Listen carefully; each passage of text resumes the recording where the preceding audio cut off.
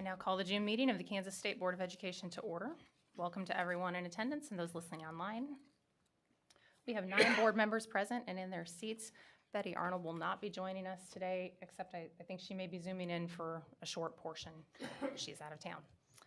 The mission statement for the Kansas State Board of Education is to prepare Kansas students for lifelong success through rigorous quality academic instruction, career training, and character development according to each student's gifts and talents. Our vision is for Kansas to lead the world in the success of each student. At this time, we will pause for a moment of silence.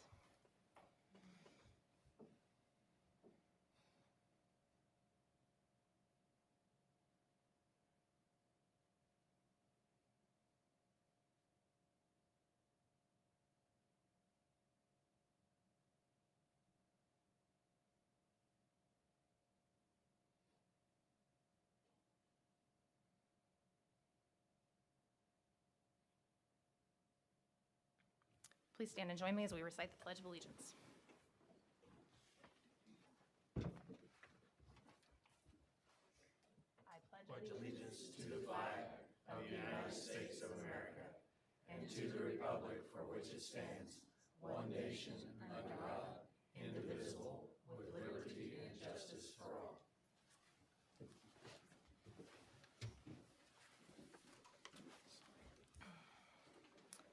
Are there any changes to the agenda for today and tomorrow's meeting? Michelle? Just the consent agenda items. And do you want me to read those off? Yes, please. Okay. And these are for a separate vote. Item B, E, F, G, H, I, J, and N. Okay, that was B as in boy. Yeah, the first one was B as in boy. Okay, great. Any other changes? May I ask a question? Michelle, is this just a voter discussion? Just a vote. Since our schedule is really full, is there any objection to voting on the pulled items all at once? Sure, that's fine with me. Okay, thank you, because bet. it looks Yeah. like we have a full agenda, and I Yeah. thought we could expedite it. That's okay with And you? I think we've done that before. Okay, thank you. Thanks. Thank you. Is that okay with you? That is fine with me. Any other changes? And if not, may I have a motion to approve as amended? Jim and Dina. All in favor, please raise your hand.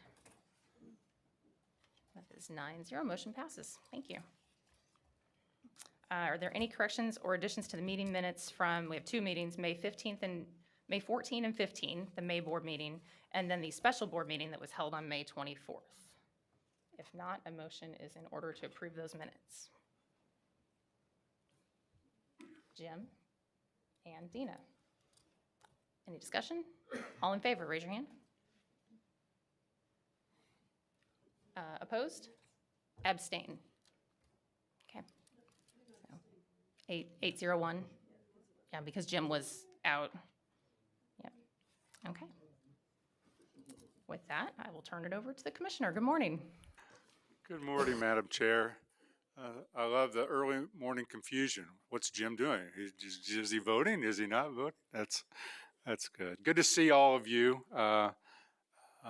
As we think about the work that you're doing today, we send good wishes to our friend Betty, who's in Washington, D.C., representing you, and will be actually doing a presentation today and tomorrow. So we wish her the best, and sorry that she's not going to be with us today, other than as Chair Haas mentioned that she will be possibly joining us at various times when her schedule allows. So if we see her pop in on a phone or on a Zoom, it'll be because she's able to do so.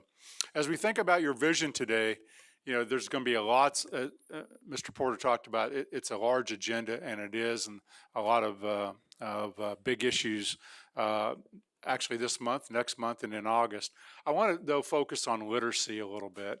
Seems to be, you know, in the news a lot, and I want to talk about just a little bit. I'm going to guess, Dina and Ann, that in the last 2 legislative sessions, so let's just use the last 2, because we go back before that, we'll have to go to other liaisons that used to, you know, be the board liaisons, that there probably wasn't a week that went by as the state board liaisons that you didn't have some comment made to you around literacy in the State House. And it's often that, you know, I'm sure all of you get talked about around literacy. And so maybe, you know, some things that get said, and this is not, I don't think, unusual, a statement. We're increasingly alarmed by the low literacy or illiteracy of many of our students here in Kansas. It's a statement recently made, but Dina, I don't think that would be unusual, right? A statement like that in the legislature. Or how about this one? The latest data show that there are 70% of our Kansas kids who are either illiterate or at low literacy levels. That's a statement that was made recently, but again, I don't think unusual. Statements get made. And we have, you know, a variety of people here from at least 2 school districts that I think would look at that and go, well, not in my school district. And as I think Ann would say, and others, not in our state. So what I want to do today for you is walk a little bit back in time with you to prior to a time when any of you were on the board, to bring you up to date to when all of you were on the board, and then talk about the specific challenges we do face in Kansas going ahead and how we need to be on the same page if we're going to get this done going forward. So does this get asked, when are you going to do something about literacy, about reading? I think that gets asked a lot, right? So again, I want to talk first, I want to take you back in time to 2009. And none of you were here. 2009. So blame it on someone else. This is you know, what's really good. If you come in new, not me, somebody else. In 2009, this is an organization called EdNext. EdNext is an organization from Harvard, and it's the kind of the conservative part of Harvard, if you would. And they did study year after year, and in 2009, they graded every state on how difficult were your standards. And they gave us a D. A D. Now that's better than an F. So those of you that know, that grew up in the era that, well, you know, the Jim Carrey, you know, so I still have a chance. Right? I'm not an F, but a D. By the time some of you were on the board in 2015 and 16, we had improved that to an A. Meaning the first step that the state board did around literacy, reading, and mathematics and science was we raised the rigor of our standards. And that has been all but forgotten. And I just want to walk you through that again, because that's only the first stage. It's kind of like we'll talk about later today, you know, training of science of reading. It's kind of the base stage, if you would. But that was the first stage. And so when you look at that, in 2017, a year later, EdNext said Kansas had the 6 most rigorous standards in the United States. And you can see the states there in green or who they claimed were the most rigorous standards across the United States. Subsequent articles said, hey, from 2009 to 2017, they ranked all 50 states and how much improvement had been made, and Kansas was number 4 in the amount of improvement that had been made. So as I want to go back. Remember that I started with, what are you going to do about reading? And all these kids can't read, which I think you hear a lot about. How often do you talk about a previous board in 2009, and then many of you, current board in 2015, 16, and 17, of raising the standards tremendously? So Michelle, you know, we were talking about track and what an outstanding season your son had. And I liken it to this. Have you ever been to a middle school track meet? So those are exciting in Kansas, especially the 400 meter, right? Exciting if you ever watch 7th graders run the 400 meter in the state of Kansas, because they hit that headwind and it's really tough, that last 100 meters. But let's say we're going to go to any track meet in Kansas and we're going to watch our grandkids, our nieces and nephews, our grandkids, our great-grandkids, 7th graders, and we're going to open the opening height of the high jump at 2 foot. Like, how long are we going to be there? Because every kid can probably jump over the bar. What if we open it at 6 feet? Like, no 7th grader is probably going to jump over 6 feet, right? So where you start the opening height is going to determine, well, how many kids are going to go that much further. So when you go from a D to an A and you raise the rigor of the standards, you are raising the bar tremendously in what is the expectation around reading and mathematics in Kansas. That's the first step. And so then NAEP, or the U.S. Department of Ed, then charted it too. This is 8th graders, and it charted it and said, okay, here are all the states. Here's the NAEP proficiency. That's the gray bar. And you can see Kansas is way over here. So this is now applying the assessment to the standard and saying, well, Kansas has the most difficult assessment of all the states. This is back in 2017, of all the states when they got this done. And in that year, we did a study, and we had to draw a line on proficiency. Remember that? That's an argument that gets made a lot. What's proficient? And the federal government said, whatever you do, any state, you have to have 2 categories below the line that you snap as proficient.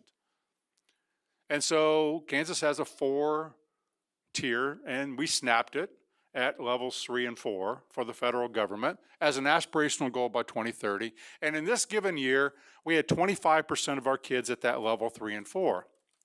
But we asked NAEP, well, what if our kids were born in Florida? Those 8th graders. And they took the test and they used the Kansas standards. And there's Florida. Our kids would have been at 57% proficient that year.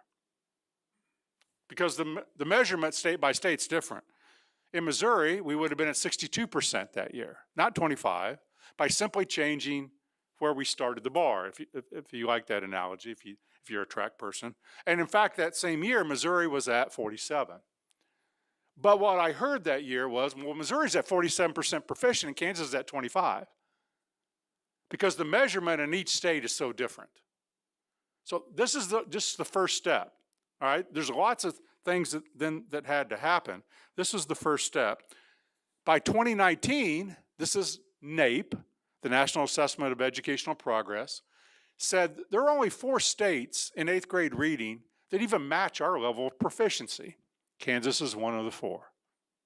The rest of the states are below what we would consider to be proficient on the NAEP. I only point this out because we have to, in our state, for us to get better on the kids that are not reading well, we have to agree on the data that we have in front of us. And I don't think we do.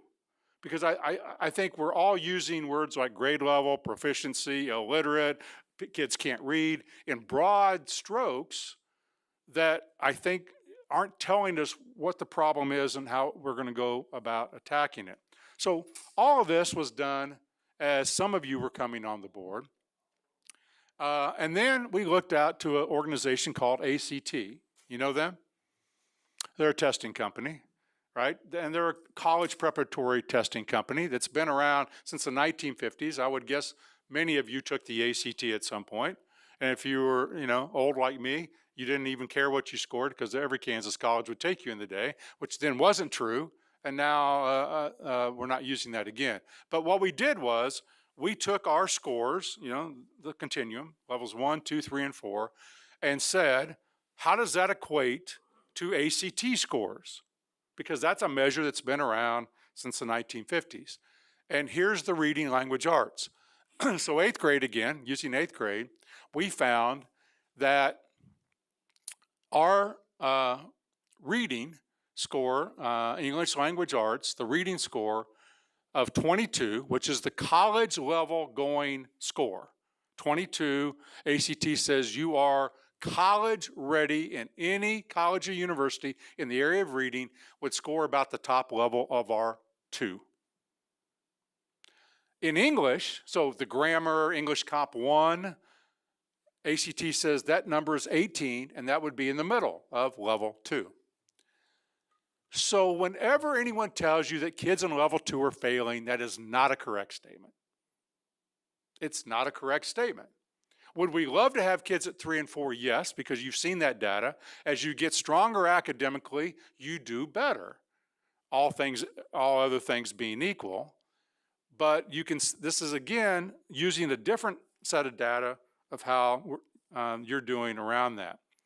Then there's someone on this board now that chaired a dyslexia task force starting in 2018. I don't know who that would be, Mr. Porter, but you might remember those days. And in 2019, they issued a report to you, to the Board of Regents, and to the legislature. I'm just going to pick out a couple of. There was a lot of recommendations in there, including you need to hire someone to oversee this work. That became Dr. Lori Curtis down the road. This is 2019. Says, oh, you should require candidates that are going to get a license to teach in elementary to take a test and know that they know how to teach reading. And we started that in 21. And we said by 24, universities would have that cycle going. That's today, right? August of 24. Well, I mean, we're here. That's one of the recommendations from 2019. 2019, each accredited school should utilize structured literacy. Hey, we could start that by 2020. We should be offering district training by 2021. This was in, again, 2019. In front of you is a document called Evidence-Based Reading Instruction Guidelines. All right?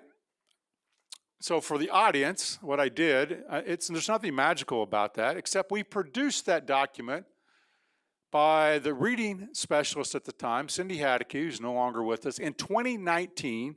And by the way, just to refresh, here was the state board and the commissioner and deputies in 2019 when this was done. The board chair, no, not here today. The board vice chair, not here today. In fact, there's 4 of you that are left from that time. So I'm doing this a little bit as a history lesson because some of you, no, I don't remember that because you weren't here, right? But this was work. Dale Dennis, no. Brad Nunswander, no. You know, so I guess, Dina, looking at me and you and a few others, we're old, we're still here. But this was done, and you can read that document. It's all around structured literacy and the evidence of reading. When we get to 21, we received some ESSER money, and you dedicated $15 million of that to train teachers in letters. You just re-upped that with $10 million left over to continue that training through 2026. And in your February 24 board meeting, now Dennis, it's all of you, this is the current board, you made this statement and you passed this. All accredited schools have to use evidence-based methodology, fully aligned with the science of reading. And you can read that yourself. So I want to come back to what is then the state assessment in the 4 levels. Level 1 is limited. Level 2 is basic. Level 3 is effective. Level 4 is excellent. I would guess, Kathy, you're asked all the time, what's grade level? The entire test is grade level. We don't offer any items below grade level, and we don't offer any items above grade level. And why did we do that? Those of you on the board will remember, because people used to complain about how long the test was. And so to shorten it, we had to get rid of some of the items that were below grade level and some that were above, and this is depth of knowledge. So what the statement is pick wherever a student may fall, that on that given day, that student demonstrates a basic, let's use level 2, ability to use and understand the skills and knowledge necessary to go into welding, or to go into the military, or to go to KU, or wherever they want to go at whatever grade level. It's a very high level. That's what it means to demonstrate. And so I want to come back to, we are increasingly alarmed by the low literacy or illiteracy of many of our students here in Kansas, followed by a statement, 70% of our kids are either illiterate. Illiterate. That's a pretty, the common definition of illiterate is I cannot read a piece of text at about the 6th grade level at all. I can't pick that up and read, or at a low level. Here's what we know today. Here's the facts. Six highest standards in the nation, highest cut scores in the nation. Why? Because we want our kids to be prepared for whatever they want to do.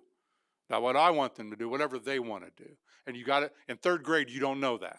In 4th grade, you don't know what they're going to want to do, right? Maybe in August, between the senior year and the start of the college, they still don't know quite what they want to do, right? So we have to prepare them for all of that. About 32% of our kids are in level 1. And about 5.7% of that, if you break up level 1 in half, are the lowest of the level one. And we should be very concerned about that.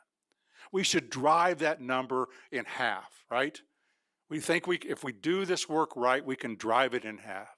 And that's too big. About 32% are in level one, which limits, if you're in level one, you're probably going to struggle if you try to go to some post-secondary options academically. And again, just under 6% of those kids are at the very lowest levels of reading. We're all working hard. Every school district's working hard to accomplish that goal. And we've got a lot of partners in this work. And we rightfully should have a lot of partners in this work. I just wanted you to see what previous boards had done, what you were doing, because I don't know, I'm going to be in Hayes this week, Kathy, on Thursday. I'm going to be at KU on Friday. I speak 2 or 3 times a week, and I try to give, here's what we're doing well, here's our challenges. And there are challenges. Like, we want to drop that number down and raise the number 3 and 4, but we can't say things because, you know, we know someone and they are struggling in reading. We have to look at the data, and we have to agree on the data so that we can move forward. So I want to thank you and the previous boards. The only one that's looking out over us is that lady whose picture's on the wall. But you know, we can go back to those early days. And I showed the picture of some of those people, but that didn't mention John Bacon. Right? It didn't mention Ken Willard. It didn't mention some of those people that said, raise the standards, Randy, raise the standards. Our standards are too low. Every kid's jumping over this. We're just making ourselves feel good. And then when they get on, they don't have the skills necessary. And that board did that. And then you took the next step and said, we're going to have districts, know the science of reading. We're going to have people trained in science reading coming out of school. We're going to raise the assessment to that level. And now we're really at the crux of we're starting to see improvement. So with that, Madam Chair, I think I did okay on time. You did great. Thank you. Kathy? Dr. Watson, could you go back to the slide on the dyslexia task force recommendations? And this is Yes. these are just 2 Right, of right. many recommendations. I Is it just this one didn't- or the next one? This one, Okay. this one. So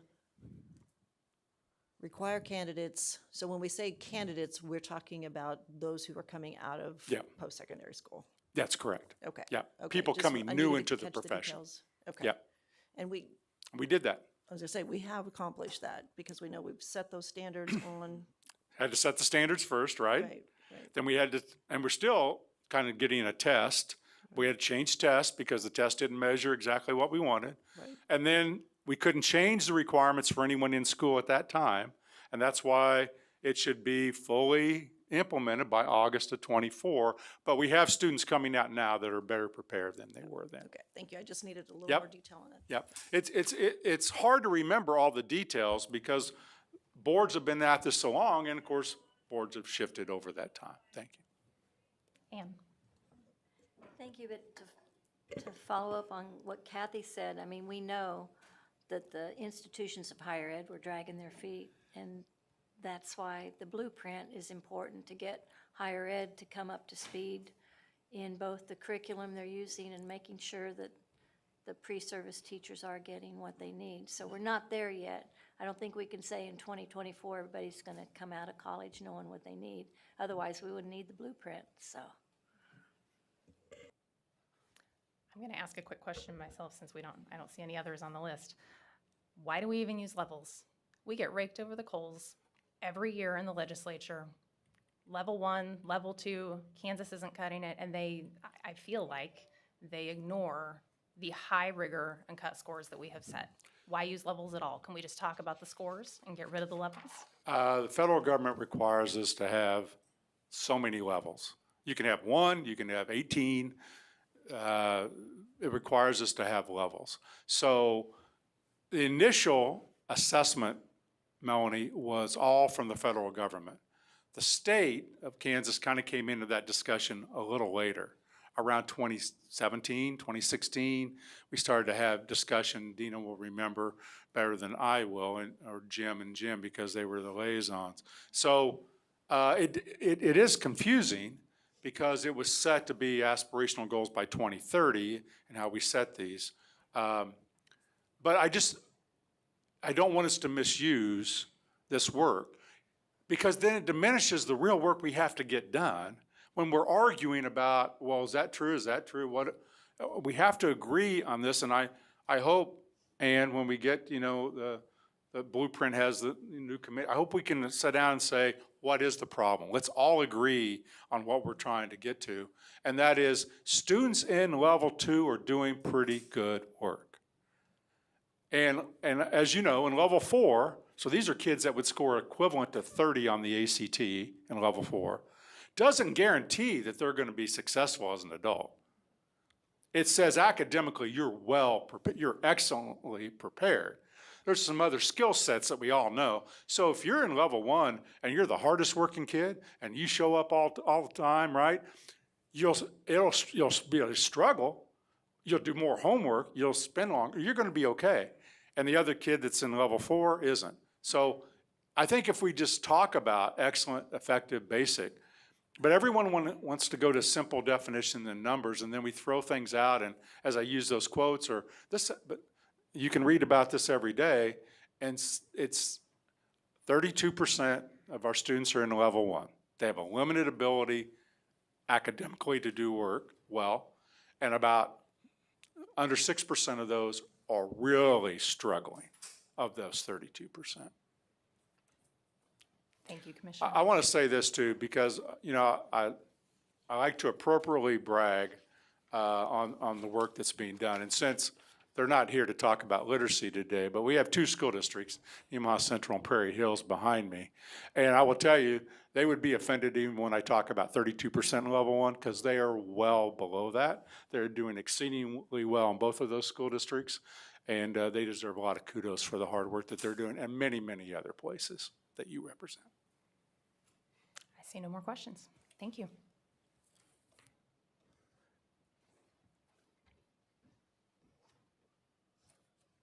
I've got 10 cards here. Are there any more from the desk before I get started? I'm going to go ahead and start the citizens open forum. Okay, a few minutes early.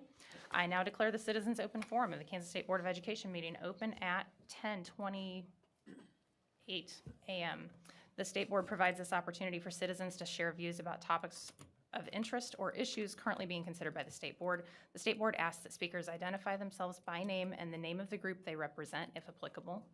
The State Board also asks that each speaker focus their remarks on issues or topics. Personal attacks will not be tolerated. Each speaker shall be limited to 3 minutes. Any board questions will likely be postponed until this afternoon, as all of these cards relate to the topic that it has a slot on our agenda after lunch. Our first speaker, I will do my best to get your names right, since we've all seen the video from the hearing. I should be able to pronounce everyone's last name. So assuming that you wrote it in a way that's legible, I'll do my best. So our first speaker is going to be Ross Mosteller, followed by Brent Lurcher, and then Karen Mosteller. Mr. Mosteller, welcome. State Board of Education members, my name is Ross Mosteller. I'm a resident of rural Bern and a proud parent of 3 students that attend Omaha Central Schools in Seneca. I'd like to start today with a word of appreciation. Thank you for understanding that what my community and our school district of choice is asking for today is to be heard. You gave thoughtful discussion in your special meeting that addressed the basic human need to be heard and to be understood, so thank you for giving us this consideration. I'd like to address a concern that keeps coming up in our land transfer situation. The appointed hearing officer even came to this conclusion after attending the public hearing in Bern, and it's the rhetoric that's being propagated by USD 113 and their legal team. What am I talking about? A no material change of circumstance and the request for USD 115 to ask for this transfer. Not only is this statement disingenuous, frankly, as a fifth generation resident of Bern, I find this stance to be repulsive and insulting. Since the Bern school closure in 2012, there very much has been a material change of circumstances. What was once the heart of our community, the one thing that brought us all together, the unifying agent to our diverse population. The very lifeblood of Bern was cleaved from our community when the school was closed. Circumstances changed. Community last day of school dinners, Friday night football games, alumni meal banquets are no longer happening at the school facilities. In fact, the neglect and care and maintenance of USD 113 required that our grade school be demolished and the high school be left almost unusable. There was a change of circumstance and facility. After this amount of time, I'm no longer upset over the closing. I understand that we reach a place where critical mass of students was no longer mustered and that we had to have a change. But to say that there was no change for our families is false. There were 111 Bern students remaining in the fall of 2012. Those students went to 6 different schools that fall. Some of the families chose to homeschool and some moved away from our community. Our families experienced a change of circumstance. Bern no longer has the business it did when the school was open. The grocery store, clothing store, auto body shop, lumber yard, full service fuel and oil company, to name a few, no longer have open doors. For our community, there has been a change of circumstance. I encourage all of you or anyone to drive to my hometown, talk to the residents, look us in the eye, and tell us with a clear conscience, no material change of circumstance has happened here. It isn't about the 2 students from Wetmore going to Nemaha Central following USD 113 closing their 3rd attendance center. It's about the majority of Bern students who have attended and consistently attended Nemaha Central since the closing of our school. And it's about the promises made to the Bern community when consolidation took place, and it's about the mountain of data that is sitting before you that says that this makes sense. My request to you is to dig deep into that data that clearly shows why we're asking for this and help us settle a decade-old, unfulfilled promise and resolution for our community. Thank you for your time. If this doesn't work in our situation, which situation does it work in? Thank you. Next is Brent Lorcher, followed by Karen Mosteller, and then Amy Subak.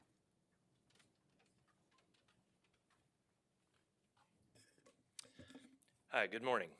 I'm Brent Lorcher. I live 2 miles east of Bern. I was a board member with USD 488 Bern Axtell Summerfield prior to consolidation discussions with neighboring districts. I continued as a board member through the transition and then finally as a member of the 113 Prairie Hills Board. Thanks to each of you for your service to our schools and our children. Geographically, the east side of Bern is closer to Sabetha. However, the west side of Bern and all of Axtell and Summerfield are much closer to other out-of-district K-12 facilities. For this reason, one of the largest concerns we heard from Bern Axtell Summerfield patrons during the consolidation meetings was, if our school closes, will we be able to transfer our land to the new district that our children will be closest to? On every single occasion that I can recall that question being asked, the future superintendent of the consolidated district's reply was, if your school closes, you can take your kids and take your land. It was with this promise that the patrons of Bern Axtell Summerfield went to the voting booth with. It was this same promise when the Bern patrons came to Prairie Hills Board after Bern's change of circumstance when our school was closed in 2012, asking to have their land transferred. I was still on the board when these requests were denied, with the only reason being it is simply too soon to make a decision. My stance is the same today as it was in 2012. The decision should not be if land should be transferred. The decision needs to be where the line should be located. I commend the current Prairie Hills Board for offering land transfer to the South Wetmore patrons after their school closure. Fully understand it's difficult to determine the location of the line, and we all know it's impossible to please everyone. The west side of Bern deserves exactly the same dignity as the south side of Wetmore received from the current board after their change of circumstance. During my time as a board member, I never recall hearing a general agreement on where the Bern line should be drawn. Prior to consolidation, I stated my opinion some 15, 16 years ago now that O Road made logical, rational sense because O Road is just right there, basically splits Bern in half, if you will. Mutual aid, ambulance, fire department is basically O Road, east or west, determines if it's Seneca or Sabetha. Fast forward to today, and I honestly feel that O Road still makes logical, rational sense. I realize the data provides strong support that the line should be a few miles farther east, essentially as the petition requests. However, east of O Road is closer to Sabetha, which is perhaps why Mr. Gordon is recommending denial of the petition as requested. I would kindly request that you please allow transfer of the land west of O from 113 to 115. This will allow those west patrons to finally benefit from the promise that was made to them before they went to the voting booth some 15 years ago. Thanks so much for your time this morning. Our next speaker is Karen Mosteller, followed by Amy Sidbeck, and then Mark Sidbeck. I'm not nearly as tall as he is. I am Karen Mosteller, and I stand before you today to represent not only my family, but also the vast majority of USD 113 patrons who live west of Bern. For us, this petition is not about money, a sports rivalry, nor the fear that a Pandora's box will be opened. For us, this issue is about people and representation. We can empathize with our forefathers, the colonists, who had taxation without representation. In the statement regarding a substantial material change in circumstances is the wording that states that there cannot be any serious detrimental effect upon students or upon the district from which the land will be transferred. A recent Sabetha Herald article quoted Mr. Evans as saying that if the State Board of Education approves USD 115's petition, Prairie Hills will not experience a large loss of enrollment and will experience only short-term financial fluctuations. Additionally, several school board members and Mr. Evans have admitted that property taxes make up very little of the school budget. A double standard appears to exist within the USD 113 school board. They mediated with 335 and 380 and came to an agreement. The Sabetha Herald quoted Mr. Evans as saying that there was no trade with USD 380 because the majority of the students from that area are going to the school there. Yet, even though the majority of Bern students are going to USD 115, 113 is not willing to allow those families to transfer land. They only want to agree to a trade. The land they want to trade is for a USD 115, is where a USD 115 school board member lives. But more importantly, it has an oil pipeline that goes through the location and is extremely profitable for the district. Is their true interest really the students, or is the most motivation generated by the money they can grab? Several USD 13 patrons are concerned about opening Pandora's box. It appears to me that 113 has already opened that box. They set a precedence when they transferred land to 335 and 380. Surely, using the collected data and overwhelming evidence, an equitable line can be drawn to reflect the majority of landowners in and around Bern. Thank you for your time and effort to resolve this long overdue injustice.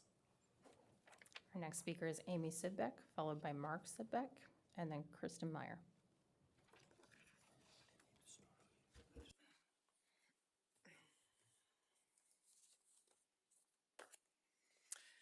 Good morning. Members of the State Board of Education, my name is Amy Sidbeck, and I am the president of the 115 Board of Education. In the next few hours and through tomorrow, a weighty decision with a complex history is before you. No one here is wrong when they say that there are charged feelings behind this petition. We acknowledge that. What 115 and the people of territory proposed for transfer ask you to do today is to consider the facts versus the feelings or people's opinions. Are we to get lost in the weeds, twisting the word recent as used in 72-532? Should we spend an hour defining and redefining material change of circumstance? Are we to debate a school rivalry or words like revenge and who feels what about whom? Or should we talk about the facts? In this case, the hearing officer gave his recommendation to deny the petition. I read it, and the question I asked myself when I finished reading the conclusion is, where are all the facts? There are mountains of data collected, student numbers in each section, time distance analysis numbers, financial impact statements. As an elected official, I would ask anyone coming before me not to point me in the direction of your opinion or your personal feelings, but to point me to the facts and let that be the guide. Why are all the hard facts left out of this conclusion? It is because the facts so overwhelmingly support the land transfer that to deny the petition means that you must completely ignore the facts and the data collected. You must base your decision on someone else's interpretation and ignore hard numbers. 113 has never disputed the numbers. They have disputed many of our opinions, but never the facts, because they can't. What the board will have to do when the vote is made is justify your vote. In the Nemaha Township, there are 20 115 students and 0 113. In Clear Creek Township, there are 14 115 students and 2 113. In Gilman Township, there are 37 115 students and 4 113. In Adams Township, there are 33 115 students and 2 113. In Washington, there are 47 115 and 29 113. And in Harrison Township, there are 27 115 students and again, 0 113. How do you not deny a petition that in some areas house exactly 0 113 students? I do not see a path to denial from there. How do you dispute the continued increase in student numbers attending NC from this area? The insinuation that denying the petition does not create harm is disingenuous. If denied, these students and their families do not have board representation. They do not have a voice in school matters placed on ballots. Their future 115 students are not guaranteed spots at NC. Transportation is not guaranteed to them. We are not talking about a few students here. Bern was a 1A school, and in rural Kansas, that is a significant amount of students. The spirit of the law here is to serve exactly this purpose, to right a wrong so clearly evident the facts cannot be disputed. The facts are where the vote lies. Thank you. Our next speaker is Mark Sidbeck, followed by Kristen Meyer, and then Leslie Scobie.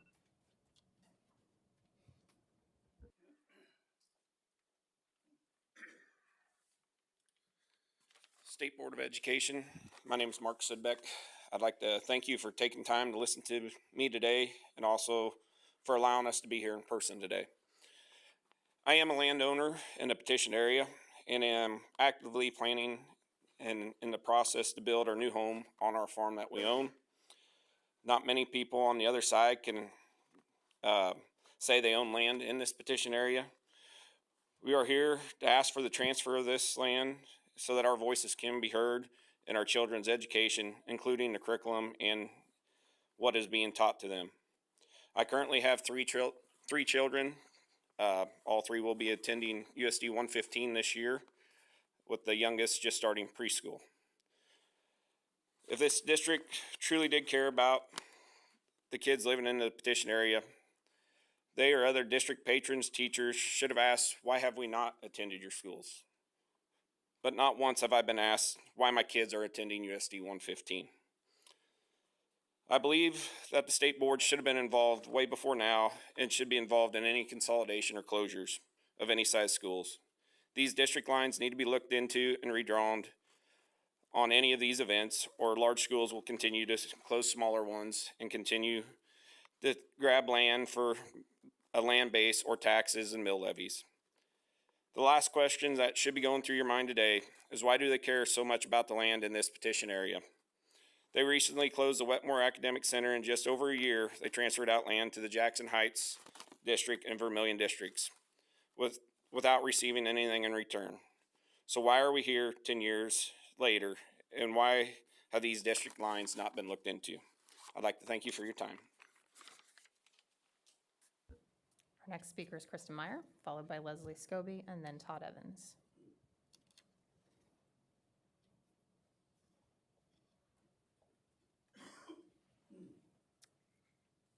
Good morning. My name is Kristen Meyer, and I appreciate the opportunity to speak before the Kansas State Board of Education today. My husband and I live at the crossroads of 200th and O roads. just 2 miles south of Bern. We are directly in the middle of the disputed area of the 115 land transfer petition. We raised 4 children on our 5th-generation farm. 2 of our children graduated from Bern, and 2 of our children graduated from Sabetha. All of them had excellent educations and a great experience in our Kansas small towns. I am here to represent my family and numerous other families and landowners in the disputed area who desire our land to stay in the USD 113 district. Families such as myself have children and grandchildren who will be affected by this transfer of land and movement of district boundaries.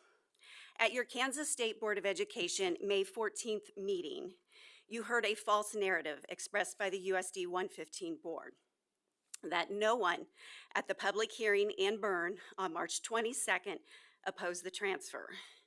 Families such as mine chose to submit letters to the email provided for that purpose and not to speak publicly that day to preserve relationships with our neighbors, friends, family, church, and business acquaintances in Seneca and Bern communities who we love and respect highly.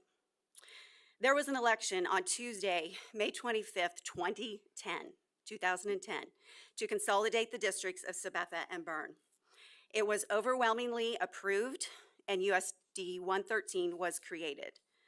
The Seneca School District at the time had the same opportunity to consolidate with the Bern School and the landowners in its territory and declined. Decisions made. We still get to make decisions today on where and how we educate our children and to choose the school we send them to, and for that I am thankful. The 115 land transfer petition, as written, is an overreach. It should be denied.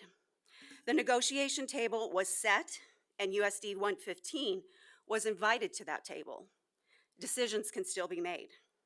General Counsel, Mr. Gordon, we respect your professionalism and diligent research and recommendations on the petition issue. Let's turn our focus back to the main subject, educating our students. Thank you. I do have my written statement. I would like to submit that.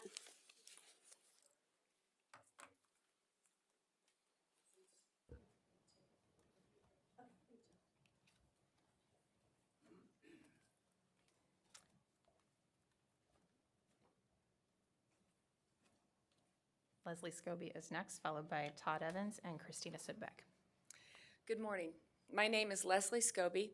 I'm the president of the USD 113 Board of Education. I'm serving my 3rd term. The last 6 years of my 30-year teaching career were under the then Sabetha High School principal, Todd Evans. His excellent educational leadership led me to run for the school board in 2014. Thank you for serving as a board member for the state of Kansas. Whether serving as a state board of education member or a local board member, we are responsible for creating, setting, and following the policies that lead to sound decisions that affect schools. It has been estimated that $250,000 has been spent by the various school districts involved in this issue. An issue that arose because our school district had to make a very difficult decision, but sound decision to close an attendance center. The last 18 months have been extremely stressful for our superintendent, as he has had to spend many hours with attorneys while leading our district. Our district places great emphasis on creating the best educational environment for our students.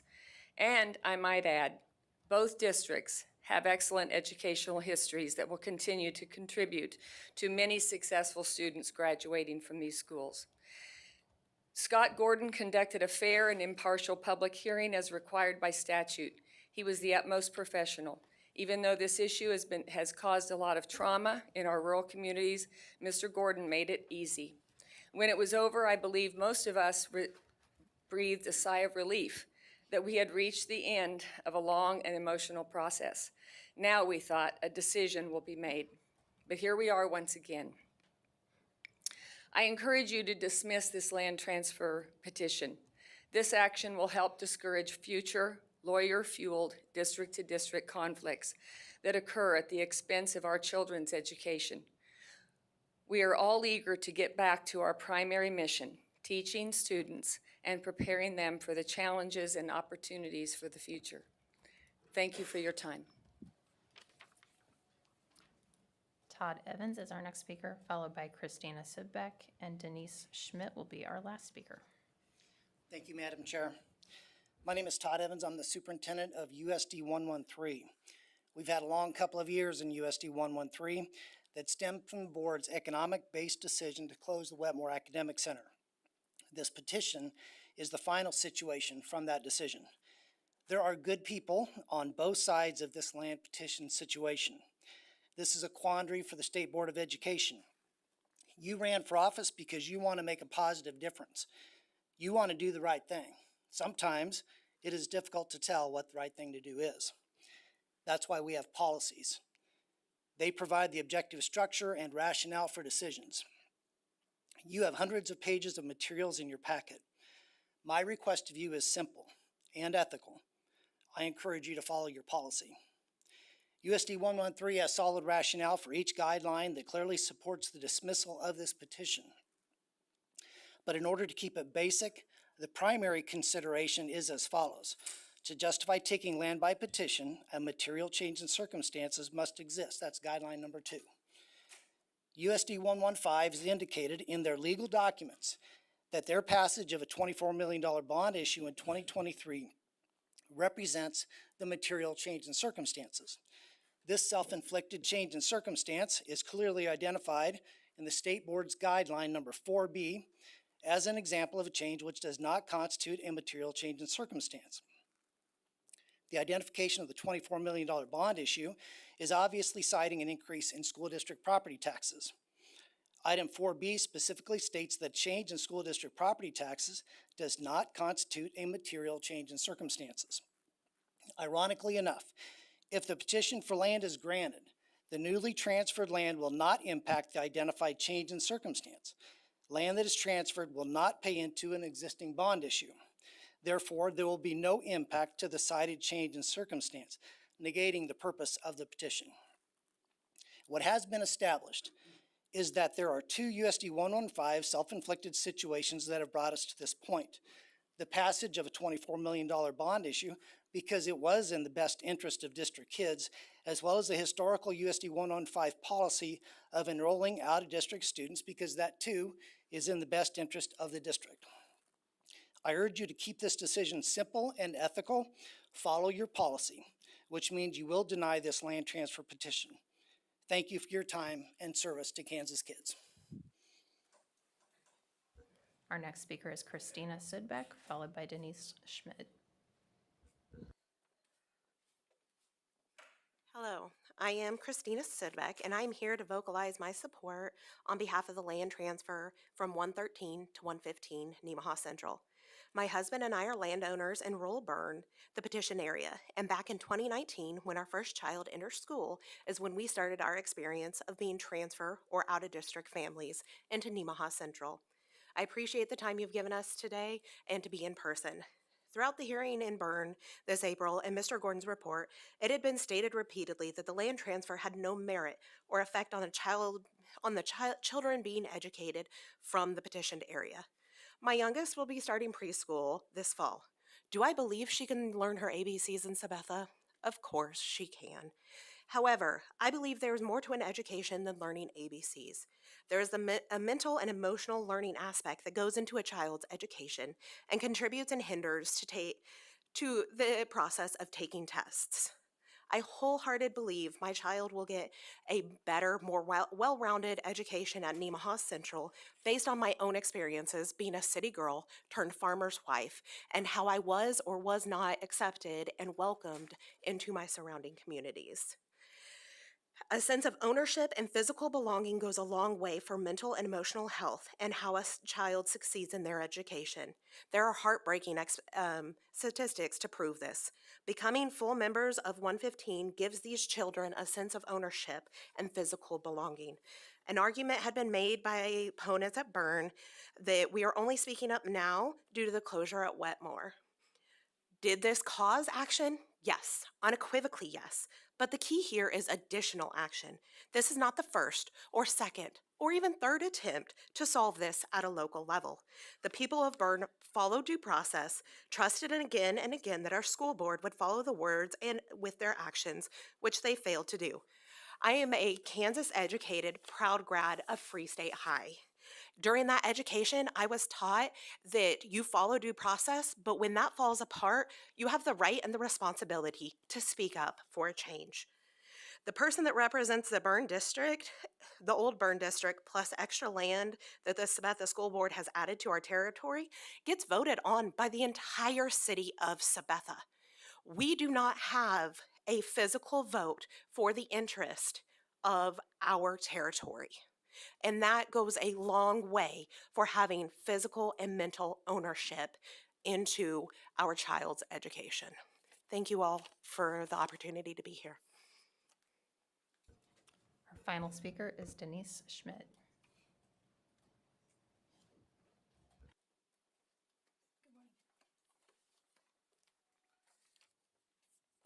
I have written comments as well, and copies.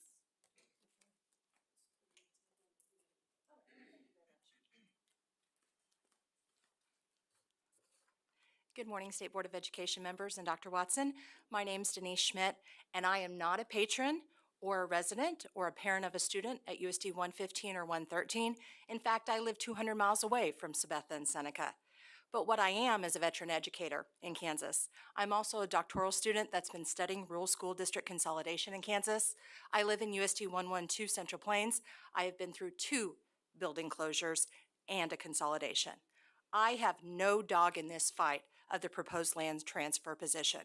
But as a lifelong Kansas resident in rural and central and western Kansas, I have the gravest concerns about the dangerous educational precedent granting this petition will have for all Kansas communities, particularly those that are in rural areas.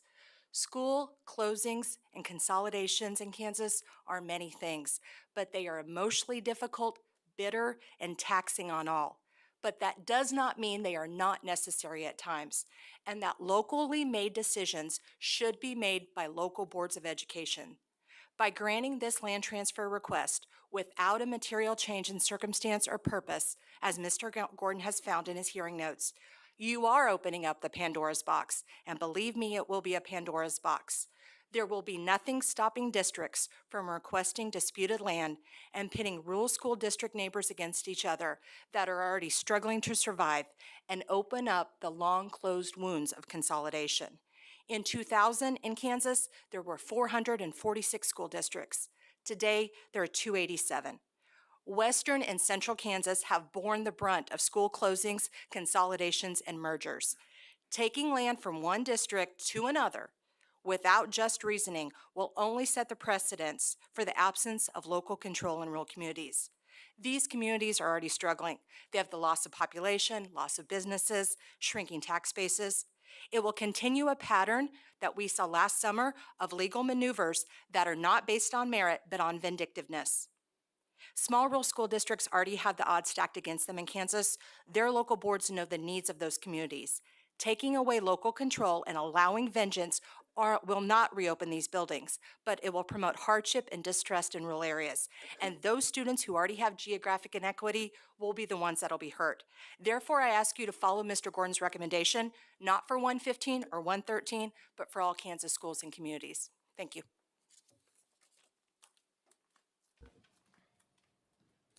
The State Board Citizens Open Forum is closed at 10:59 a.m. Thank you to all of our speakers for sharing your views with the board. The State Board will determine if any of the issues should be addressed. You know, we'll be talking about it this afternoon as an agenda item at a future meeting. Thank you. Welcome, Dr. Frank Harwood. We're going to keep going because I know you're on a schedule. Oh, actually, we're in good shape, so hopefully we can stay on schedule going forward, so you'll get to lunch on time, because I'm actually here really early. I'm used to not being here until about like 5 o'clock in the evening. So I got 3 different things we're going to be talking to you about. We're going to start with a legislative update, and the legislative update is really pretty easy because not much has happened since the last one. The governor did sign Senate Bill 387 And so just a couple of things. We talked about that for quite a bit. Just wanted to highlight a few things. One is the legislative session went pretty well for schools in that about $300 million in new state general fund will be going into Kansas schools next year, which is a 5.7% increase. This is following the CPI increase in the base. So it went up from $5,088 to $5,378. We expect, based on decline in inflation, that will not be as high next year. We think it will be about 4.5%. Just as a reminder, it's 3-year average of the Midwest CPI. And so as those numbers come down, the larger numbers from a couple of years ago fall off, so the increase gets lower. Just to point out that the LOB base is a different number because it got higher in 2009 when the other base went down.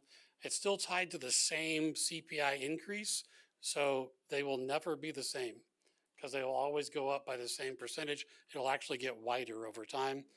This is something that could be addressed in a revamp of the school finance formula that the legislature is talking about for 2027. Then the other piece that we talked about quite a bit last month, and we'll talk about again, is a $75.5 million that's going into special education. The other thing that I think is of note is 387 in its final form passed both the House and the Senate with 4 no votes between the 2 chambers. That hasn't happened a lot recently, and actually I think is a lot to having to do with a lot of the groups supporting education and working with the legislators to come up with some policy and funding that seem to make sense. So I think that's a positive thing, and hopefully we can keep that momentum going forward. One thing that I'll talk about that changed with this is the governor did veto part of the bill. And again, because the bill is part policy, part appropriation, line item vetoes can be done. And so there was the provision in there that the Safe and Secure Schools funds could only be used for cameras, AI gun detection software, and AEDs. That part, the language got vetoed, but the money stayed. As part of the veto language, the governor asked that the State Department of Education continue to do the Safe and Secure Schools grant the way we always have, but include AEDs as a possible expenditure. We have allowed AEDs in the past when it wasn't so restricted. So what we'll be doing, and the applications are already out, you'll see those, you'll get those grants for approval probably in July. And so school districts can continue to get grants for safe entrances, other improvements. They can still use cameras. They could use the money for AI gun detection software that would have been allowed before, and then AEDs will be part of the allowable expenses. The only thing we try to do is Narcan was on the list last year. We've tried to encourage districts not to purchase Narcan because you can get it for free. And so it doesn't make sense to use these funds when you can just get it for free. So if districts put that in their application, we usually try to say, why don't you just go get it for free instead? So the other thing that's happened is that now there's going to be a special legislative session next week. And so we think we know what's happened, but we'll have to see. So the Governor Kelly called the legislative session to discuss sustainable tax cuts. One of the things that comes up is that in all of the tax packages, there has been a change to the statewide mill levy for schools. And so in different cases, the exemption has gone up to as much as $100,000 from where it's at now at about $43,000, which is an increase from where it was 2 years ago at $20,000. And then they've also talked about changing the mill rate from 20 to 19.5. We don't know what's going to happen with that. The important part is it doesn't impact school districts' budget authority or what they're doing with their budgets right now. And so we'll start talking to school districts about that tomorrow at the first budget workshop. What it does impact is the revenue neutral rate and the property taxes that go into the school district finance fund.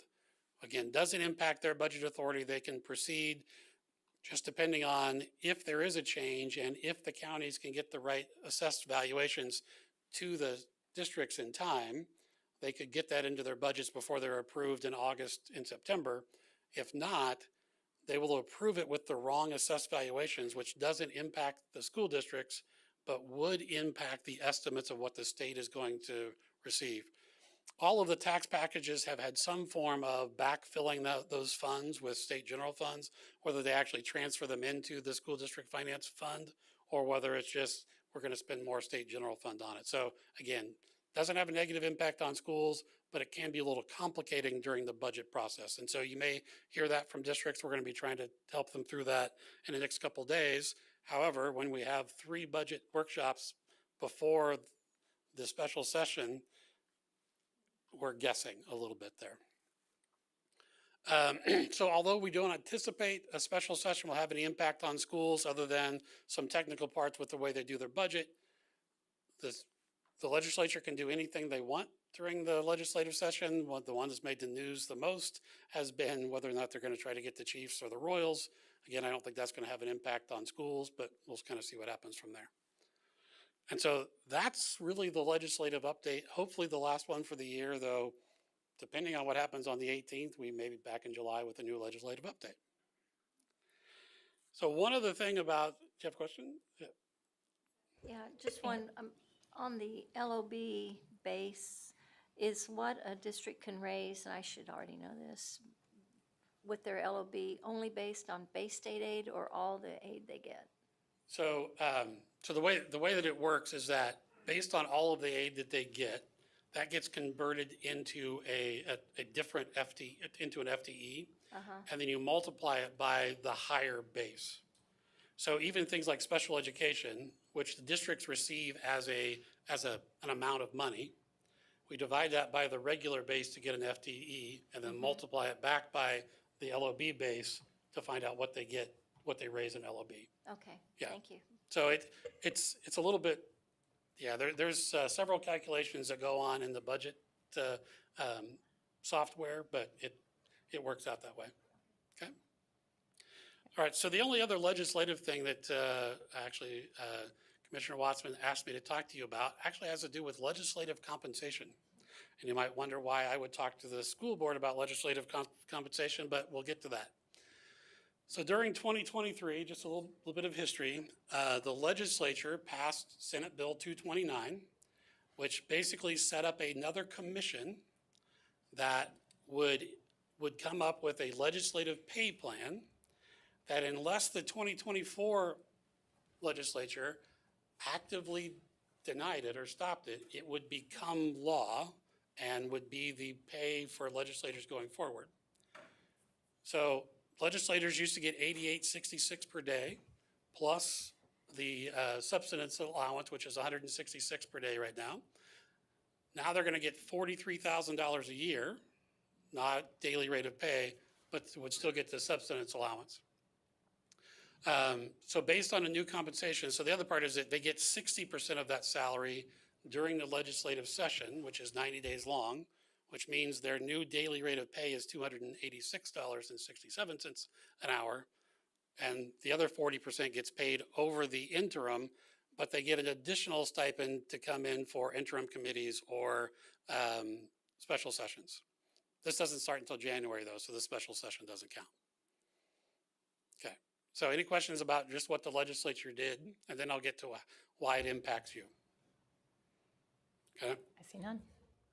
So the next part is previously the state board salary was tied to legislative salaries.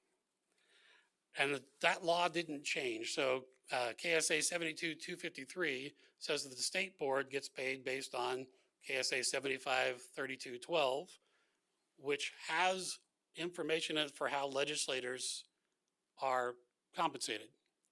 However, legislators are no longer compensated under that statute. There's a different statute that sets their rates of pay. So that's Senate Bill 229. Now that's has changed that. Now they're under 46.3102, I think is what it is. And so what that means is that state board members' compensation is no longer tied to legislature compensation. And because of that, there won't be a change in state board compensation without specific legislative action that then would have no impact on legislator salaries. So that's why we brought it up, and so we kind of wanted to see how the state board would like to proceed with that. And I asked Dr. Harwood to bring it up because I just thought it was fair for me to bring it to you and you not have to bring it up. And I think he can walk you through several different scenarios. But for the first time since compensation was tied and the state board created, you're now separated. And so the only way, I mean, and that gets locked in now. So whenever the legislature in the past upped their salary, it applied then universally to you. That no longer will be the case. And so it's not just this act, it's the CPI that now goes on for the legislature that will apply every year. So this year it's what, 5.7%, something like that. If that would be true in the future, then their salaries are going to go up by whatever the inflationary rate is. Yours will never change at all without a change in legislation. I didn't think that was consistent with what has happened in the past, so I wanted to at least bring to you an opportunity to discuss and see if you wanted us to advocate on your behalf in some manner. So Dr. Hess and I looked at the legislative pay plan and thought about how could that apply to the state board. So we put together 3 different options that you could think about, and we could talk about if you decided to move forward with it, is how we could proceed with that. So the first plan is that you could ask that state board members continue to be compensated just like legislators do. So it would be $43,000 a year plus subsidy. That would be an increase in our budget line for state board members of about $400,000. Okay. So we also looked at, well, maybe the salary part isn't the best way to do it. Let's look at the daily rate of pay piece, because that's how it was tied together, because legislators have more days over the full, in a shorter period of time. So what we looked at instead. Frank, can I just say this Yeah. to the board? So right now, when John has the budget to run the agency and the state board, it's one budget. Yeah. There's not like I think board members have asked in the past, so Randy, if we go over our travel budget, for example, where does that money come from? The legislature gives us more. No, it comes out of our money to run the agency. So that's why when you look at these numbers, you have to realize we would have to ask for an additional appropriation to accomplish any of this. So we'd have to ask for an appropriation and a change in statute, so it'd be 2 parts. But so the other option was looked at as if currently the state board's salary is tied to the legislative daily rate of pay. So let's look at the daily rate of pay that is part of while they're in session, and if we applied that to the state board, and then the substance the same way, that would be an increase to the school board compensation line of about $170,000. And then the last one we looked at as well, if we wanted to do it more like a salary, like the legislature went to, we could look at the $286.67 per day. We budget 78 days for each board member for the year. So we just multiplied it by that, and that ended up being $22,000 a year. Also, it would be about the same increase in cost. So no decisions to be made about this, but if you want this to be considered in the future, there are different ways we could do that. I'm about to start, in a little bit, I'll talk to you about the budget. We could add that as a budget request, or we could have language drafted that would change the law, and then there would be a fiscal note attached to that with those changes. These 3 options are, we just looked at that pay plan and said, how could it apply? If you're coming up with new legislation, it can say anything. So we can look at that. So again, Randy asked for us to just explain what had happened. And now it really will be up to the board to decide how you might want to proceed with that. I'll ask a question. What if we do nothing? Because what I think I heard you say earlier is we don't get paid at all. That was kind of how I translated that. You will continue to get the $88.20, whatever the change was per day. Will that statute, will 72-253 be removed? No, that would take other legislation to remove that statute. So it will stay there unchanged until it's actively changed by the legislature. Ann? Well, obviously, I'm almost out of here, so I don't care, but the rationale for changing it for the legislature was, we have a hard time getting younger people to come, okay? Because it doesn't pay squat, and you wind up, if you look over there, a bunch of retired old folks, you know, that's just about all who can afford to take that on. Yeah, we are, most of us here, retired old folks. So if the notion is, and when I talk to people about running for the state board, and you're a working person, you know, getting that time off is tough and discourages younger people from running for this office the same way it does the legislature. So I think you guys really should consider one of those two options, whether it's salary or an increase per day, because the rationale is the same.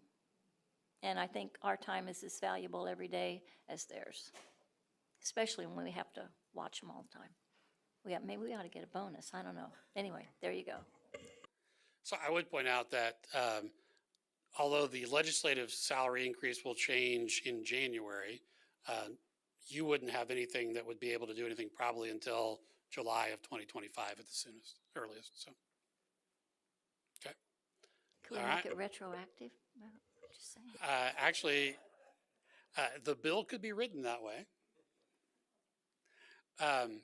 So next, we're moving back onto special education. So last month, I talked to you that the state board has a new responsibility.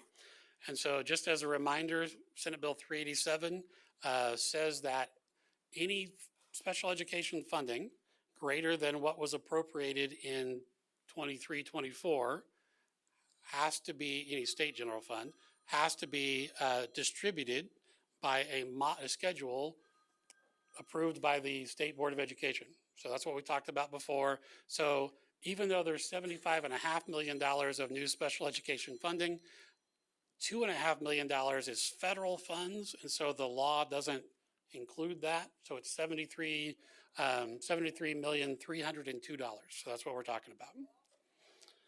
So at the last time we talked about what we are calling the local contribution model, because it's based on how much local funding each district is spending in support of special education expenses. So that's why we call it that, because it's based on that. And so as we went through this, that was the most equitable way that we came up with to do it. And one of the things you have to prioritize is equity. Since we last met, we did get some questions about, and I'll show you this in the example, about some of the other spending, the federal funding that we weren't considering. And so the important part about this is that when we're talking about local contribution, we are only considering those expenses and revenues that are part of each school district's budget.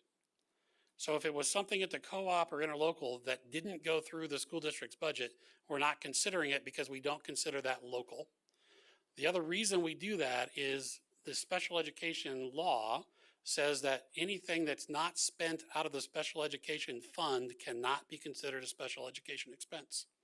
So even if you pay a special education teacher out of the general fund, legally that is not a special education expense, which is the other reason that we've kind of stuck with that. We've had some questions about it and explained it that way.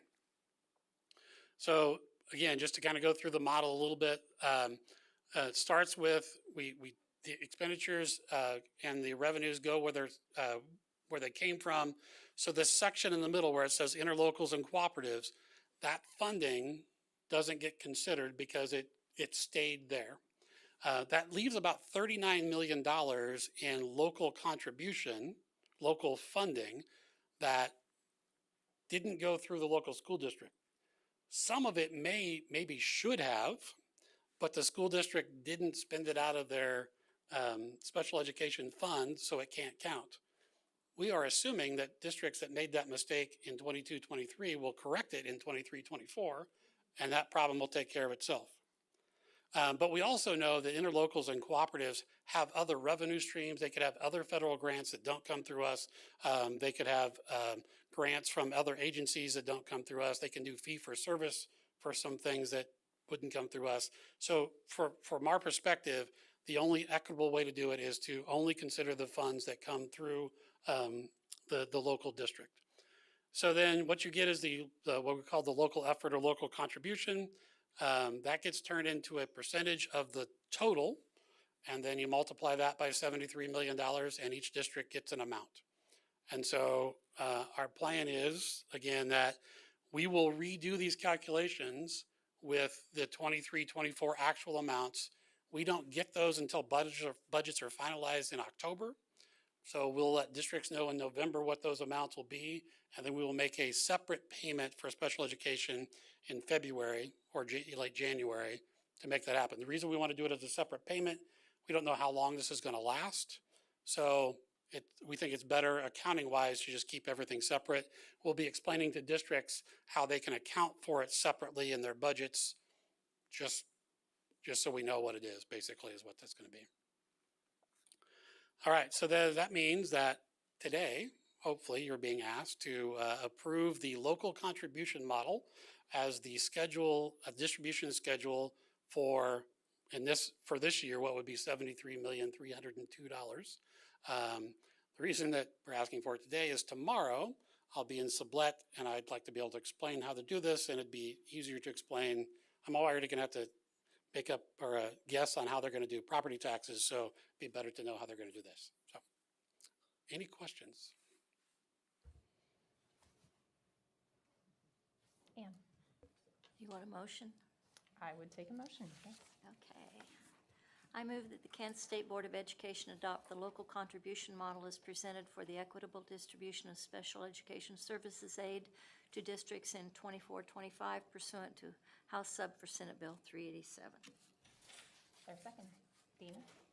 Any further discussion? Questions for Dr. Harwood? Ready to vote? All in favor, raise your hand. That is a 9-0 vote. Motion passes. Now you can prep for tomorrow. That will make things easier for, I don't have to change the PowerPoint for tomorrow. Thank you for that. All right, so next, we get to move on to the State Board of Education, or the agency budget. And so this has a lot of parts to it. I mean, most of it you have seen before. There are a couple other things we're going to talk about.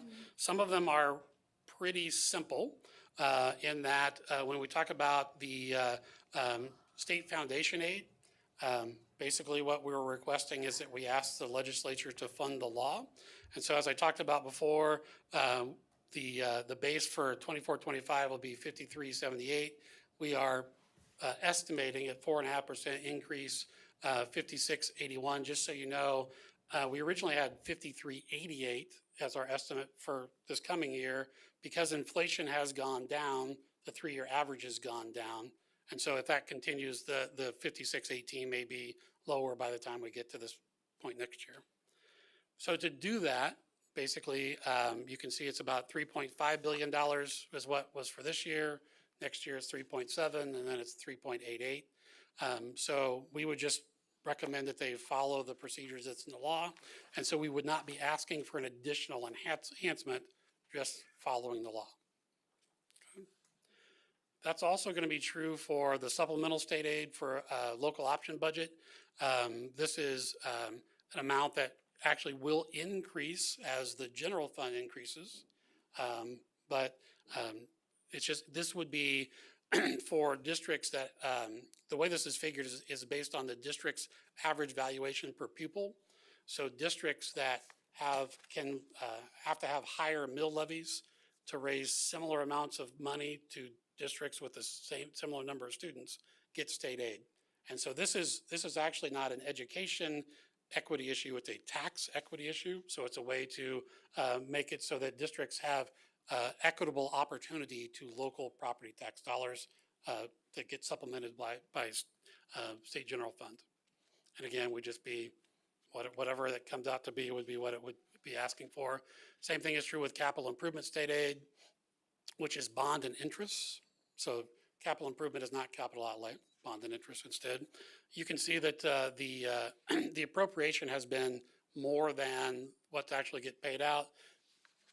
Not a lot more, so we would ask for the same appropriation. Some of that is going down as some of the bonds that had higher equalization values get paid off, and new bonds have much lower equalization values, so there is less bond and interest equalization as we move forward. So this number will continue to decrease without a change in legislation. Capital outlay state aid, so this is based on the 8 mills, again, all based on the same average valuation per pupil. Juvenile detention facilities, you can see that the appropriated amount has been about 5 million, but we've been spending less than 4 million. We would hope that number would be going down, but that's not one we have a lot of control over. Madam Chair? Oh, I'm still on. Now, this is like the county facilities, right? Okay. Yes. That's right. Yeah. I had a note from, just looking at last year, that they are counted 3 times a year. Is that still true? So I don't remember exactly what those counts are, but there are more counts for the juvenile detention facilities because students cycle through them. There's also a situation where a student could be counted in more than one place in that situation because they could have been counted in a school district, and then they would be able to be counted again in the juvenile detention for that period of funding. That's not true when a student just moves from district to district. That's not true. But for juvenile detention, there is a way for that facility to capture some funding. All right. So next one we'll get to this was probably going to generate a little bit more discussion. This is special education. And so you can see the history, just as a reminder, the statute 723422 says that the legislature will appropriate an amount equal to 92% of excess costs. I'm not going to go into the excess cost calculation, but you can see that it's been rare that we've been at 92%. We expect that for 24-25, it'll be about 75%. If there is no additional appropriation, it will go down to 70%. And you'll notice that the $2.5 million in federal funds is not included. That would not be part of the state's required maintenance of financial support because federal funds don't count for that. The $601 million in state general fund, they would have to continue to appropriate or they would run afoul of federal regulations. So, yeah. Sorry. Is that okay? Thank you. Last year, I noticed we had expected for the 24-25 school year a shortfall of $226 million. Does that bring that back down to about 150 now, or? Actually, I can show you that. Yeah, Oh, it's close. Yeah. Okay. Just so I can get to that with in a couple of slides. So this is just a history of the special teacher reimbursement amount. So you'll notice that it's going down. We expect it to go down again next year. The main reason it will go down again next year is that the $73 million you just approved a distribution formula for will not go through the categorical aid formula. So that has the same amount of money. So you expect transportation costs and categorical aid costs to go up, then the special teacher amount has to go down. Districts will still be getting more state special education funding, just not through this process. So we expect for that to get below $31,000. So for next year, just because it will continue to go down unless more money goes into the categorical aid formula. So a little bit back to the question before we get into it is that the excess cost calculation was 69% in 24, 74 for next year, and then we think 70. And so if you look at, if this is just an option of, if you wanted to say, we just want to pick an amount and how much it would cost. So a little bit to your question, if you went to 92% for FY26, it would be about $182 million. Now, that includes an increase cost estimate. So I think it's about $160 million for next year is what they're short. Yeah, I can get that number too for you specifically. But all right, so one option is just pick a number to go with. What's happened in the past is you've talked about different phase-ins. So last year you talked about a 4-year phase-in. To do a 4-year phase-in, it would be $76.5 million over the next several years.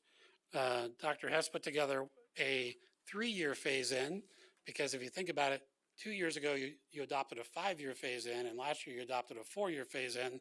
So there's still 3 years left on that approach. So that would be about $87 $2.5 million.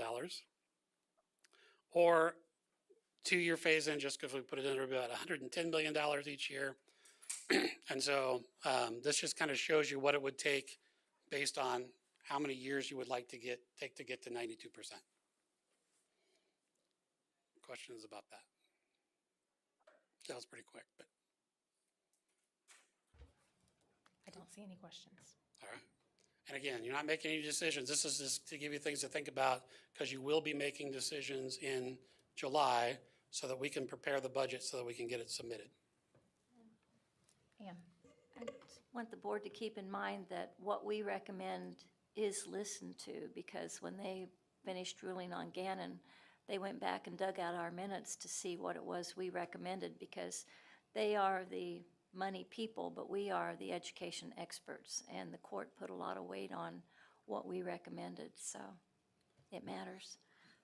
I think as you contemplate this, and you talk to school districts, they're going to tell you there's a few things in the education world that far exceed inflationary rates generally. Now, inflation's been pretty high, so I say that with a little caveat. Health insurance tends to really exceed the rate of inflation generally. College tuition has done that, and special ed cost. And some of that is because a lot of special ed costs also involve some medical. So those costs tend to go up. And so what happens is there's a federal designation, of course, that first thing that any school district's going to do is say, we have these special ed kids, they have these IEPs. We have to fund whatever that is. And if there's not funding in this part of it, they're transferring that money away from other students and their needs to go do that. So I say that because sometimes what doesn't make sense is you'll say, well, I thought schools got 5.7% new money and school district X is only giving teachers 2.5%. I don't understand that. Well, the reason could be a combination of special ed cost and declining enrollment. So I just want you to be aware that when you don't fund special education according to the law, it has a dramatic impact on the school district budgets, especially those that have high special ed cost, needy kids, and declining enrollment school districts. all right. So the next topic is career and technical education transportation. So this isn't tied specifically to a statute other than Senate Bill 155, which set up the Excel and CTE. So at that same time, there was money appropriated for transportation for districts to transport students to these opportunities. As you can see in 2019, 2020, it was fully funded, and it wasn't funded for a couple of years. And now it's been about 75% funded. So the request that we've made several times is to fully fund the expense, which would be about $517,000 as a increased appropriation. Part of the issue that we'll see is that transportation costs don't typically go down, so the proration will probably continue to erode as it has slightly. Okay. Next one is mentor teacher program. So you'll see in currently what can be funded is $1,000 for a mentor teacher for teachers in their first 3 years in service. It's not fully funded. This year we were able to fully fund about $1,000 of mentors for first-year teachers. And I think we were at about $250 for second-year teachers, and we didn't provide any funding for third-year teachers because of the way we prorated the funds out. So again, we think another $1 million would make it so that we could actually pay the $1,000 of the stipend to the mentors for mentoring new to the service teachers, which are more often. So one of your goals, of course, is to increase the teacher pool. We need to keep the teacher pool, principal, superintendent. You've heard us talk a lot about mentoring and coaching as a way to keep people in the profession and increase their skills. This is really important. I think we were talking this morning, and I'll just put Frank on the spot.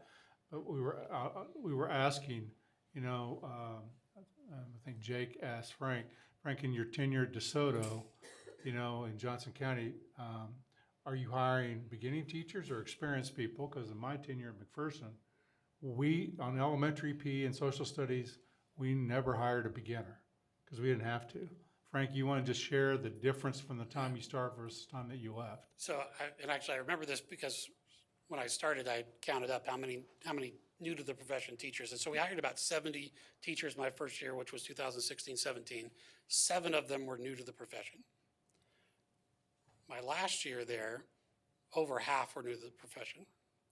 And so some of that happens with how things compare, but people, there were a lot more openings. And, even DeSoto, which is we were pretty fortunate to be placed in a place people wanted to live, and we were paying a pretty good salary and had pretty good reputation. It was still challenging to get people there. I didn't share is that my last year in Lawrence, which was in 2010, we had a late elementary opening, and we didn't post it. We just went to the 400 applications we had on file. So, yeah, what like Randy talked about is that in the old days, especially the elementary teachers, they would take jobs as paras and substitutes and then work into an elementary position, and that's just not the case anymore.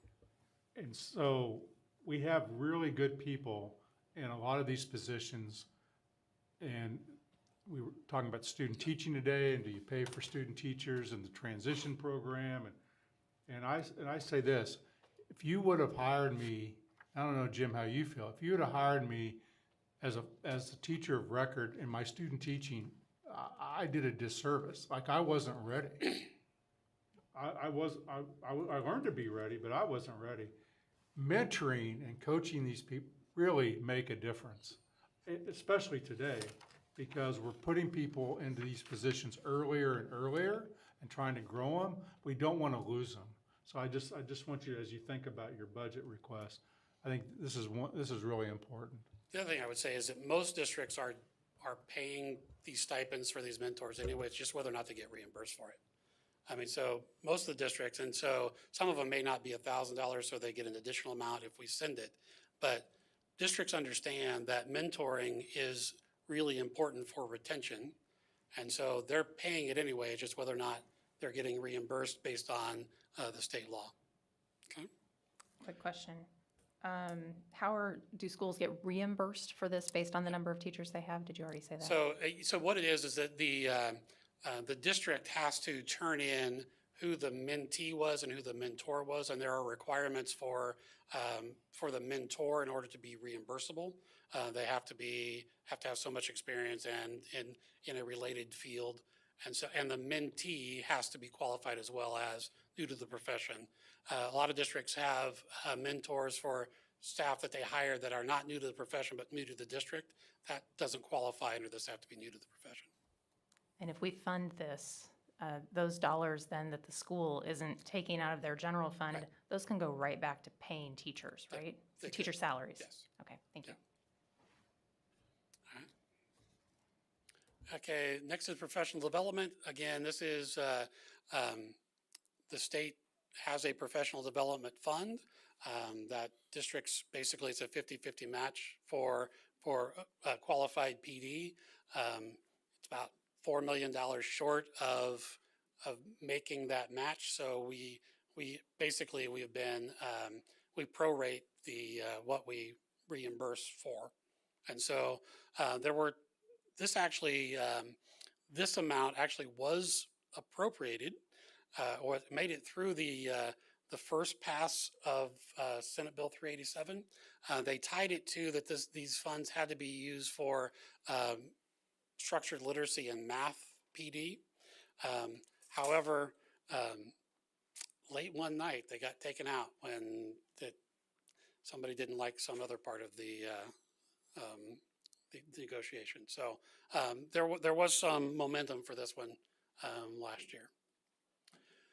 National board certification, again, districts are required to pay a national board certified teacher $1,000 stipend.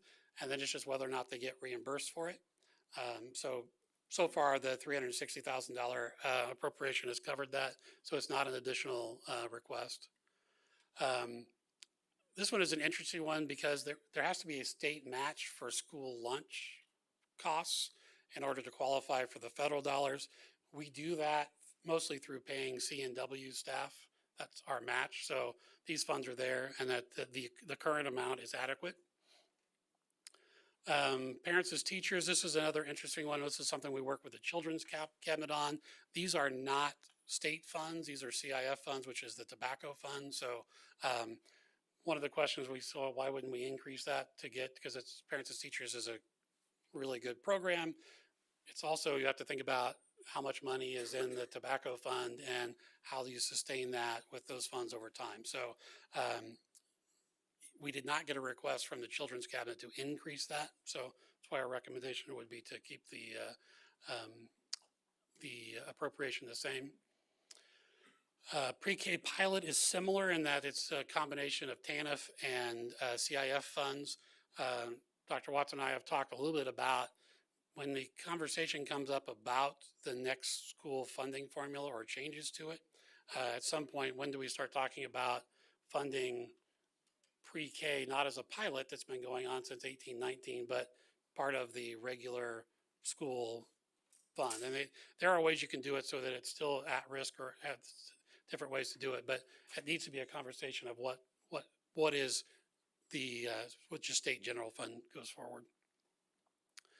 All right, now we're going to get into a couple other things that are more either legislative initiatives. The first one is Safe and Secure Schools. So this has been going on for a while.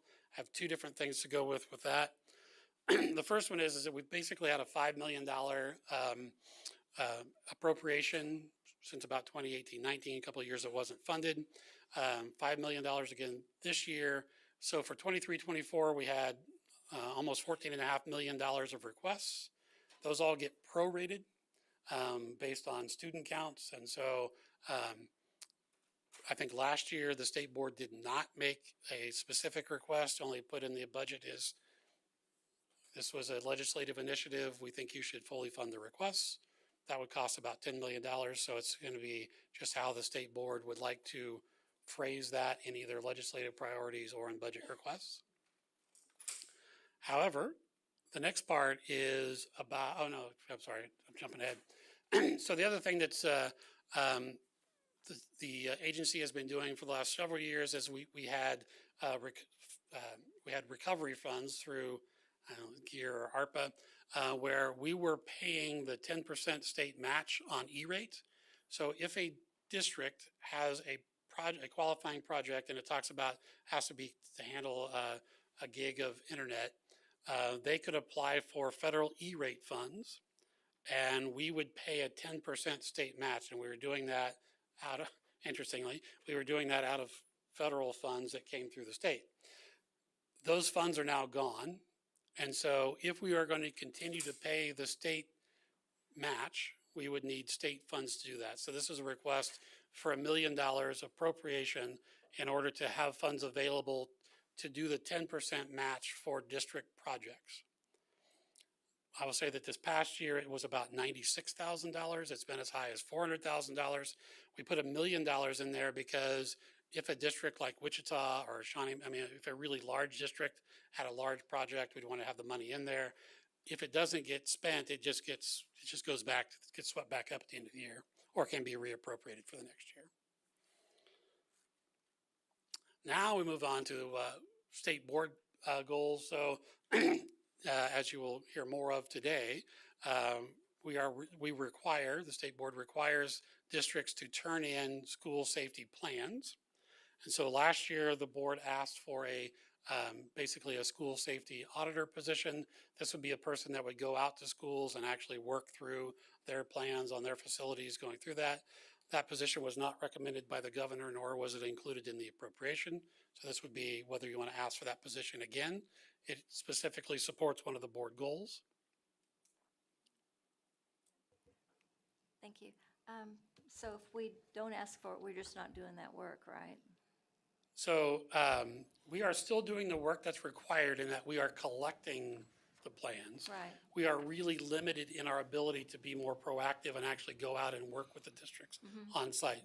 Most of what we would do would be more, I mean, we would help them talk about things, but we just can't make it to very many districts to do that. Well, it was their idea anyway, so there you go. Thank So- you. Yeah, so actually that will be a theme.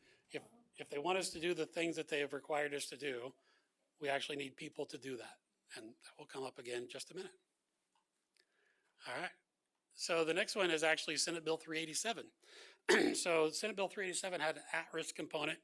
And so we had a fiscal note of 4 FTE to implement that program. We've actually changed it to 6 because of some other things that they put in there. So basically what we're saying is that these at-risk pilot program, which we're doing, when it gets implemented in 26, 27, if we're going to be able to do that work well, we are going to need people to do the work. And so too often we have, there's been legislation for more work that hasn't come with more people to do the work. Sometimes it's fine, but in this case, to do it well, we can't do that. So in essence, what we would be asking for is we need 2 IT application developers. They would turn in to manage it. Right now, our at-risk plans are done as part of the Title I LCP, which is Local Consolidated Plan. We have to add more to it, and it just won't work that way. So we're going to have to develop a new application for districts to be able to report their plans, and there's a much greater requirement for spending accounting, so that would have to be in there. One of the things we would need to be doing is evaluating those plans to see if they are meeting goals, so we'll need people to do that. That would be the 2 different folks in CSAS, one as a coordinator and one as a program consultant. And then the last piece is, if you remember the last post-audit about at-risk, there were a lot of comments about why weren't we doing more to make sure districts are spending at-risk funds correctly? The answer is we don't audit that. That's not our role. We audit the things that are about the districts are receiving the money we distribute. They have a local CPA that audits their expenditures. That's never been the role of fiscal auditing for the department. If they actually want us to start doing some of that auditing, even on a limited scope, we would need more auditors to do that. And so that's why we've added, that was the change from the fiscal note that we turned in with whatever bill was the at-risk bill at that time to now, is that if you really want us to audit at-risk expenditures, we need more people in order to be able to do that. All right. So this is actually a request that's coming from KBOR. Currently, to cover our costs, administrator costs for E-rate administration, KBOR gives us $70,000 a year that came from a different fund. That fund is running out, and so KBOR doesn't want to send us the money anymore. And so if we're going to keep doing the work, we need the money from someplace else. So we would be asking for a $70,000 enhancement in state general fund so that we can continue to do the E-rate administration. KBOR has said they will be there to support this request because right now it just says that they give us the money. So if it doesn't change, it's fine. But if KBOR can't give it to us anymore, we'd like to get it from the state general fund. And then we got 3 other things we want to talk about, just not as necessarily as budget requests, but things we want you to be aware of. And some of these could be more of as opposed to a budget request, could be part of a legislative platform. The first one has to do with farm to plate initiatives.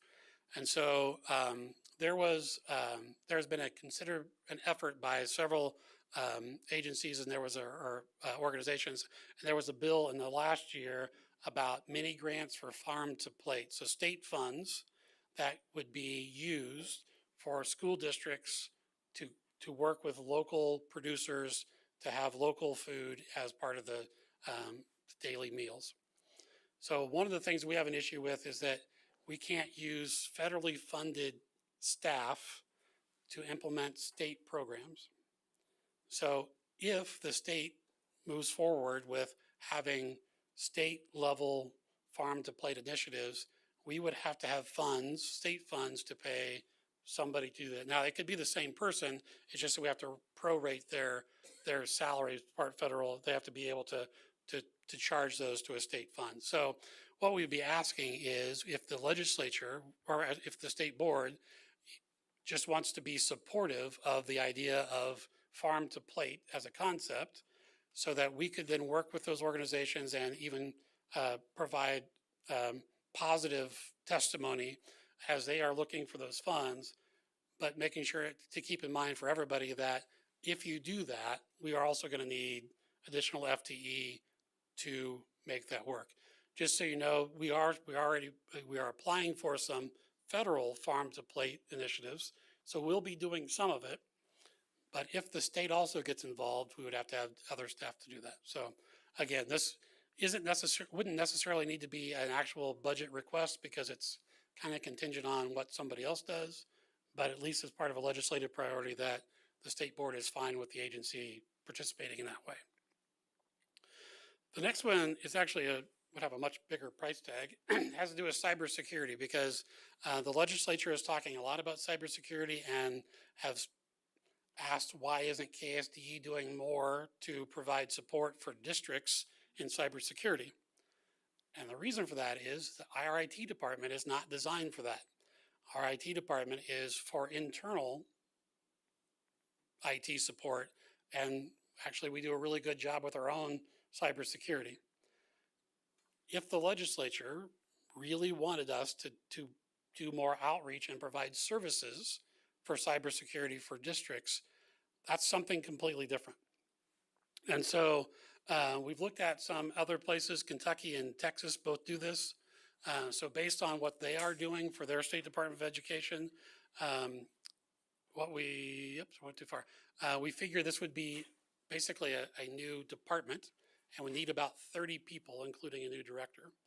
Most of these people would be going out to districts on a daily basis, like we do with other things, and doing some of the IT cybersecurity audits, just like legislative post audit did for us not long ago, that when that's finalized, you'll get to hear about. But without those people, we just don't have the capacity to do that. So again, this would be one of those situations where not really a direct ask, but if the legislature wants us to take on that role, we would be ready to say, okay, this is what we would need to do that. And we think it's about 30 FTE, not to mention cars and computers and all those other things for the people to be out doing the work. Again, not that we don't want to do it, we just don't have the capacity to do it now, and we would have to ramp up a whole nother department to do that. Frank, a quick question. If the State Department of Education was not taking that on, is there an opportunity to point at another department somewhere in the state and say, well, they should be helping, or is this completely on us? So that's a good question. I mean, I'm assuming that LPA, they have their, they could expand their scope and do their cybersecurity audits at school districts. There are 286 school districts. I don't think they have the capacity to do that, but they could do that. After our IT audit, I mean, they kind of gave us a list of things we should do, but there was no support in getting any of it done. And so we would actually be building in some things about helping with some support of planning and doing some of those other things. So I don't know of another agency that would have that responsibility or have that capability. So this is a significant liability, potential risk, and it essentially comes back to us to decide whether or not, I mean, we can always put in the budget request. So we actually could put it in as a specific budget request. Actually, we had a slide like that and decided, well, let's just make it a discussion item, but we could put that in the budget to say, we are requesting these 30 positions so that we can start to do this work. Yeah, and again, there are considerable vulnerabilities. You don't have to look much around in the news to see, especially some municipalities in the Kansas City metro area have had some significant issues recently. So, all right. And then the last one is about state assessments. So last year we talked about the need for a parallel assessment. In some of those conversations, as opposed to a parallel assessment, having a greater range of, or a greater pool of questions in general would help you actually have be able to put together a parallel assessment. In some cases, different students are taking different tests. It's just if you have enough questions to do that. So just the question is going to be, Kansas spends about $6 million per year on the state assessment, which is $2.74 per student. Florida spends $70.9 million in state general fund, or $21 per student on their state assessments, for a total of $113 million. And so our state assessments are somewhat limited because we spend $1.4 million of state funds. The rest of it is federal funds. And so some of the question would be, is that if we would like a more robust assessment system that is more resilient to things like somebody showing the test online or whatever that is, more investment would be good.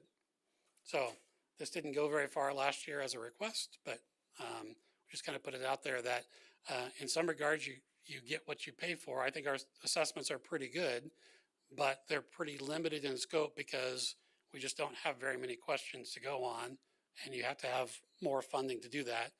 Other states are spending a great deal more state funds on their testing. So just a thing to think about for next month. Ann. Thank you. I know way back when we decided to go with KU and not go out and contract this out. Some of it was about money, some of it was about local control. But I know the decision came down to that our state assessments would basically be multiple choice. That to do beyond that, like, you know, let kids write and do all that stuff would cost a ton of money. Is that why Florida's spending more? Are they beyond, or have they contracted it out, or do they do more than multiple choice? I would have to look to see what it is. It's either that, I mean, it could be that they, there are some things that states are doing with tests and being more adaptive in tests, which means depending on how you answer this question is the next question. So those there's still multiple choice, but they're much more expensive to create. They may have some writing samples as well, which would mean that you have, I mean, that it's the evaluation of those that gets really difficult. So I don't know specifically on Florida. I just know they spend a lot more money than we do. Okay. Thank you, Madam Chair.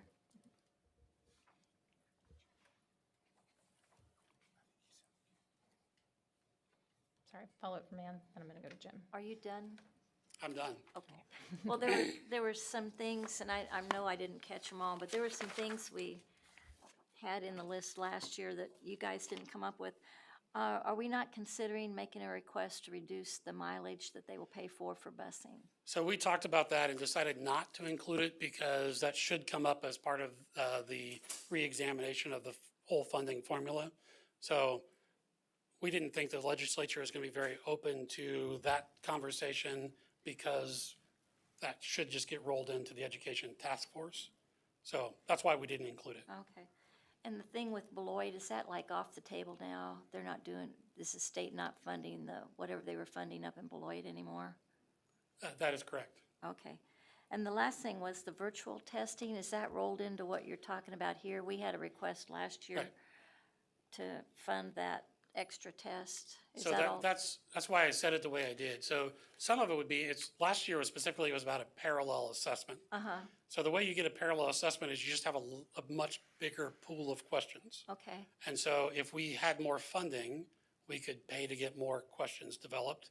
And then that's how you end up with parallel assessments. Okay. That's one way to do that. Do we feel like we're covered right now if some sixth grader creative kid decides to let loose the Well, test? we think we're covered now because we have a new test starting next year. So if they did that last year, we have the new test. So no, I don't think, I think that's a problem of not having multiple versions of the test, is that if some things are, if you get something that gets compromised, you don't have anything to go back to. So next spring in '25, when they take the spring test, the kids testing at home and the kids testing in school have the same test? Well, this year we had them do it at the end, right? We had them do it afterwards, right? Afterwards, so if somebody did let it out. It wouldn't ruin is that the same plan for next year? I have to ask Beth that question. I don't know Okay, if that is or not. thank you. Mr. Vice Chair. Thank you. This is sort of only sort of related. Whenever the legislature gave us the responsibility, and this is going to, you've heard this, gave us the responsibility to to come up with a plan for special education, I believe they did two things. Number one, they abdicated their responsibility, and number two, they gave us permission to be involving ourselves in the financial decision-making process. And I want to reiterate my suggestion from last month, since I understand you, sir, are an expert from your dissertation in foundation formula type processes. I would like for us, at least in the process, through the task force and all that, to have a plan that we present at some point, because we are less susceptible to lobbyists who do not have the children of Kansas as their best interest, as the legislature is. And I believe that it probably wouldn't, the legislature may not pay attention to it, but at some point, since we have a litany of suits against foundation formulas, at some point the court would. Now, if we do this, it'll happen on, I won't have any impact because I'll be long gone by the time that happens. But I think for the children of Kansas, it would be very valuable for us to have a plan that we believe is both equitable and adequate for the children of Kansas that will be part of the equation at some point in the future.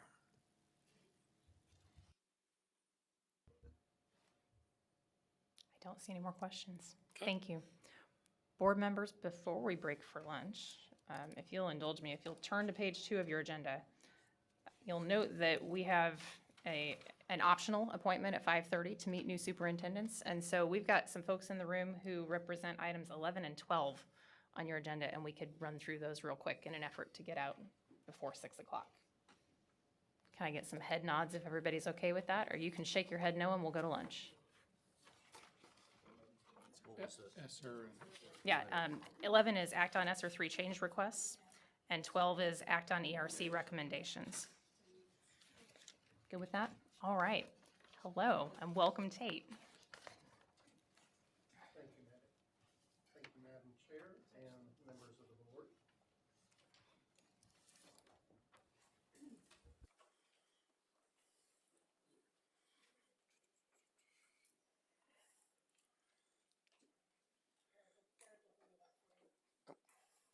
Appreciate your flexibility. Oh, not a problem.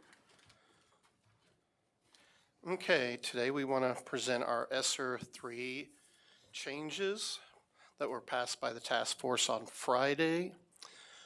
You'll see that there's 46 districts represented today with ESSER 3 change applications from district.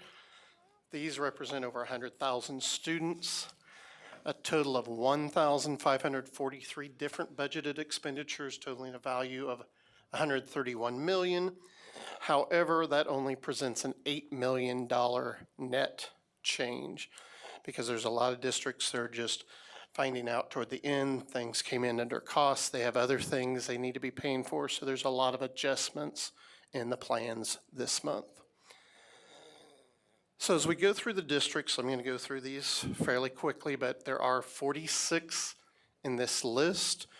One thing of note I'd like to point out is that every district on here, you'll see either has an eligible net change that brings them to their total amount that they had available, and in a few cases will have no net change, but those districts also previously had been approved for their total amounts.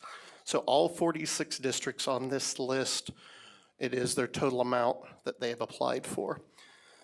So you see Rollins is requesting salaries and hardware, Piper salaries, Hugoton curriculum, Northern Valley salaries and hardware, Ashland additional curriculum and training for professional development, Olathe's rearrange some funds for retention pay and salaries. Girard has salaries as well.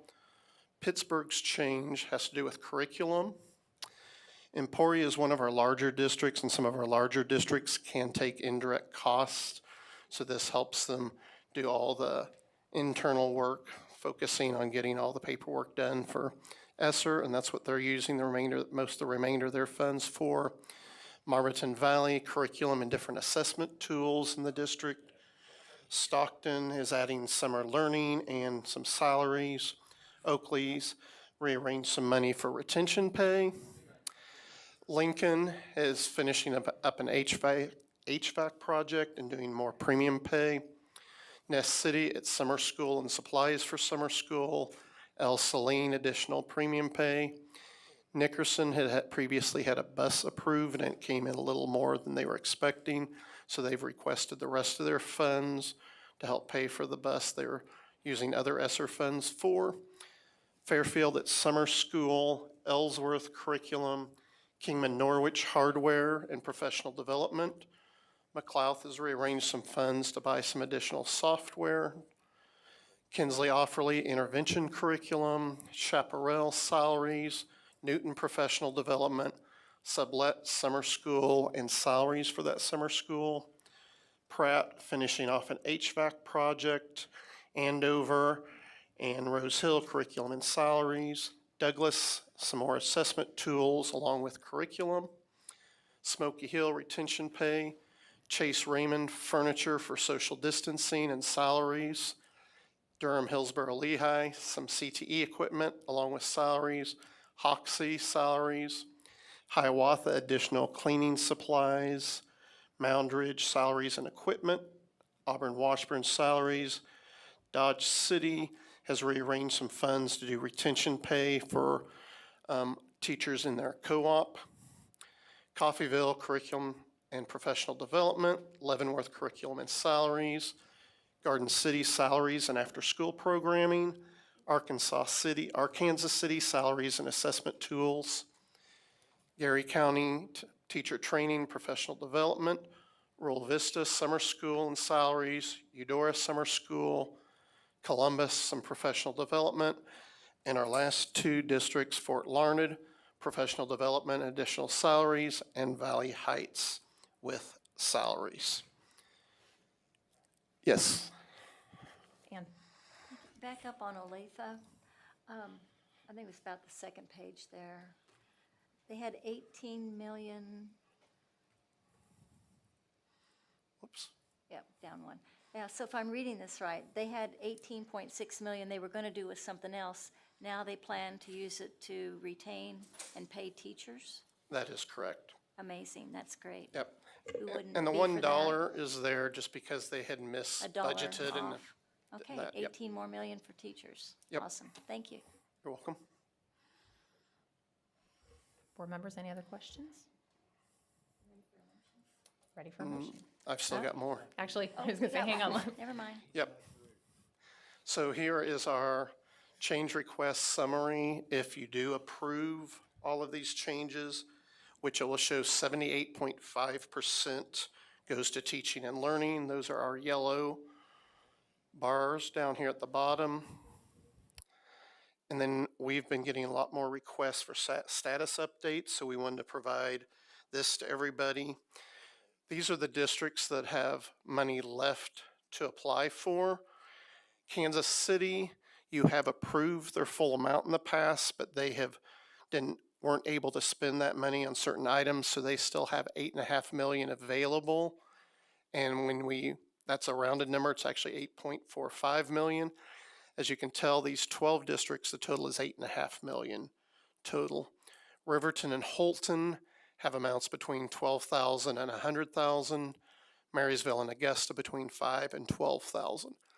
Of those 5 districts, we have an updated plan into the KSDE, and we are reviewing those now. So we are getting really close. Of those bottom 7, you see we note they're between $1,000 and $5,000 each district. The total, though, amount for those 7 districts combined is $3,580. And we have some of those already in. So what we're showing you here is those districts left, but also bringing to your attention that the majority of these have already submitted an updated application.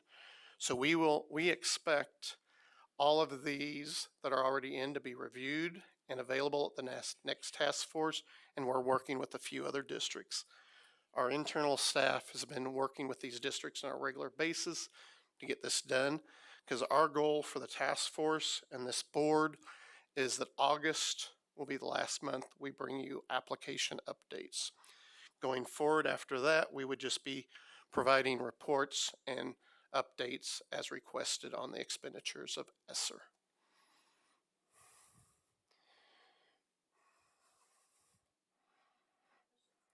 Dennis? I think. So the last appropriations for this is, there's a date in it at the end of the year? Yeah, September. all money has to be obligated by September 30th. Okay. So they have to have everything under contract, and the funds have to be paid out by December 31st of this Okay, year. just want to confirm that. Yep. Any other questions, discussion? Okay, Ann? Thank you. I move the Kansas State Board of Education accept the recommendations of the Commissioners' Task Force on ESSER distribution of money and approve the public school district for ESSER 3 change requests as presented for use of federal COVID-19 relief funds. Is there a second? Jim Porter? Any further discussion? Ready to vote? All in favor, please raise your hand. All opposed? Abstain? Okay. 711. Okay. Motion passes. Thank you. Thank you. Catherine, are you still with us? Behind the pillar. Thanks for waiting it out. Absolutely. And Whew. Here we go. Okay, I have to get used to hearing myself through the audio system.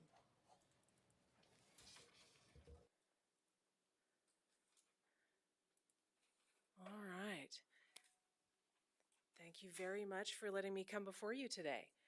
I have for you the action item from the Evaluation Review Committee's recommendations to you last month. So just a reminder, these are the preparation programs at the colleges and universities, and I will talk fast because I know I'm in the way of your lunch.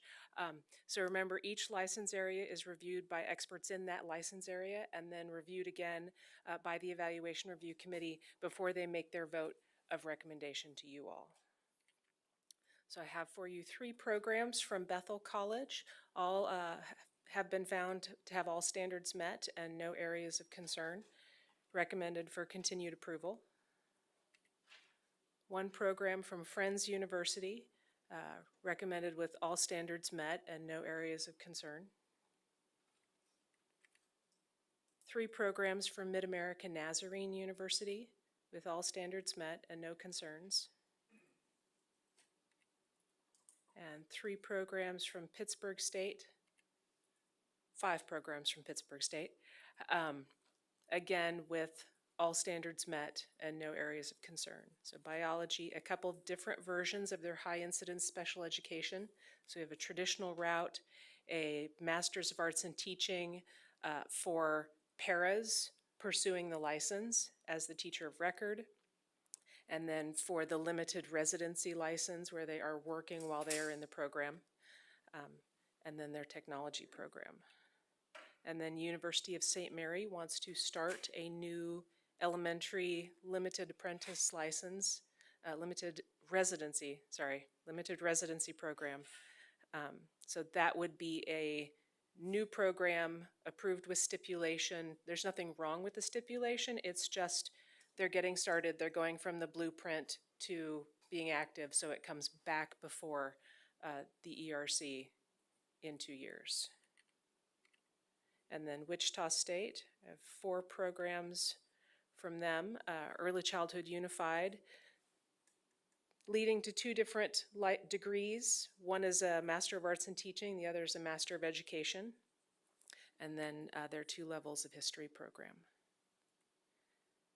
Questions on any of those? Board members? Dennis? Catherine, can you go back to the first, excuse me, Pittsburgh State? Yep.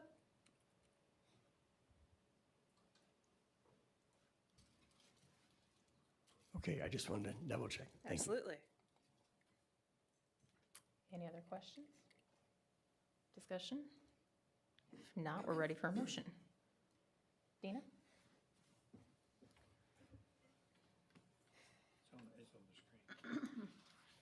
I move that Kansas State Board of Education accept the recommendations of the Evaluation Review Committee for educator preparation program approvals for Bethel College, Friends University, Mid-America Nazarene University, Pittsburgh State University, University of St. Mary, and Wichita State University. Is there a second? Jim McNeese. Any further discussion? Ready to vote? All in favor, please raise your hand. That is a 9-0 vote. Motion passes. Thank you. We are at very lunch much. until 1:30.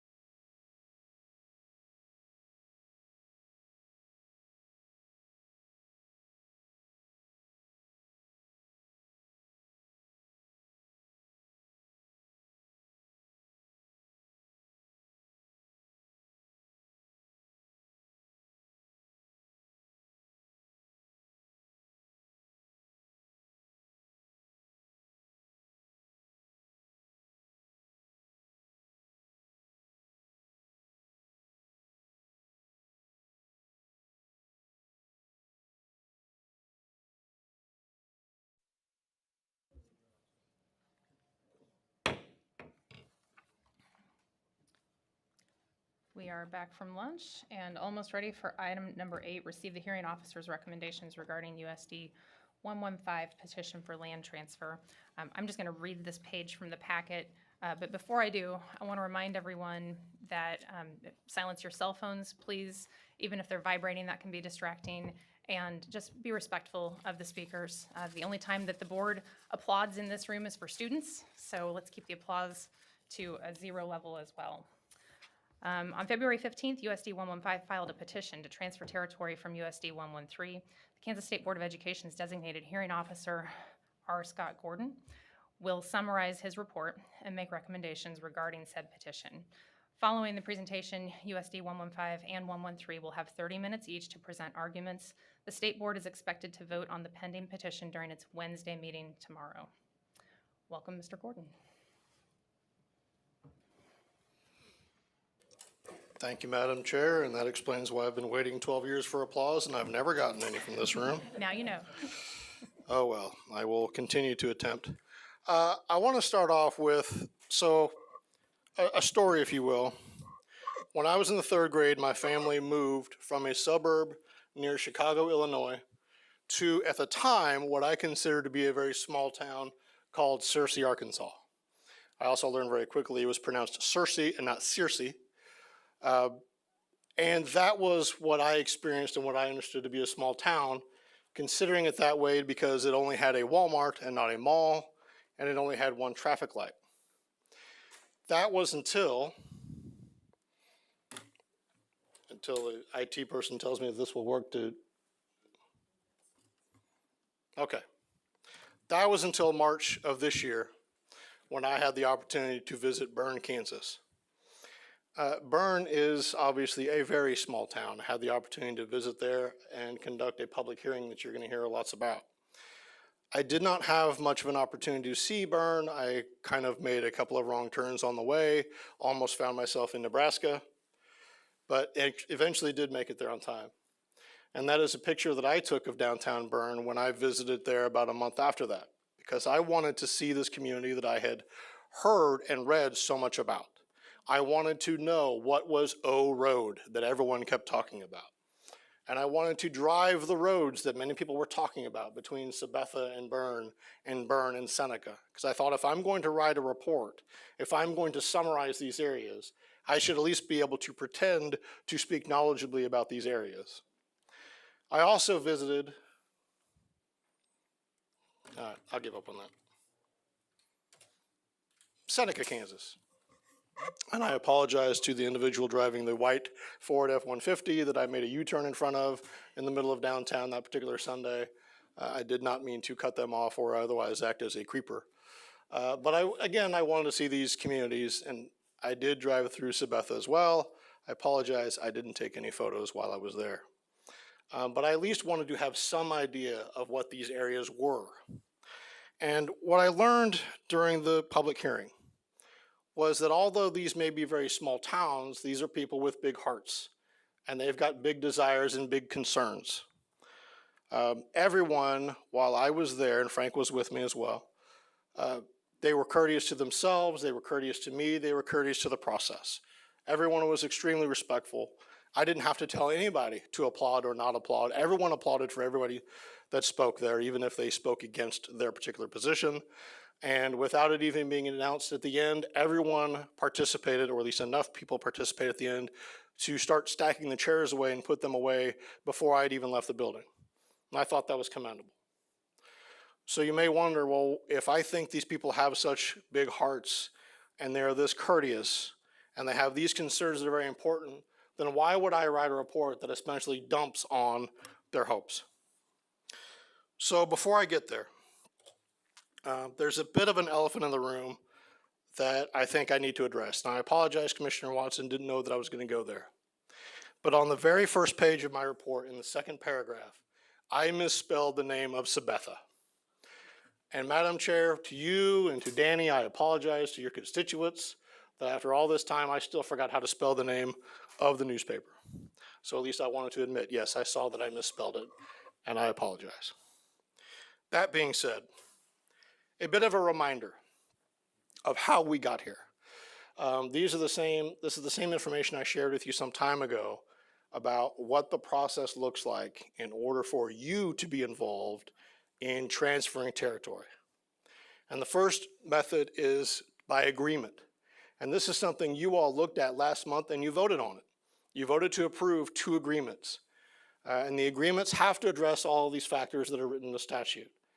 We'll go through these factors individually later on in the presentation, but these are the same factors that you are required by state law to consider whenever you are ordering or not ordering the transfer of territory through the second means, which is upon, the agreement is the first means, and the second is what I would refer to as a unilateral petition, or a petition to transfer territory. It does require the state board to conduct a public hearing, which has happened. We did have notice in the publications for 2 full weeks prior to the hearing. The notice was in the newspaper of the giving district as well as the state newspaper, and the final notice did fit within that time frame. You are required to issue your order within 90 days of the public hearing, which I believe is in 2 days. The public hearing took place on March 22nd of this year. And you really have 3 options. You can approve the petition as it is written. You can approve it after there is some form of amendment, whether it's an amendment by the parties or an amendment by yourselves, or you can just outright deny the petition. Those essentially are the 3 options that state law provides for. And there is the provision that if you deny a petition, no petition may be considered by the state board within 2 years asking for substantially the same territory. The statute itself doesn't really clarify what substantially the same territory means. However, there is an Attorney General's opinion from many years ago where the question was asked, well, what does it mean to be substantially the same territory? And the Office of the Attorney General at that time opined that if it is a majority of the same land, then it may not be considered by the state board within 2 years. And that being the only kind of guidance that I have, I would tell you the same thing, or that same interpretation should hold true. A petition, if denied today, could not be reconsidered by the state board if it has at least 51% of the same area that has been requested as of today. That is all provided for in state statute. The information that is to be obtained, and I would tell you that as your appointed hearing officer, this is the information that I sought out to hopefully help you come to your decision. We do need certified boundary descriptions of the school districts and the neighboring districts, as well as any of the proposed or suggested changes. That is not always the easiest or cheapest thing to come across. Many times, parties have to hire a certified individual that can go out and read these descriptions. It does help to have estimations of land value and determinations of what the new tax revenue would be acquired by the receiving districts. It's also necessary to have an estimate of how much tax revenue would be lost by what I would refer to as a giving school district. So that would be the estimated expense to the districts. So how much is it going to cost them as a result of what's been requested? And then population by grade level of the students to be reallocated if there are any students that are going to be reallocated as a result of the transfer. Here's a bit of a history. I looked through my records to see how often the state board receives petitions, how often it receives agreements, and then what eventually happens with them. And we have kind of a chart since 1987 of keeping track of these records. Overall, since 1987, there have been 24 agreements between school districts to transfer territory. Those have always been approved by the State Board of Education except one time. And I think that was in 1987 and 1988. I don't know why it was not approved at that time. If memory serves, there was another petition a year later, and that one was approved. Or agreement, pardon me. Since 1987, there have been 23 petitions filed, and I did not include the current petition in this. Of those 23, 4 of them were withdrawn by the petitioning party. That some of those, I believe, resulted in agreements. Or they just decided, well, we're going to lose anyway, so we're not going to meet the requirements, so we withdraw the petition. Of the 19 that were left, 8 of them have been approved, but 11 have been denied. To me, this information shows that the preferred means of the Kansas State Board of Education to handle transfers of territory has always been by agreement between two districts. They're more frequently approved than the unilateral petitions, but the law provides that mechanism nonetheless. Here is the public hearing procedure that I shared with you, I think in December or January of this year, and this is the same exact procedure that we followed back in March. The petitioning school district, USD 115, was able to summarize their previously provided written materials, and they spoke for approximately 45 minutes, or they were given 45 minutes that they divided up. Then the receiving school district, counsel for USD 113, and other representatives were able to speak. There was an opportunity, as you all saw on video, for an opportunity for anyone to speak. The testimony was a little over 3 hours, probably 2.5 hours of people that had shown up wanting to speak. The exact numbers are broken down in the information I've shared with you. We had proponents speaking as well as proponents. There was the opportunity for me to ask a couple of questions for either school district. As Frank pointed out to me as we kind of debriefed each other driving home, he goes, you were fair, you were adversarial to both sides. I said, well, I honestly didn't think I was adversarial to anyone. That's just how I ask questions sometimes. So it was not at any time trying to play gotcha against either side, if you will. It was just to gather information that I would imagine you would want to know, and if you didn't want to know it, I certainly wanted to know. And the answers that I received were very telling and very helpful. And then each side had the opportunity to close, and that was it. And then everybody stacked up the chairs, everybody went home. And that was the public hearing. I did have the opportunity, and I certainly took advantage of the opportunity to consult with KSDE staff. I was talking to Frank and his staff several times over the past few weeks, mainly clarifying my own math and to make sure that I really understood school funding. I will tell you, I know far more about school funding mechanisms now than I did a month ago, even after being here for several years. I did not specifically seek clarification from either of the districts, although they were given the opportunity to give me proposed findings and proposed conclusions. And I give them that opportunity in pleadings to really make sure there's nothing that I've missed. In case there's some golden nugget, either a fact or an argument, I wanted to give them one last opportunity to make sure they provided that to me in writing, pardon me. Because I want to make sure I didn't miss anything. I don't think I did, and I did copy some of their proposed findings into the findings I made. I modified some of their findings as was appropriate, and I was clarified with agency staff. And it has been within 90 days that I have provided you my written report. I'm here summarizing for you now, and you can vote this month or later if you so choose. That has been the public hearing procedure. The statute that I laid out earlier that gives certain statutory things that you have to consider also includes kind of a catch-all at the end. It says the foregoing shall not be deemed to limit the factors which the State Board of Education may consider. Which you may think, well, that gives us free rein to consider whatever we want in deciding whether or not to grant these petitions. The State Board also has issued a guidance document that's been out there for years. The last time that it was modified was in 2018. And really that was just to clarify some legal citations. But when you wonder, well, what are these other factors that the State Board would consider? There are essentially 4 of them that you have provided, or at least I've provided on your behalf, of what you would be considering in making these determinations.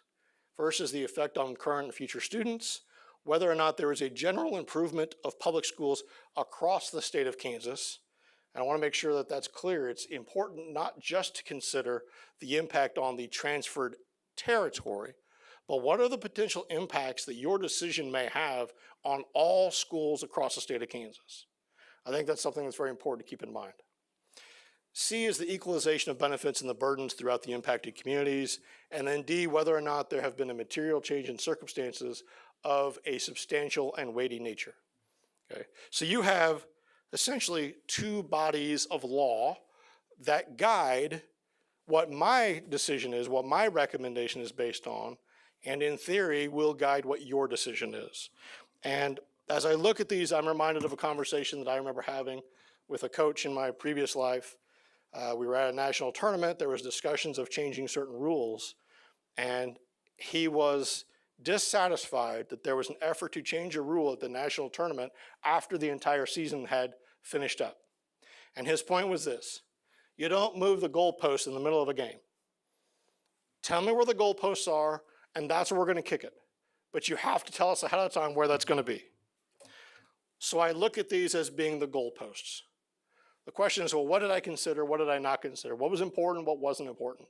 And whether you call these goalposts, whether you call this a paradigm or a focus or a rubric that you would use to grade an assignment, I use these as kind of my focus on, if things make it through the goalposts, then these are important for me to consider in making my recommendation to you. So that is what my recommendation has been based on. And if it really does not kind of flow into those factors, I will tell you it did not weigh as heavily as those that did. So how did I evaluate these particular factors? The first factor is the consideration of city boundaries in the area within 3 miles.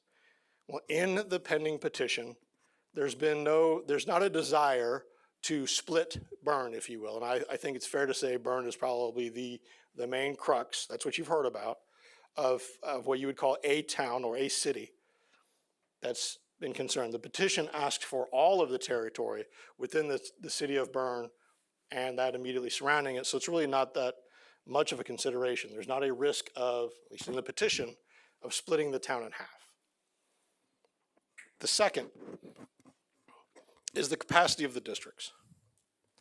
And I will tell you that both school districts provided testimony, and the written documentation that's been provided, USD 115 has made it very clear they absolutely can and will, and they have been providing education for all of these students for years. And they love doing that. They are their community members.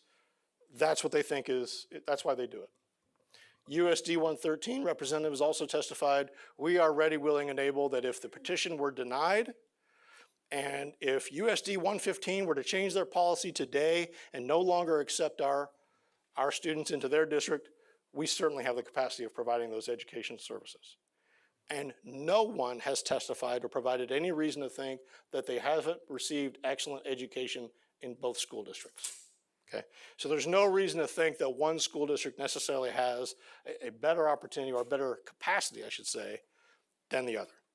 So USD 113 last year enrolled 123 non-resident students. USD 115 enrolled 104 non-resident students.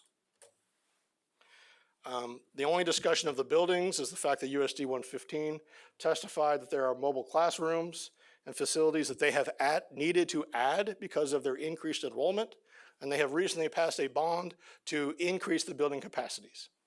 Okay. But again, there was no real discussion of a need to tear down a building or close a building or open new buildings. That was really the only discussion of the buildings. Food service, there was no discussion of that. There's no reason to think that you granting the petition is going to make any change in the problems or the ability to provide food services. The same goes with the administration and teachers. All of the evidence that I showed was that everyone is speaking of quality schools. It's just a matter of where do you feel like you belong? Where are you doing your business? And so there's probably not a risk of a need to increase or decrease the administration or the teachers. There's no indication the staffing needs would change as a result of the petition. Busing certainly becomes a factor. Under state law, even if students are residents of USD 115, if they are enrolled in USD 115, then they are counted as regularly enrolled, and they do receive funding on the school funding formula. What they do not receive is transportation weighting because they're non-residents. If the petition is granted, and this was something the USD 115 talked quite a bit about, I believe, they want and they have been providing transportation for their out-of-district students. If you grant the petition, they will be able to receive that transportation weighting for those students that live 2.5 miles or more away from wherever they attend, so long as they are residents. In addition to that, currently that is an option for USD 115. They choose to provide transportation for those non-resident students. If the petition is granted, it wouldn't be a choice. They would be required to provide that transportation, for which they would receive funding. I can't give you an estimate of what the exact dollar amounts would be because that's based on, Frank could probably explain it way better than I can. It has to do with the density of the students and exactly how far they're actually being transported. For discussion's sake, yes, USD 115 would receive additional state funds. They would be eligible to receive additional state funds because these students would now be residents of the district. As far as the areas of commerce and the area of interest, you've heard testimony that when a school closes, it could have a detrimental impact on the community that that school is in. Bern closed several years ago, and you heard testimony of what has happened to Bern as a result. Here, there's not any substantial change that I would expect because everyone testified pretty consistently, look, I do business in Sabetha. That's where I work, that's where my other family events are, so that's why my children attend schools in Sabetha. The same goes with those that are choosing or have stayed in Seneca or Axtell. There's not an anticipated change there. There's no reason to think that whether you grant the petition or not, I did not hear any testimony that that's going to change where anyone does business. There is a difference in time to travel to one city versus the others. It was anywhere between 5 minutes and 20 minutes, depending on what side of Bern you're in, and it's a big area, right? So obviously there's going to be a big difference in the amount of distance. But at most, there's probably a difference of 20 minutes commuting from one town versus the other one. Again, these are based on the numbers that were provided to me by petitioner. And I believe the respondent school district also provided those estimates. The risk of declining enrollment. And I would tell you these numbers are all based on Hearing Officer Exhibit 20. There's some data in that particular exhibit that I provided to you that Frank and his team was able to provide for me. USD's total enrollment since 2021 has decreased by just over 14%. Now that may have resulted in the close of Wetmore, or the closure of Wetmore may have resulted in that decrease. I don't know which came first, but obviously that's going to be a consideration in there. But as a district, their total enrollment has already decreased by just over 14%. Although the total enrollment has decreased, their out-of-district enrollment, or their non-resident students, has increased by almost 12% since 2021. And within that, I shouldn't say within the 11, almost 11% increase in enrollment in 113 of those that reside in 115. Conversely, you look at the total enrollment for USD 115, in the past few years, it has increased by just over 4%. And their non-resident enrollment has increased by 15.5% since 2021, with a smaller percentage of those coming from USD 113. So is there necessarily a pattern here of districts enrollment going up versus going down? I'm not going to pretend to be a mathematician, but it appears that the enrollment in USD 115 is going up and USD 113 is going down, regardless of what happens with this petition. That's just the trend that has been in place in the past few years, according to the numbers given to me by KSDE staff. So those are the statutory factors. And I would tell you overall, my conclusion there was granting the petition doesn't really change much as far as the students and as far as the money. There are other arguments, there are other factors that I'll get to, but because you already have such a high level of enrollment of USD 113 residents going to 115, any anticipated change you would expect has already happened, and the schools have already kind of embraced. They've handled that. There is a tax burden on 115 that they talk about, but it's not like you're expecting a huge influx of students other than what I'll talk about here in just a minute. The long-term effect on the students, again, I didn't see any reason to think that the enrollment is necessarily going to change. Those that want to go to 115 are already going to 115, except those students that were turned away, and I believe the testimony during the hearing when I asked the question Okay, I'm being told that you turned away 10 non-resident students in the past year. Why did you turn them away? And the answer that I heard was, we found that they were not in good standing. Okay, you grant the petition, and if those students that were found not in good standing reside within that area, USD 115 no longer gets to make that determination. They're a resident, you're going to provide the education if they want to enroll there. Okay. That's assuming, again, that all 10 of those students are still age of enrollment and that they do live in that area.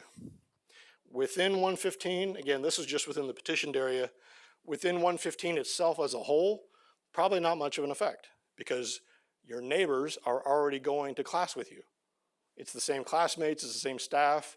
One benefit for 115 is going to be that they would receive tax revenue from the newly acquired territory. I think the estimate was roughly $300,000 a year in valuation. Or the income would be $300,000 roughly based on the value of the land being transferred. So does it necessarily improve the long-term effect on the students? And again, I'm just talking about in the classroom, daily operations of the school. There's really not much of a difference there except for maybe an increase of $300,000 a year in revenue to the school district. And then within USD 113, again, for the students, really not much of an effect. And I know someone's going to think, well, wait a minute, money equals, or money matters, money makes a difference. Money absolutely makes a difference. In the grand scheme of things, $300,000 a year is a small part of any school district's budget. Good, bad, or otherwise, it's just true. So within USD 113, there's really not much of an effect. The same enrollment numbers, same classmates, same staff, but there wouldn't, of course, be that loss of tax revenue that's being discussed. The next thing to consider regarding long-term effect on students, would the transfer add to the general improvement of the public schools in the state? The question doesn't ask, does the transfer hurt anyone? The question is, does it add to the general improvement of public schools in the state of Kansas? Not really. There's not much of a change outside of that transfer area and people wanting to be in the school district that they're actually attending. Overall, it probably doesn't really add toward the general improvement of schools in the state of Kansas. The equalization of the benefits and the burdens. And there was a lot of discussion over, well, but we're being burdened because we don't get to represent, we don't get to serve on the school board where our children attend, or we don't get to vote for school board members where our children attend. That's really not what equalization of benefits and burdens is referring to. It is purely a financial consideration.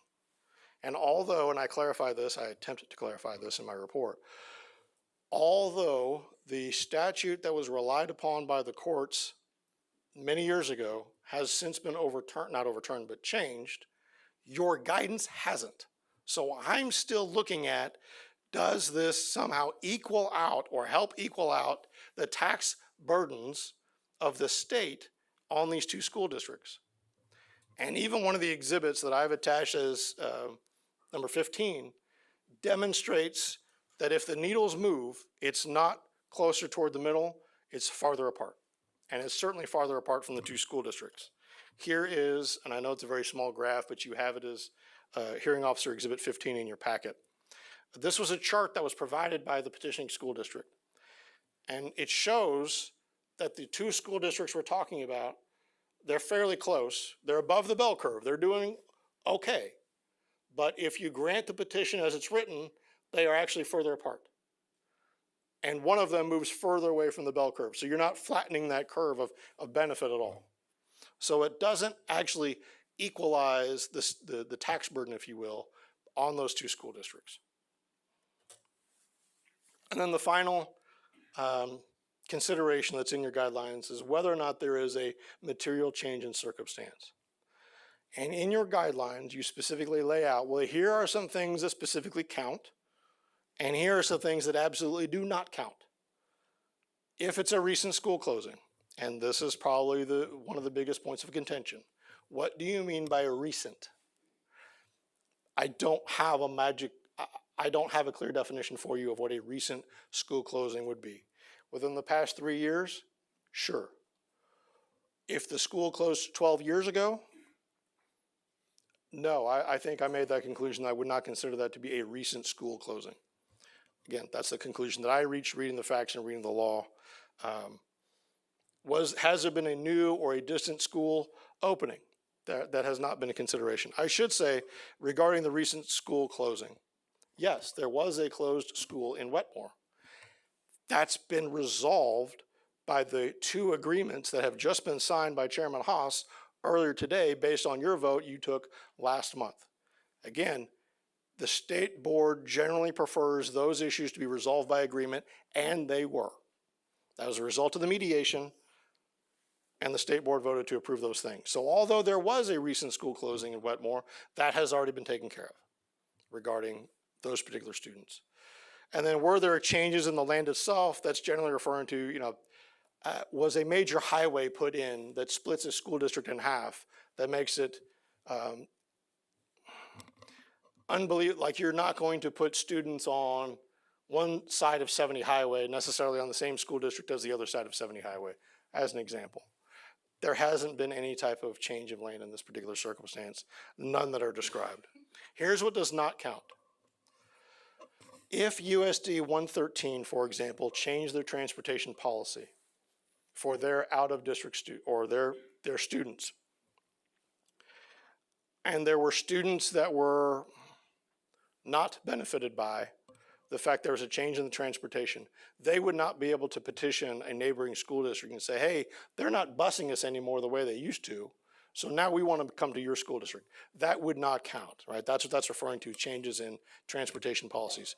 Change in school district property taxes. Again, if you happen to live in a school district and let's say a bond issue passes, you don't get to then petition to go to your neighbors because you don't want to pay the bond on those taxes.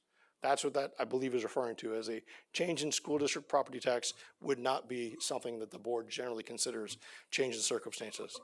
And then as far as the request to gain financial advantage, I will tell you probably every other year, I get a phone call or a letter from a land developer saying, well, we've built this new development or we want to build this development, but then we're told it's in the wrong school district or half of it's in the wrong school district. So can we change the lines so that my entire development goes into what I'm going to call the better school district?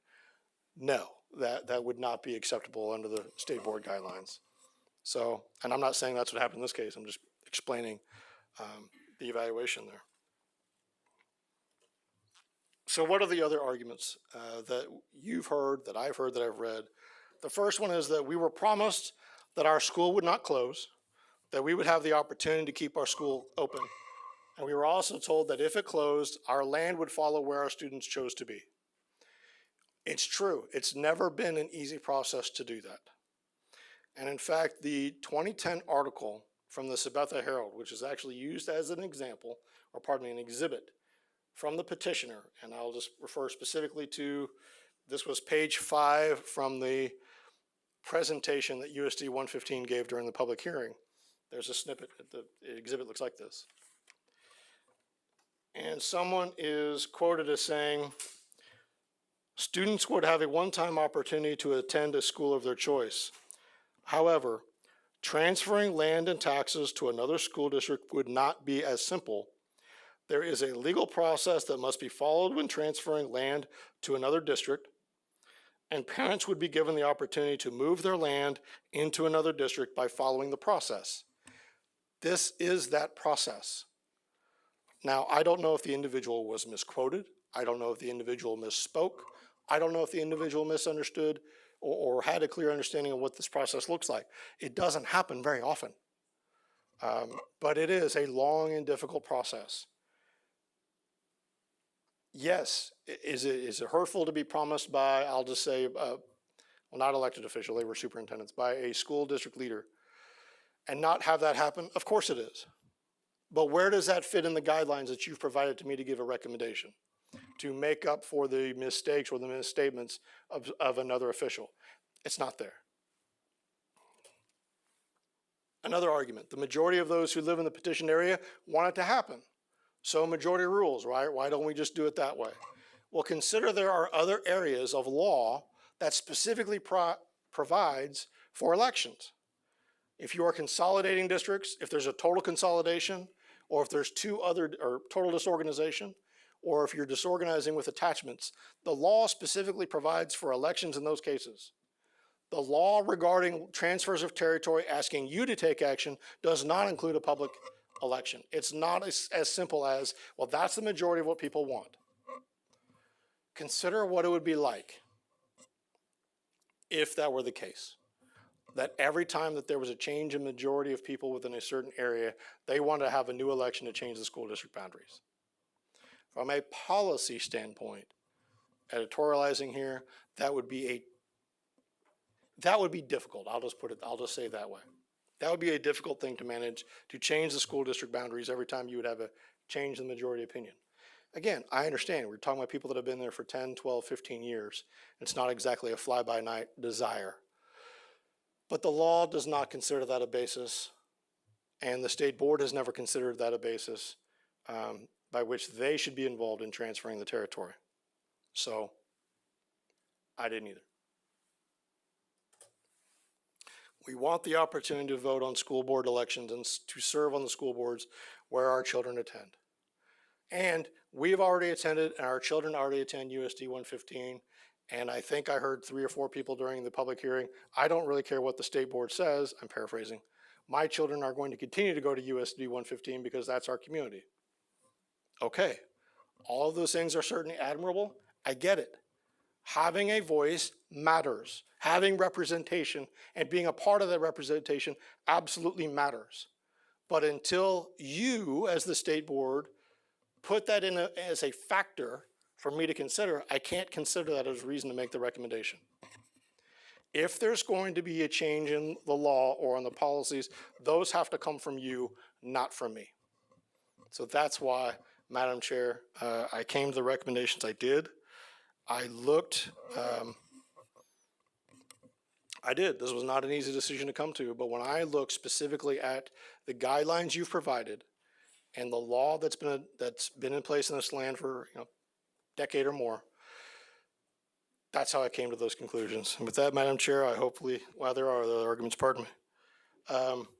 It is true that the state board is allowed to approve a petition to transfer territory with such amendments as you deem appropriate. In other words, if you don't like this version, well, you just tell us what version that you would approve, and that's what we'll do. That's true. You can do that. I will tell you, based on my experience and based on reviewing past precedent, that is a bad idea. There's a really good chance that you would come up with something that no one's happy with. This wasn't a matter of competing, well, I want this version and I want this version, okay? The parties did have the opportunity to negotiate. So if you ask the question, you want to know, well, Scott, why didn't you just sit down with them and talk about these different versions and help them come up with which one you would make a recommendation for? That's what the mediator's for. That's why the state law requires mediation before it ever comes to me. I've never seen that as a role of the hearing officer, and I've never been given guidance to do it that way, so we didn't. And again, there was never any indication from representatives from either school district that that's what they wanted at this point. I think they went through mediation. They were 2/3 of the way successful. That's why you were able to sign those orders today. They just couldn't finish that last part. And so that's why I had to step in on your behalf to make this recommendation. That being said, obviously, I'm not the one making the final call. That's entirely up to you all, and I've never tried to hold myself out as anything but giving you a recommendation. The current petition, again, my recommendation for process-wise would be if those sending the petition through wanted to amend their desires, they could have done that as a pleading. That never happened. So I don't have an amendment, a specific amendment to bring to you for you to consider at this time. Now, with that, Madam Chair, hopefully I have served you well as your hearing officer. I don't think I used my full hour, Danny. Or Jim, sorry, you asked the question. Yeah. To which Ms. Ma is relieved that I did not take the full hour. If there are any questions, I'm happy to answer them. Otherwise, I may provide a summation tomorrow morning. And I'll remind the board at this time that we have 2 opportunities for discussion and questions that are not specific. So if you have questions now that are specific to what Scott just presented, we can do some clarifying questions, but we have an executive session that is scheduled to start at 5:20 but may start sooner, and that is today. And then tomorrow, we'll have more opportunity for discussion. So if there are any questions, Jim, go right ahead. Mr. Vice Chair. This is just a clarifying question. You indicated that $300,000 would be a benefit to 115 and thereabouts. I suppose the other side of that, it would be a loss to 113? Based on the estimates that were provided by the parties, yes. Approximately $300,000 in value, or not in value, but the tax result of tax that value results, yeah. goes from 113 to 115. Okay. I have several other questions, but I will tomorrow. Kathy. Sir, could you go back to, I think it was the equalization part where you had the bell curve up there and just maybe help me understand a little better? So if I'm understanding this chart correctly, and I'll be corrected if I'm not. Under the original law of school equalization, the idea was school funding is provided for school districts that maybe on their own, one school district can provide this level of funding, but this school district can only provide this much. The state provides additional funding for this school district to essentially bring them both up to where school districts can, I'll say essentially, because some school districts can just afford more than others. But the idea being they would be somewhat equal in the money that's provided to them. And so if you have one school district that is already able to provide a certain amount of funding, 115, for example, does not receive equalization funding from the state. 113 does. If you transfer that $300,000 a year roughly, or however much it may be, all that does is raise this higher and raise this lower by that same amount. That then gets made up by taxpayers across the state to bring them back up to that level of equalization. Okay. Any other questions? Okay, I see none. Thank you. Thank you.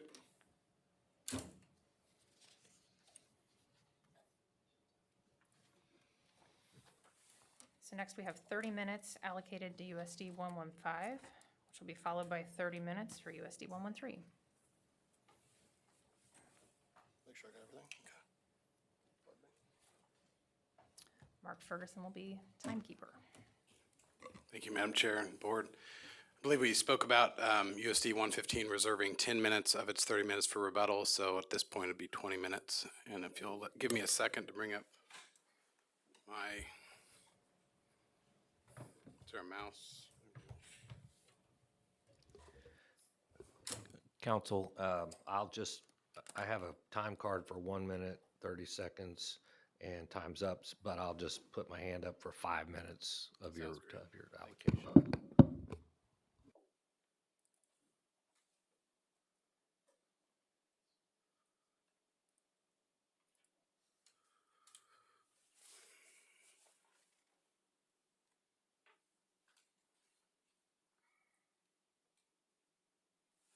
Well, thank you, members of the State Board.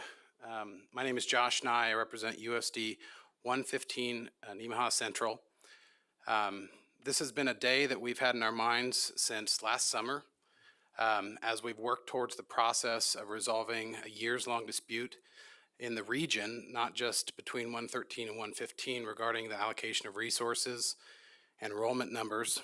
And so ultimately, I'm very thankful for the opportunity to present oral argument today. It wasn't sure if we were going to have the opportunity to engage directly with our elected officials, but since you are the decision makers and we're here for closing arguments today, I do appear before you in a spirit of gratitude. I have a handout today. I know you've received lots and lots and lots and lots of documents over the past 2 weeks since the hearing officer's report came out. This packet is our last word. It's our summation of where we think we're at in the process, as well as our best arguments for why we think transfer of some or all of the land asked for in the petition, less the land that has already been transferred to 380 should be transferred. And so I wanted to walk through this, and I would like you, if possible, to ask you to consider these as our summation of the voluminous records. The first two tabs are the alternatives. The first alternative has a map and a certified legal description that shows what the petitioned area would look like if transferred, less the area that's already been transferred on May 15th to 380. The second is another alternative. We submitted it on April 15th as part of our supplemental written testimony. That included a proposal based on the hearing officer's recommendation or questions at the Byrne hearing on March 22nd regarding why did we include the entire Byrne area if O Road had been the long talked about division line between the two. And so I'll address that question here in a second, just like I addressed it previously at the hearing. But this is what it would look like if you decided to carve out the entire city of Byrne, the 6 square miles, and transfer the remainder. And I will note at this point that much talked about fact of 75% of the students in the petitioned area already attend 115. If you were to carve out Byrne, the 6 square miles, and leave that in 113, it would be 95% of students that already attend in this area that would be transferred to 115. Next are my oral argument presentation slides. My written supplemental testimony, which I think is important for a couple different reasons. The first is that we compare the findings and conclusions of law made by the board overturning the hearing officer's recommendation in 2000 in the Abilene case to our facts. We think we have better facts. We think we have a more compelling argument, and even in that case, the board decided to overturn the hearing officer's recommendation and grant transfer. I have my proposed findings of fact and conclusions of law that I believe that were circulated by Mr. Ferguson to you. That shows the alternative universe, what we thought the record showed and what the record would ultimately, the findings and conclusions of law that would support a transfer versus the findings that you have in your hearing. And then finally, the projected capacity for USD 115 submitted on June 1st of this year and is public, as is all numbers for school districts across the state, showing an under capacity now of 10%. So we have room for 10% more than we did last year as a result of the bond issue. So those are the options. The first is approval of the first map, second map. Third map is to get out the red pen and draw your own map. That's what happens every 10 years when the legislature and other states and counties redraw redistricting lines. And it's a hard work, and you're trying to account for representation. You're trying to account for allocation of resources, and that ultimately is something that's been vested in you through this statute to actually decide what would most come to the middle in this. And I would suggest that the hearing officer's statement that the problem with that approach would be that nobody gets what they want is exactly what you want. That is exactly what we try to do in mediation. We try to get to the messy middle. We try to exchange things where no one's happy at the end of the day, but when it's in the middle, it resolves it. And it resolves it with more finality than giving one side or the other everything they want. Because inequities, chronic inequities, have a way of continuing in the public policy process. We are statutorily barred from bringing a petition for the next 2 years, but this has been a long-running dispute that we believe ultimately needs to be resolved, and it needs to be resolved in such a way that recognizes both interests at play. And the idea that you would grant this, by granting this petition would open up a Pandora's box is like saying that, if we do justice and we accomplish equity today, we might have to do justice and accomplish equity tomorrow. It just flies in the face of the rule of law, of the resolution of disputes by neutral fact finders and adjudicators. We don't stop filing lawsuits and resolving lawsuits at the state Supreme Court simply because another lawsuit might come. The whole point is to resolve disputes and to advance the educational interests of all Kansans. Procedural next steps, I believe, it's not 2 days, it's actually a week from Thursday. That would be June 20th.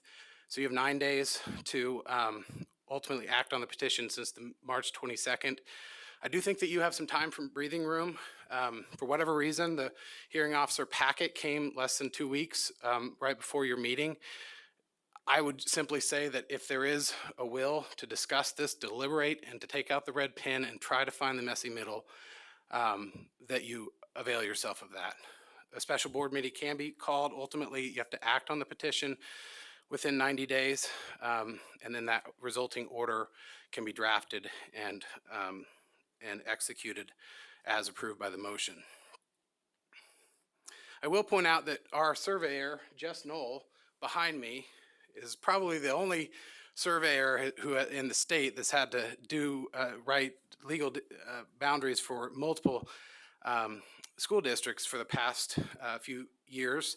I don't know how many he wrote throughout this process, but he's the one that has the certified land descriptions in your packets. Ultimately, he's available to help reduce your decision to writing. So I would say that procedure, we're not behind the 8 ball in actually coming to a deliberative decision on this, and that can be reduced to writing just like the agreements of 380, 335, and 113 you approved last month.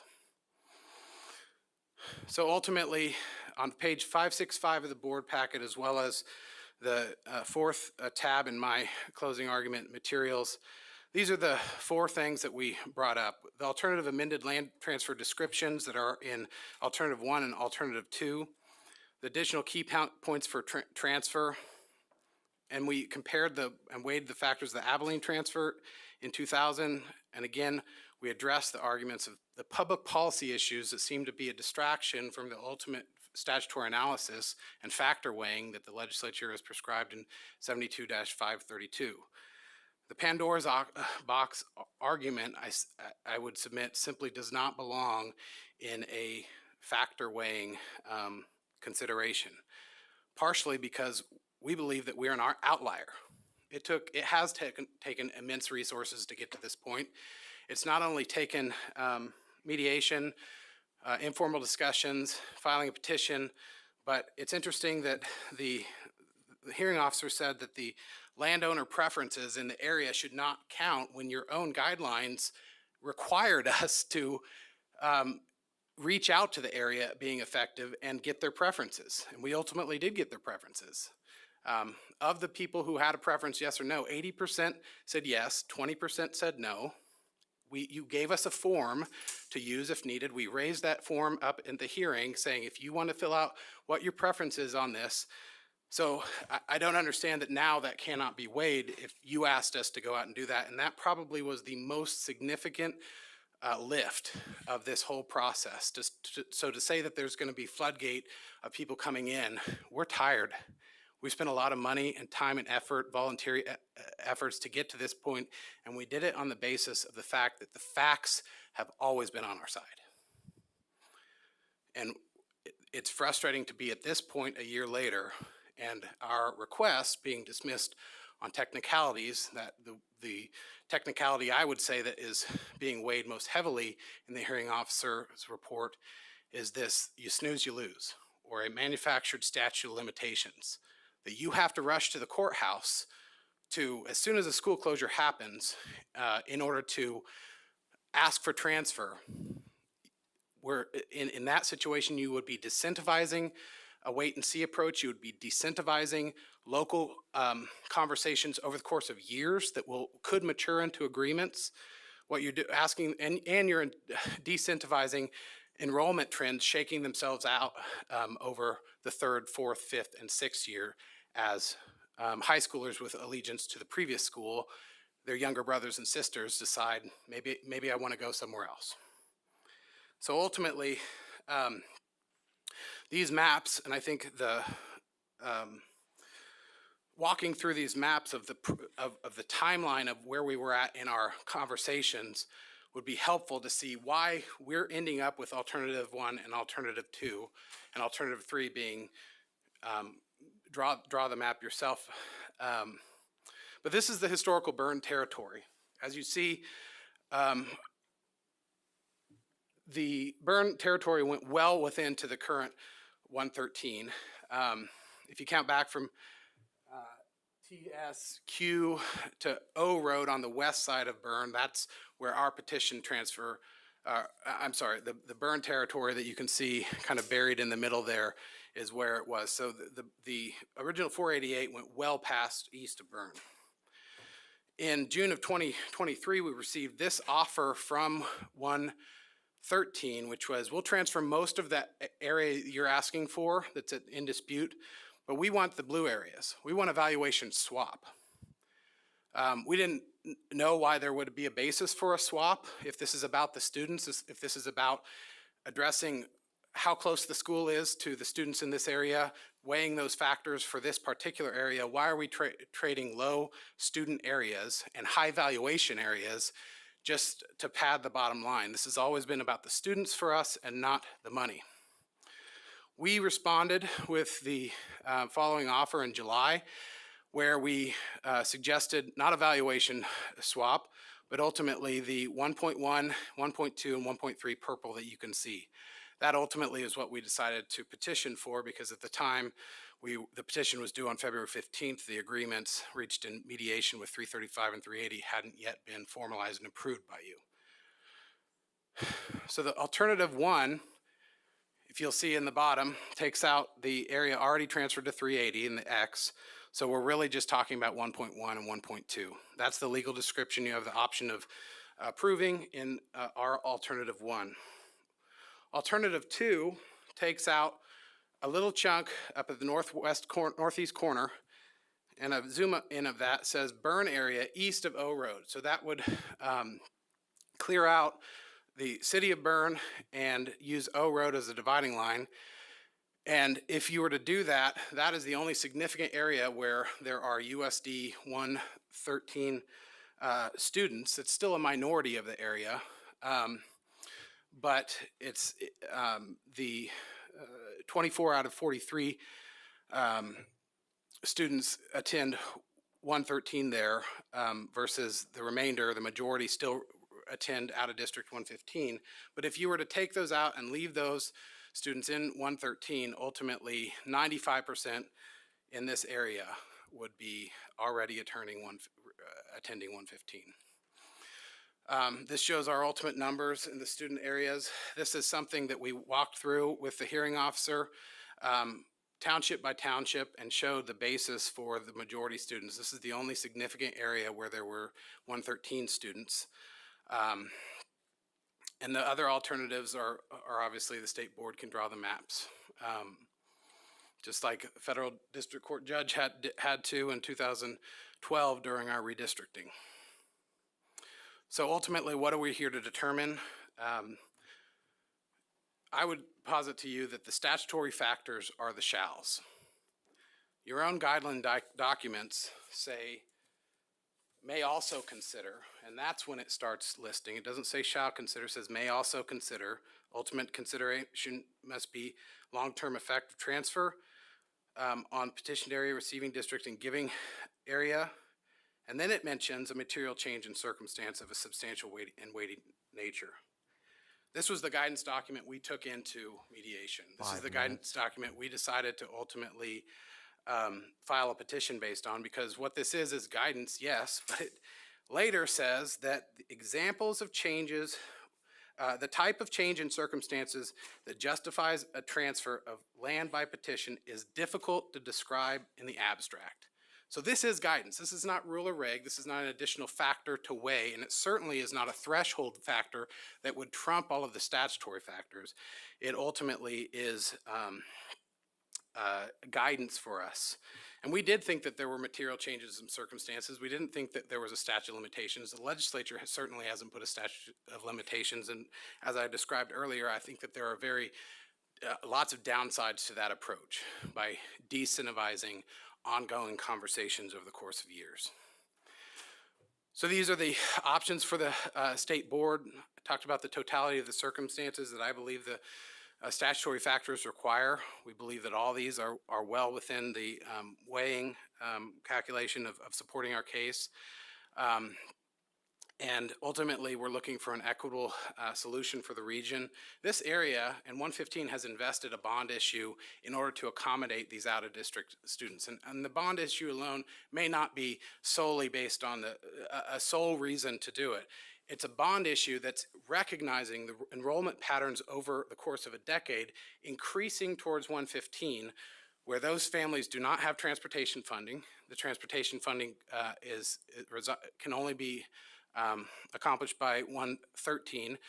They don't have representation on the school board, and all of those landowners, 80% of which, expressing a preference yes or no, want the land to move somewhere else. They're all sending their tax dollars to Sabetha. So currently, USD 113 gets the money. We educate the students. Because of the state formula, we're not eligible for transportation funding for those students. And I will say that it is not a clean trade, one-to-one transfer.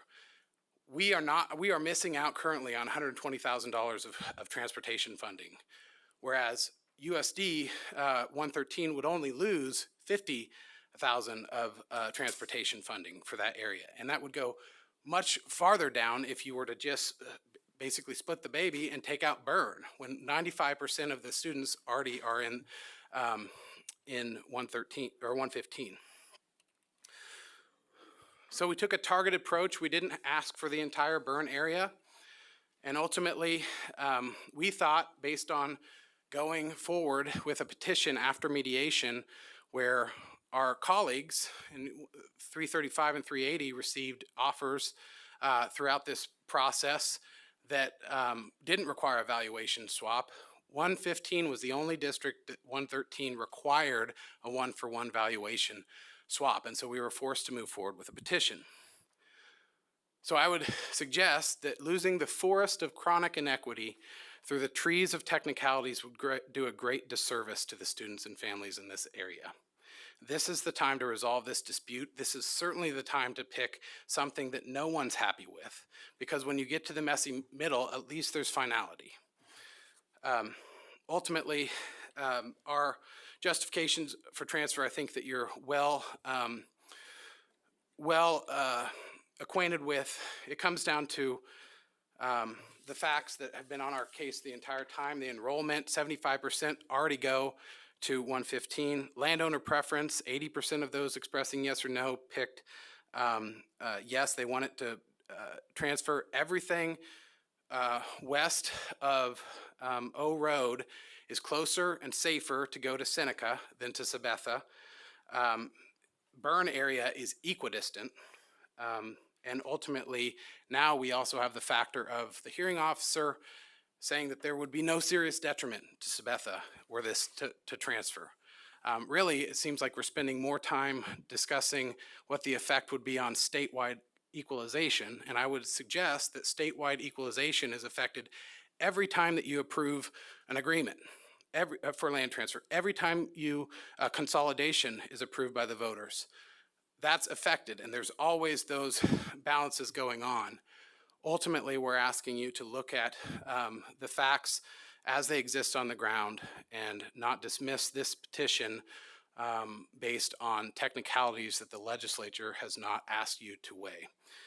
Ultimately, I think it is a totality of the circumstances approach, and I'd ask you to apply that. Thank you.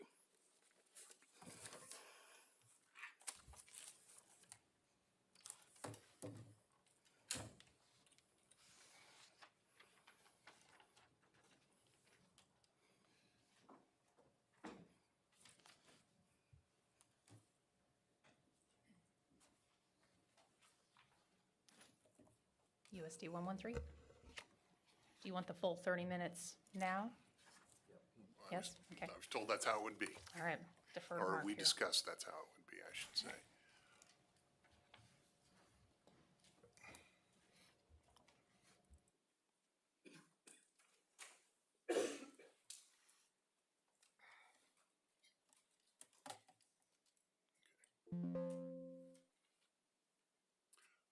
Do we want to wait for board member McNeese? You can go ahead. Okay, I will. Good afternoon. My name is David Cooper. I'm the attorney for USD 113 Prairie Hills. I appreciate the opportunity to present closing argument to you this afternoon.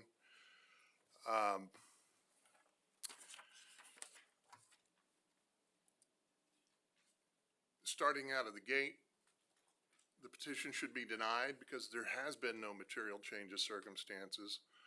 The proposed transfer does not improve public schools in Kansas, doesn't improve the interest of children in either district.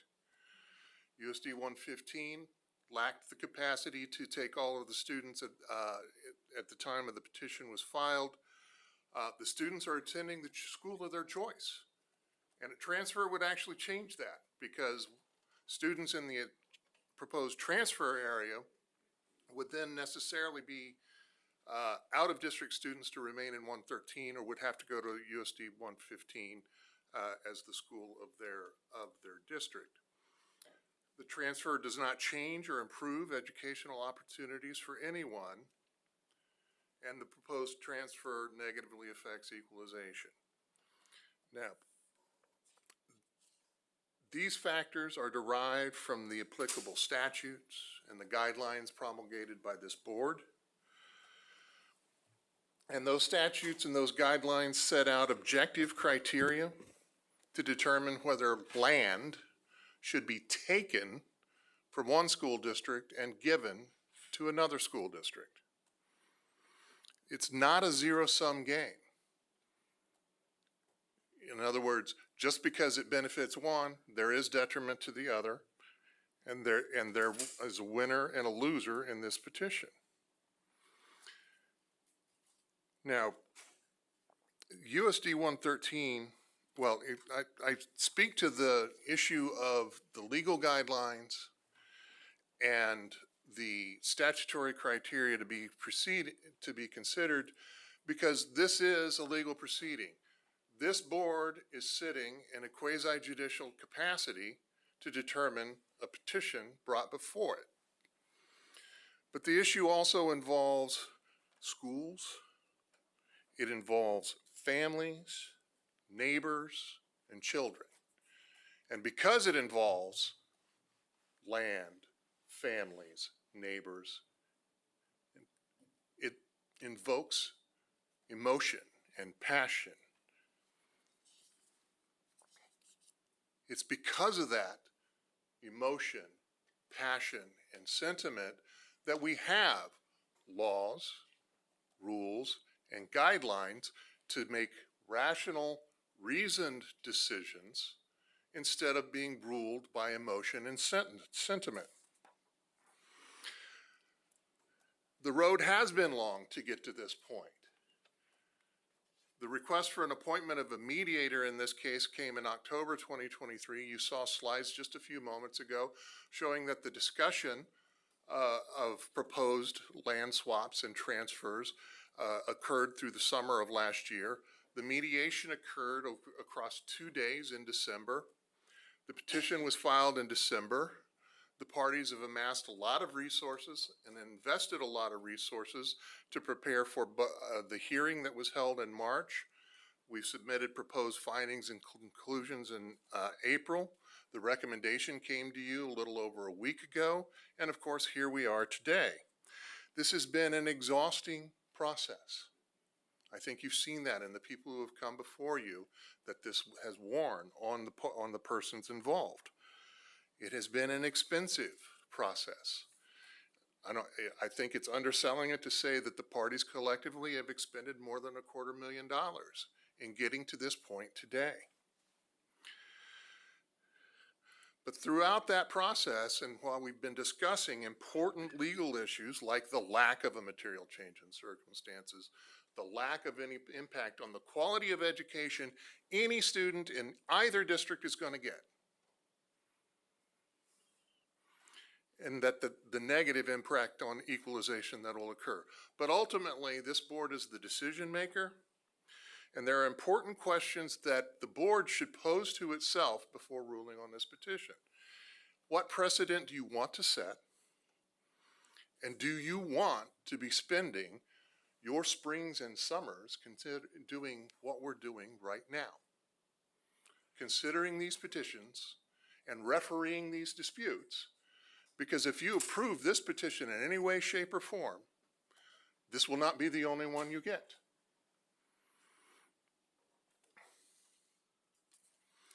Questions to be asked. First off, it is a local issue, best resolved at the local level. We've seen 113 is a reasonable group of folks, and we can reach agreement. You've seen that.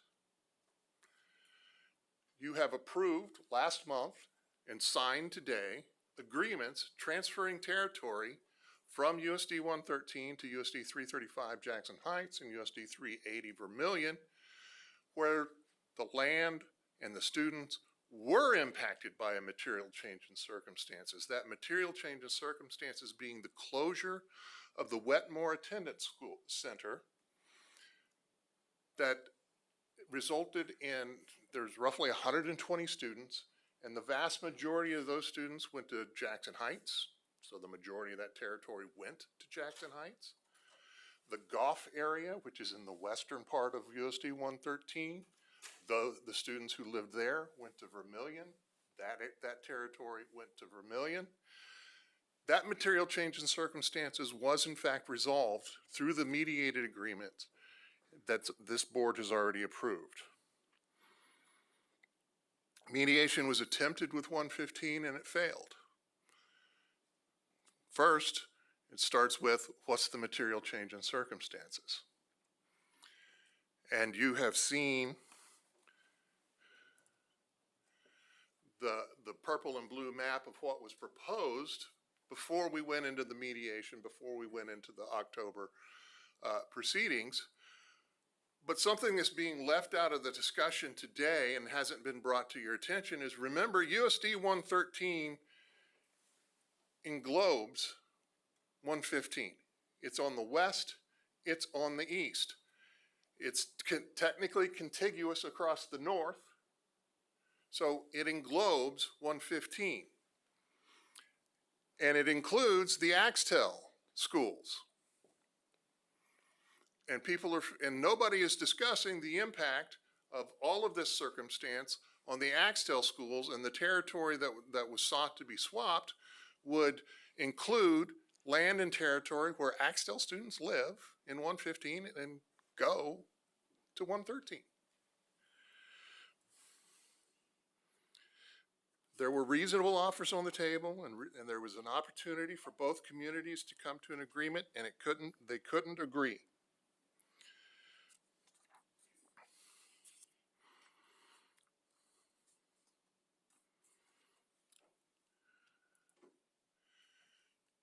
When I told you that this is not, if you approve this petition, this will not be the only one you see, here's what I'm talking about. According to KSDE stats, 7.3% of students in public schools in Kansas are from out of district. Now, a significant number of those are online students. We understand that. But in this era of open enrollment, are you going to become the arbiters of where a group of, whether it's a housing development, a group of students, a group of common community decide to go to a different school district, and as soon as we've enrolled those out-of-district students, we're going to petition for where they live? Because that's absolutely going to happen. And does this board want to spend its time refereeing those disputes? And this is real-world information provided in the hearing officer exhibits. This is 23-24 data, which was not available to us when we were preparing our answer. 115 had 105 out-of-district students. 113 has 123 out-of-district students. But of those 123 students, 83 live here in Western Brown County. So if you're going to approve this petition, should 113 come back next year and say, we want the land where those 83 students live. We want Fairview. We want Western Brown County. because we've been educating those kids. The same arguments that are being advanced before you today are going to be the same arguments. We send our kids there. We want our tax money to go over there. We want to vote for the school board members where our students attend. Those are decisions that were made knowing if I send my student out of district, I don't pay taxes to that district, but we all know the student-based aid per pupil goes to that district. It's not true that you can't be involved in your student's education if you send your your child out of district. You can be as involved as you want to be at the school of your choice with your student. What you don't do is pay taxes to another school district, and you can't vote for someone whose taxing jurisdiction you don't live in. And I want to point out that a transfer of territory is not the same as redistricting congressional or legislative districts. That's the same thing as, well, most of Kansas, by the way, Moscow, Kansas, USD 209, 1985. So most of Kansas moved east. So does that mean we don't need 105 counties anymore? That's not the basis for deciding what the taxing jurisdiction should be. And justice and equity, which are the arguments that were advanced before you today, justice is an appropriate outcome applying the rules that existed before the game started. So justice is an appropriate outcome according to the law, according to the rules. And what you're being asked to do today, the first 20 minutes of USD 115's closing argument was, I understand that we've been playing baseball for a year, but I think I'm not going to win that game, and so I would like to change the rules and play cricket now, because I've got a better chance of winning that game, I think. Let's change the rules of the game.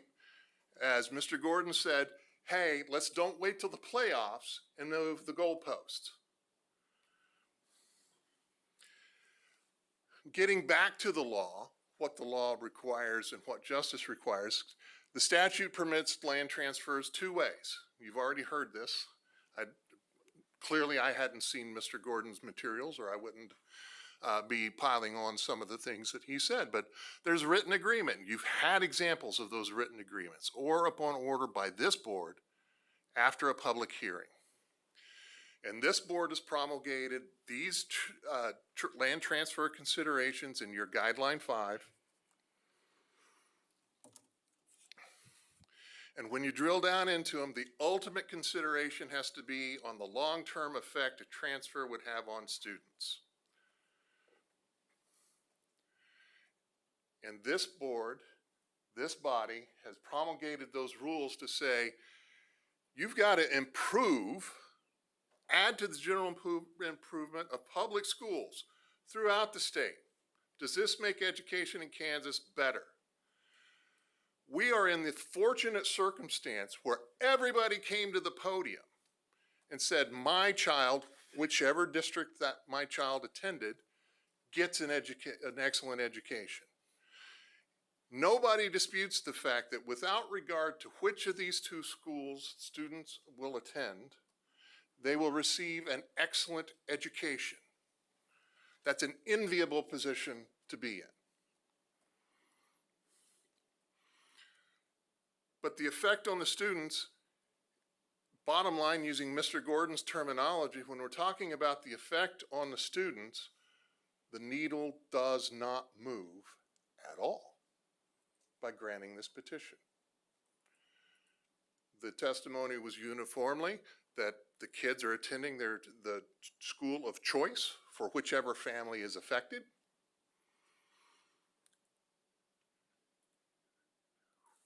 Where the needle does move is equalization of benefits and burdens. And you saw that bell curve where it increases the benefit, makes the wealthy wealthier, and increases the amount of state aid that a school district's going to get. And I don't and won't quibble with what Mr. Gordon said about $300,000 in the grand scheme of things for school districts of that size is not necessarily a significant number. But the needle does move, and it moves in the direction of requiring that this entity, the State Board of Education and the Department of Education, take more statewide tax money and put it into USD 113 if you approve the petition to keep equalization intact. And that is absolutely contrary to this board's guidelines. The other issue about material change in circumstances. The burn closure is not a recent material change in circumstances, and I submit it's not a material change in circumstances at all, because we have lost sight of the history here. This is the current map of the districts. Again, you note how USD 113 englobes USD 115 with this contiguity occurring across an intersection here or a catty corner in the Northern Territory. But that's now, we've got to talk about the history, because Bern, Summerfield, Axtell consolidated back in the 60s. And Sabetha, Wetmore, etc., consolidated in the 60s, forming USD 441. Bern, Axtell, Summerfield formed USD 488. We fast forward now to 2009, a time of significant fiscal contraction in the state of Kansas. Bern, Summerfield, Axtell approached Nemaha Valley then about consolidation, and they were rejected. So this contracting school district approached Nemaha County or Nemaha Valley to consolidate, and they were turned away. The following year, they turned to their other neighbor, Sabetha 441, about consolidation, and the answer was, yes, that makes sense, we will do that. You saw that the vote in this affected area was 82% in favor of that consolidation. And there was no option on the ballot of, well, if Bern ultimately closes, because we see the writing on the wall, we'll take our toys and go play elsewhere. That's not an option that was available through consolidation. Elections matter, and that election created the consolidated school district that's now USD 113. A year later, what was Baileyville B&B consolidated with Nemaha Valley and became Nemaha Central.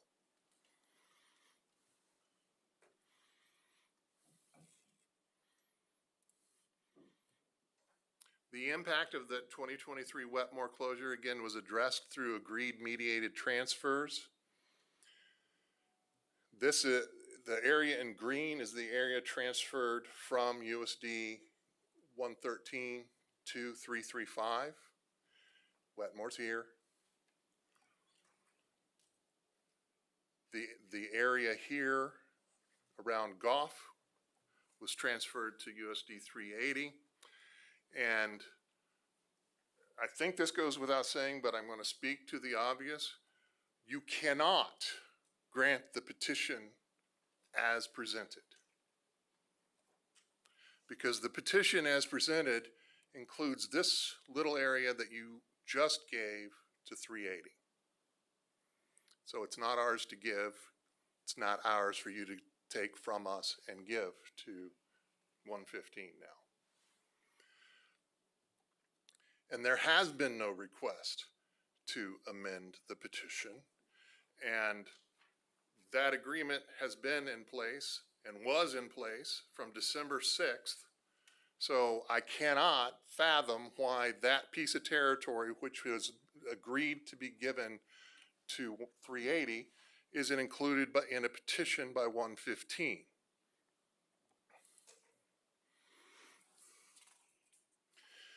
So in effect, the petition asks not to take just from 113, but also from 380, and that's not a petition in front of you. 380 is not here to address the request to take territory that it will have as of July 1. So the acceptance of out-of-district students by 115, that's not a material change in circumstances. They've been doing that for 12 years. I heard Mr. Mostetler tell you that his students started kindergarten there and they're going to graduate high school next year. 13 years now. The closure of the Wetmore Attendance Center is not a material change of circumstances as to 115. And their proffered justification for the transfer is two items: the closure of the Byrne Attendance Center and the passage of their bond issue. And your guidelines explicitly say, hey, taxes in your district are not a reason to take land from your neighbors.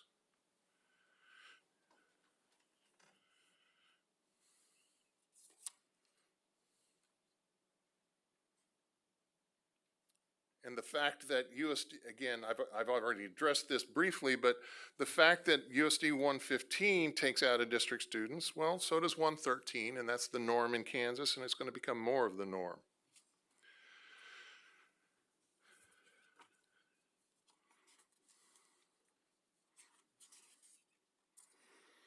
I need to address the supplemental written testimony, which was presented to you as closing argument materials. This is a poorly disguised attempt to amend the petition without giving USD 113 a chance to weigh in, without having a public hearing on a petition that looks like that. Again, baseball to cricket, football to rugby, whatever analogy you want to use. Let's change the rules, which is, this is the dispute framed in the petition. Bait and switch. Now that we're at hearing, I want you to split the baby for me, please. Without giving us the opportunity to answer a petition that looks like, to have a public hearing that addresses what that will actually look like, and seeing if reasonable minds can agree that that's what it should look like through the mediation process.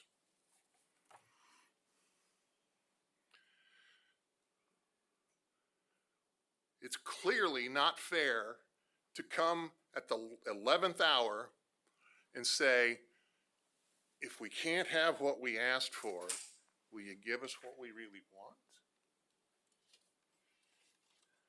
Because you shouldn't have asked for anything you didn't really want.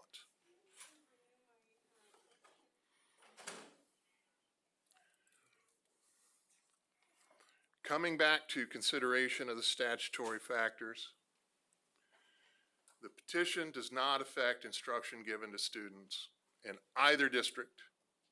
It does not change the status quo, does not move the needle. I can keep going on those analogies, I won't. City boundaries are not a consideration. It's either all or none. USD 113 has the capacity to take all the students. USD 115, in its hearing materials, did not demonstrate the capacity to take all students in the affected area. Transportation costs are really not a consideration, but USD 115. 5 minutes. Thank you. USD 115 does bus its out-of-state students, and it would receive transportation funding if the transfer were considered. Food service is not a consideration. Staffing is not going to change at either school. Where people do business, where people shop, where people go for their entertainment, none of that's going to change.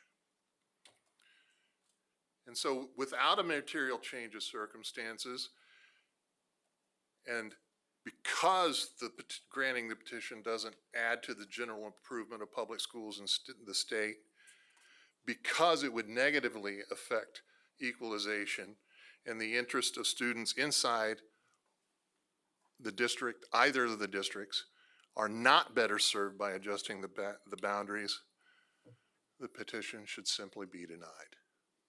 If the board has any questions, I'd be happy to answer them. Otherwise, I surrender the balance of my time. Board members, any clarifying questions? Ann? Thank you, Madam Chair. I was curious, I haven't heard, does 113 bus in its out-of-district students as well, like 115 does? Yes. Okay, wasn't sure about that. I think that's it. Thank you, Madam Chair. Thank you for your time and attention. Clarifying question? Okay.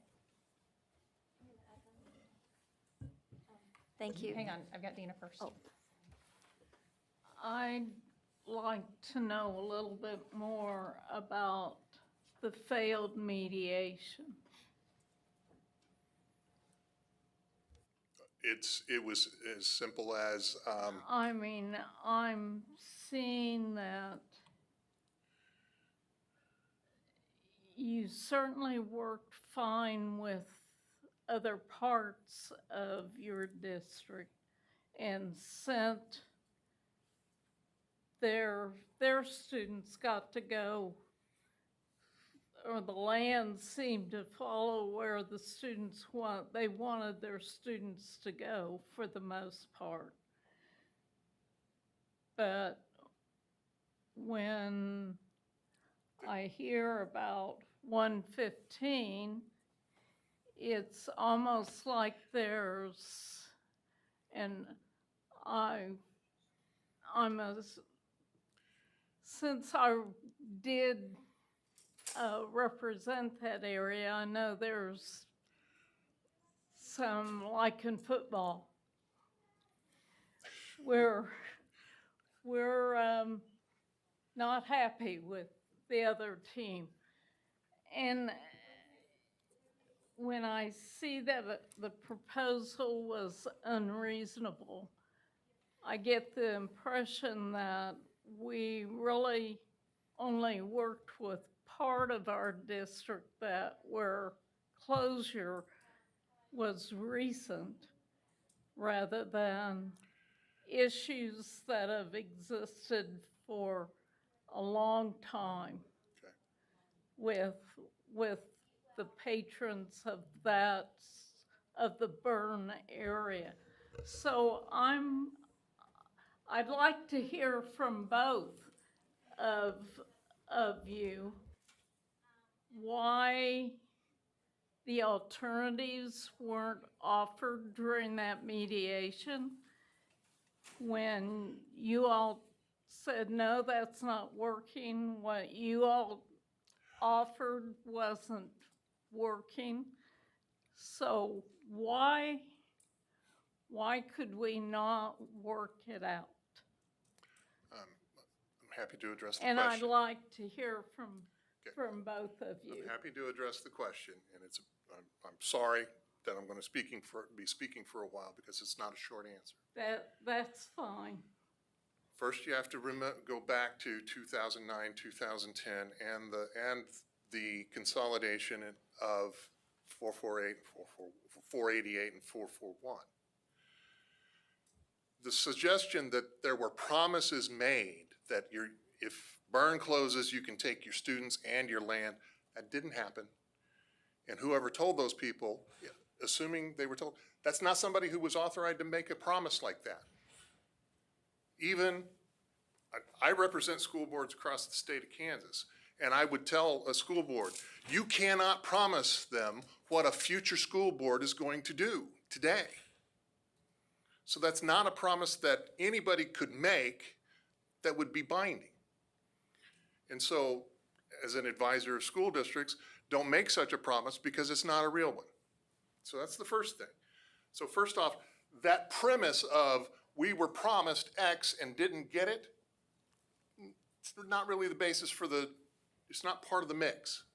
It's not part of our pancake batter for us to get to our pancakes. So also, why did we reach agreements with between 113, 335, and 380 and not 115? There was a recent material change in circumstances. Wetmore had just closed, and those students were going where they were going to go. And under this board's guidelines, that recent material change in circumstances probably would have warranted that sort of, now whether you would have drawn the line where we did by agreement, I'm not sure. Our position is it should have been further south. Their position is it should have been further north, and we agreed on what we agreed on. But we were there in good faith with a material change in circumstances. 115 didn't come in good faith because they wanted what they wanted, and if they didn't get it, they were coming to you. Period, full stop. We proposed valuation neutral land swaps and were rejected out of hand every time.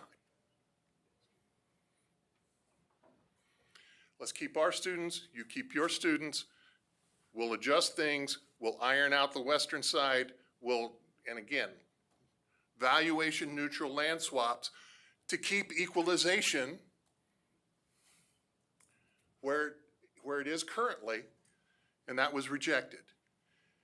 And so you can't reach an agreement with somebody who says, my way or nothing.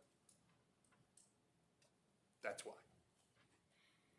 And that's why I think we need to hear why the alternatives weren't offered to you. I assume they were not offered. Those specific alternatives, no. Until recently. No, they've not been offered to us. They were snuck into you in the dark of night.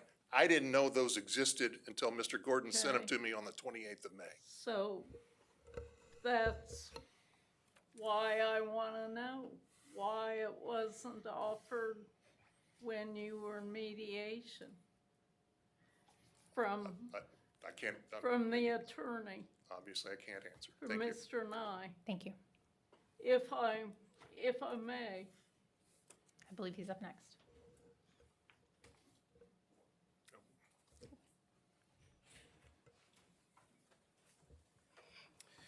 They were offered on December 5th, of 2023, when we were on the second day of a two full day mediation. It went back and forth. On the first day, we settled 335 and 380. Valuation neutral was never at issue. 113 never asks from 335 or 380 for any of their land. They just offered land of 113 had, and there was an agreement. It was painful for both sides. The line was way too far south for Jackson Heights. It was way too far north for Sabetha, but agreement, the messy middle was accomplished. The second day, we get to the table, and all of a sudden there's a new standard, which is 115 has to give us equal land. There may or may not be students in it, but you have to give us equal land because they thought they had the trump card. And the trump card was they ran out the clock. They believed that your guidelines were so controlling that it doesn't matter how inequitable this situation is. It doesn't matter where the students are. They just want the money. So we'll take the oil land. we'll give you the students. And so that's what happened there. So those two alternatives that I apparently snuck in the middle of the night were going back and forth. These were the alternatives going back and forth as we moved the line east to O Road, and we kept going west. And then we started talking about the east side of the petitioned area of where we could move in this way and shrink that area. At every time we wait the 30 to 45 minutes that the mediator is going to come back, the answer was, we want to swap. And that's why we were flat-footed that second day, that how can we get to a middle ground with no swap the previous day, and now what's different about 115? And the ultimate answer to that is they thought they had the legal trump card. And that's why it's so frustrating to be up here and we're talking about baseball and we're talking about goalposts moving. Can you imagine a standard for football where they say, well, the 20-yard line is hard to describe in concept, in the abstract. That's what your guidelines say because they're factors. You're weighing different things. You're trying to anticipate the future as far as what types of petitions might come before you. But when and that's why it says you may consider them. It also doesn't talk about anything about statewide equalization. Your own guidelines say equalization between the affected communities. That's what we're here to decide based on your guidelines. And so I think that the best analogy for what you're doing today is not a football game. It's not a baseball game. It's a zoning decision of a county commission. I serve as a county counselor for 2 different counties in Kansas.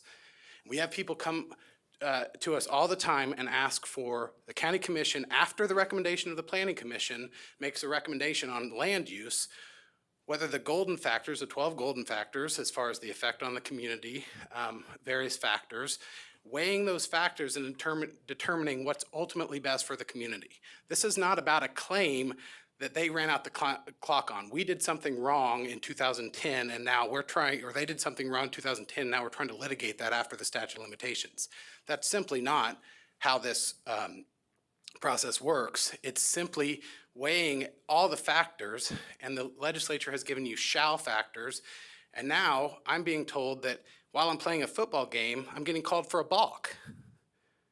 They're brand new rules that apparently I was required to amend my petition when there's no rules and regs on this process, there's no procedure on this process, and ultimately the only thing the statute we're under says is that within 90 days after an agreement, a public hearing is held, the State Board of Education shall issue its order either approving or disapproving such transfer petition or agreement, or approving the same with such amendments as it deems appropriate. And ultimately, that's what happens every single county commission meeting.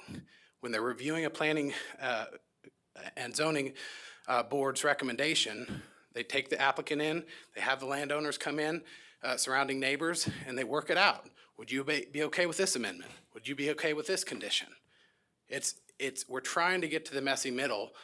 I'm being accused of violating technicalities that simply do not exist in the guiding statutes, in the guidelines that are just that, guidelines, that say it's difficult to describe. And so ultimately, what I'm asking, I'll switch over to my deal. Ultimately, what I'm asking you to do is do what we thought we were doing on the morning of December 5th.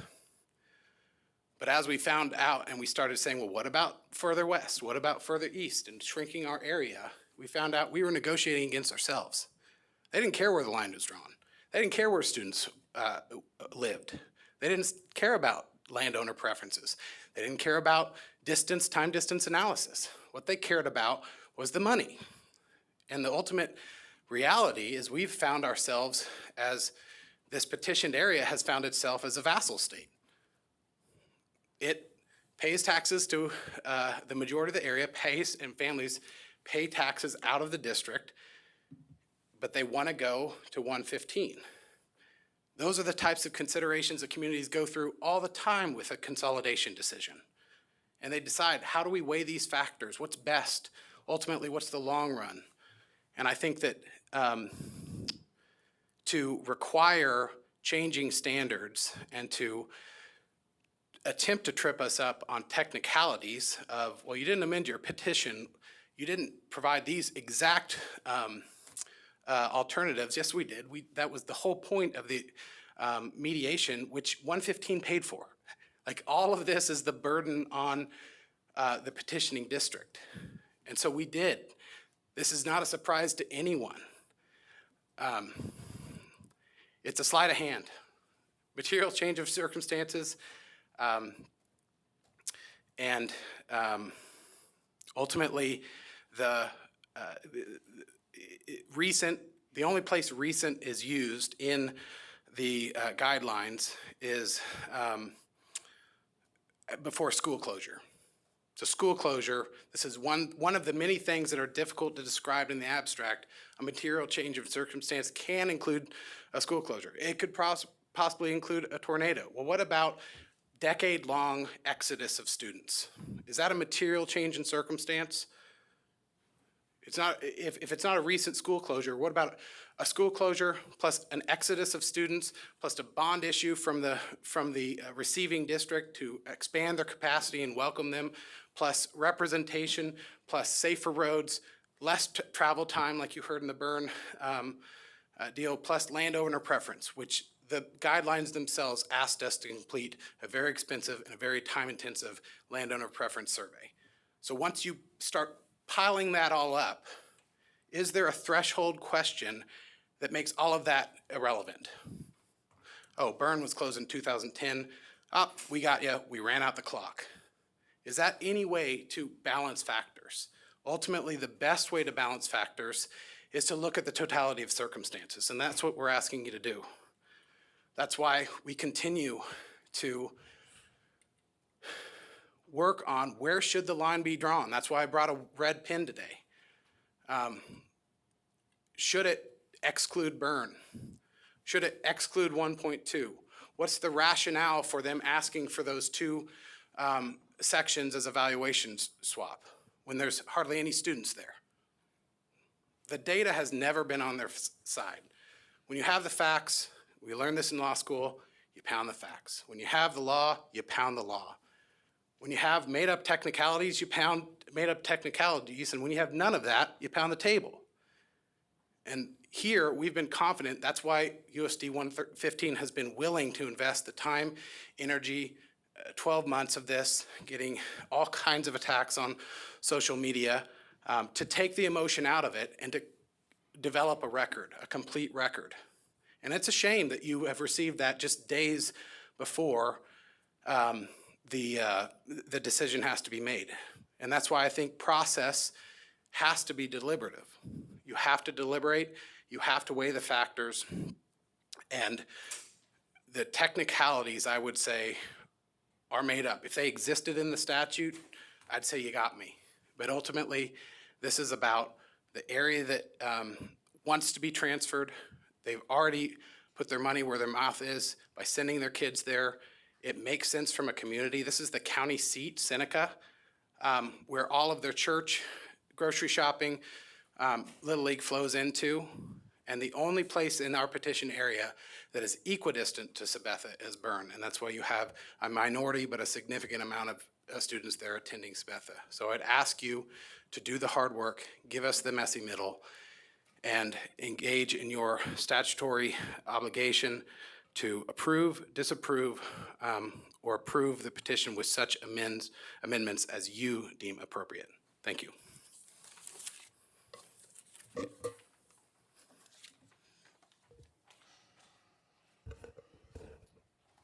Board members, we will take a 10-minute break. Back at 3:30, 12-minute break.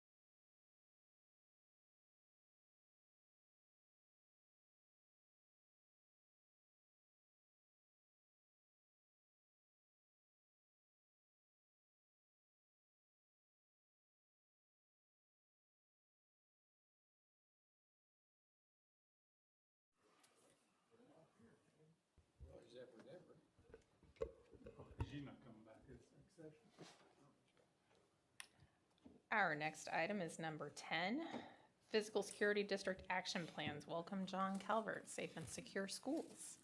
You have to go into exec Yep. session. Can you tell us what we're going to do next, why we're here today? Thank you, Madam Chair, members of the board. I appreciate the opportunity to be here. I'd like to speak to you today about some specific school safety items that are going on around our state, and that is why I'm here today. In that case, Madam Chair, I move that I move that the Kansas State Board of Education recess into executive session to discuss subject of security measures that protect the public body or the agency in public buildings or facilities, which is justified pursuant to the exception of discussing matters related to the security measures under coma, because this discussion of which would jeopardize such measures. We need to invite John Calvert, Mark Ferguson, and Randy Watson for 30 minutes, beginning at 3:30 and ending at 3:31 and ending at 4:01. Thank you. Is there a second? Dina?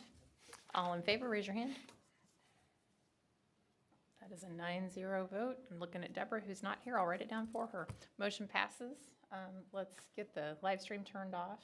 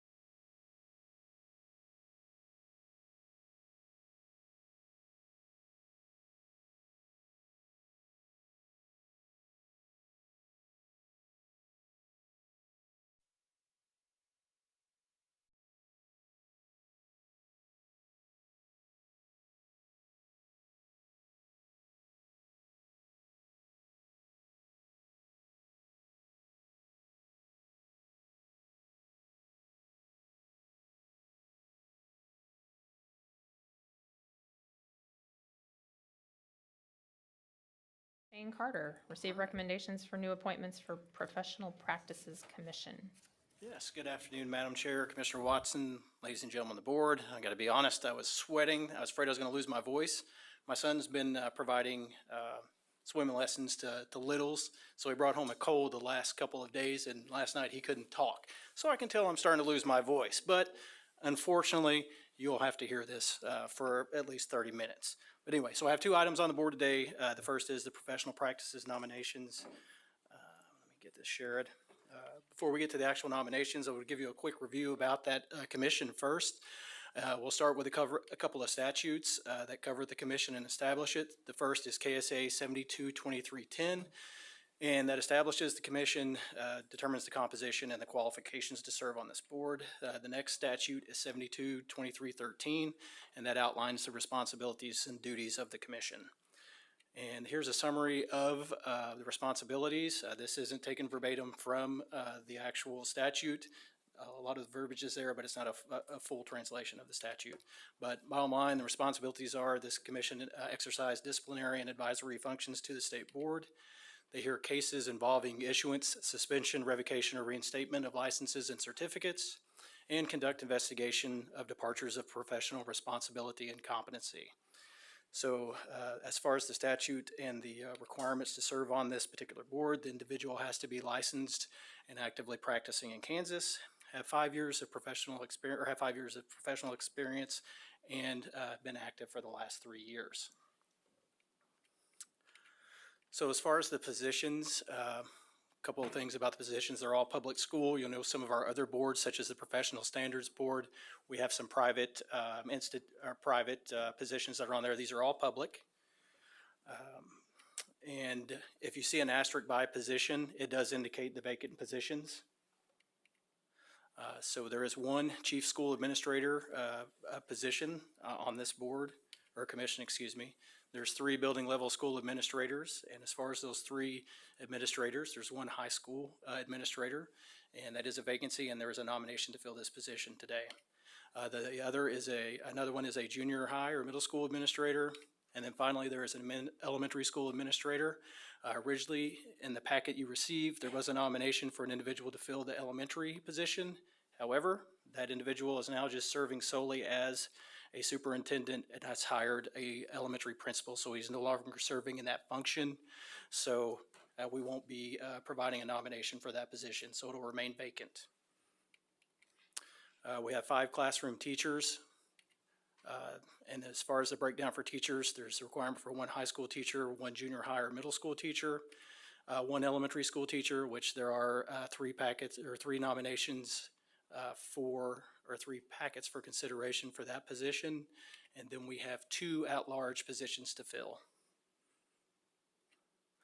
This is a current breakdown of the Professional Practices Commission. If you see an individual in purple, they are serving, they've completed their first term and are going to serve their second term on the commission.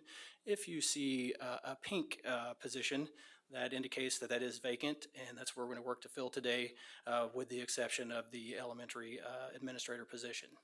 If you see individuals' names in whites, their names in the white boxes, those are individuals that are currently serving their first term.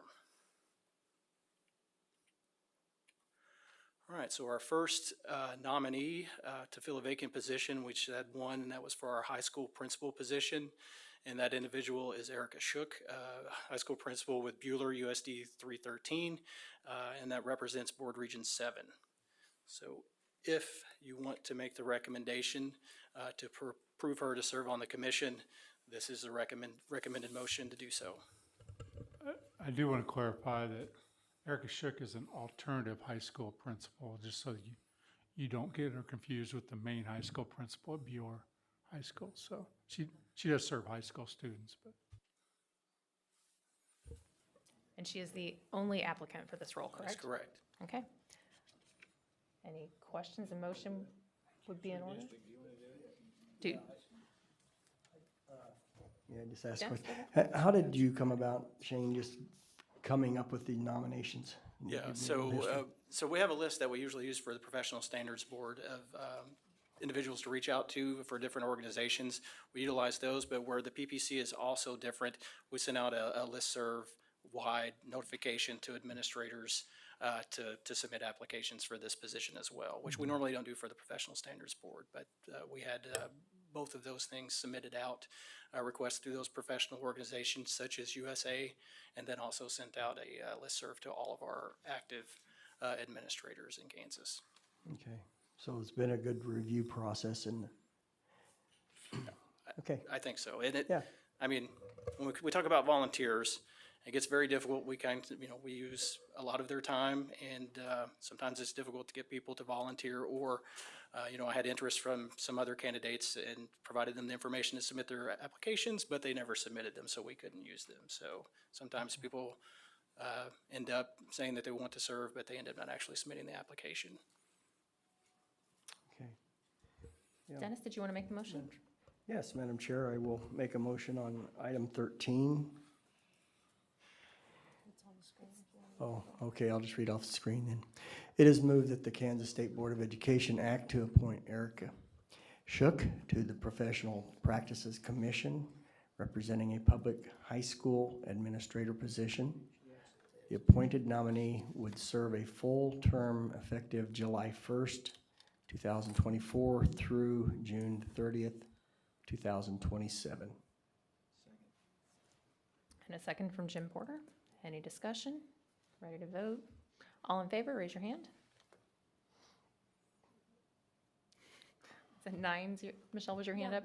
9-0 vote. Motion passes. Thank you, Madam Chair. Okay, I think we'll all agree that was pretty easy and straightforward. Okay, I assure you the rest of this is gonna not be as easy and make it a little messy, so. I would just like to just add that I did meet Erica. I went through the school and had a nice little conversation with her, and it was just interesting, and she's doing a great job, I can tell. Thank you. So next, we're going to work on our classroom teacher positions. So just a reminder, there's 2 vacant positions for at-large and the elementary position as well. Smart person would probably go with the elementary first. However, I like to do my own thing, so we're going to start with the at-large nominees first. So for the at-large nominees, we have the following candidates. Carla Breckenridge, Middle School, USD 259, and those are the boards that she represents. Heather Christner, Elementary with Newton, USD 373. Leona Anglica, High School, Middle School, Kiowa County. Dylan Graves, Middle School with Hutchison. Corey Lopez, Elementary with Cimarron Ensign. Candace Landers, Elementary with Derby. Angie Powers, a high school teacher with Olathe, and Anita White, a high school teacher in Pittsburgh. So just a reminder, we have 2 at-large. Anybody in this group can fill those at-large positions, but then we're going to have 1 mandatory elementary position to fill as well.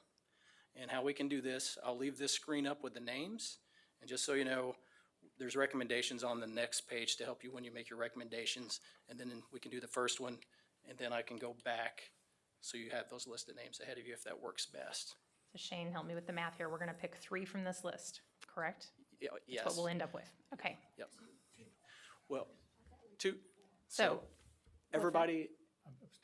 No. So there's 2 at-large positions and 1 elementary.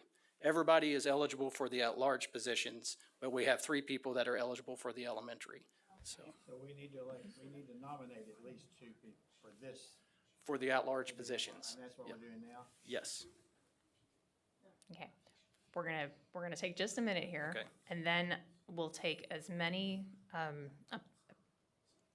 nominees, thank you, as many nominees as anyone wants to make. Obviously, if we end up with all of them, we're gonna vote on all of them. So if you wanna nominate someone, we'll just go down the row and nominate, and then we'll go back and vote. And obviously, if we've got more than 2 for the first round, right, we're gonna pick 2. Yep.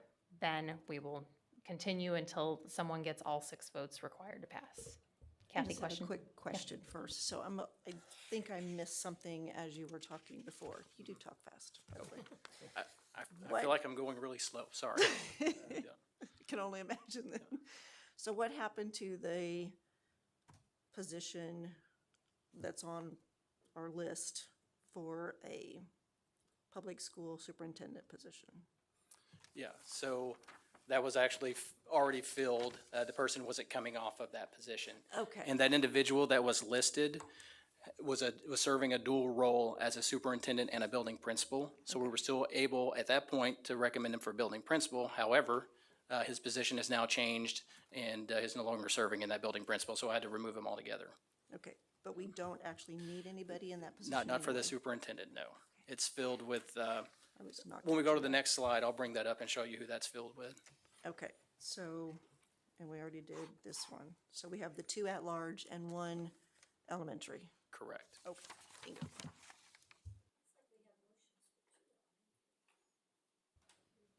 Dina, did you have a question or a nominee? I'd like to nominate Carla Breckenridge Okay, as an at-large nominee. okay. In fact, if you'd like for me to make that a motion, I'll be We're gonna glad to. take But all the I thought you just wanted Just names. nominations. Yep, names first. Ann? Yes, I'd like to nominate Angie Powers from Olathe. Okay, I just want to clarify something, and this may be incorrect. That's why I was asking Michelle. I want to make sure Angie Powers is returning to Olathe to teach high school. 'Cause- Well, there may, At large, so I just think we need to double check to make sure she's still going to be doing it, and she may very well be. Okay. Just, I thought maybe she's changing. schools or. Well, what? I'm not sure. Not eligible, we can nominate somebody Remember. if she Yeah. wins. Yep. I have a nominee. Jim? I nominate Anita White. The only District 9 person up there. Okay.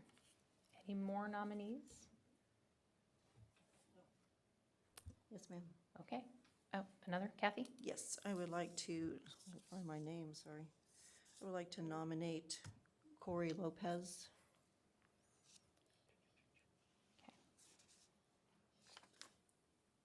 Okay. So I now have 4. Is that all the nominations? So if we quit now, could that fill, oh, wait a minute, do we only need 3? I noticed on our motions, we had 2 elementary motions, but we One don't need them elementary. all. All right, so this is what you're gonna have to fill. On the right-hand side, 2 at-larges, and anyone from that list can fill an at-large. Right. For the other classroom, 1 elementary, which is listed the next to last column. And then Christy Ziegler, Ms. Hopkins is the one that was filling the chief school administrator role, which would be the superintendent. So if I heard you correctly, we have 4 nominees and 3 slots to put them in. Scott's shaking his head. I have 4. I've got Carla Breckenridge, Angie Powers, Anita White, and Corey Lopez. Are we okay to move ahead even So, if Angie Powers is an unknown? I'm gonna find out. Okay, we're gonna take just a couple minutes here and sort this out. All right. So we need to take a step back. So for your first nomination, there needs to be a second whenever someone makes a recommendation. Right, right, we're just not there yet. Oops. Okay, while we're checking, well, hang on.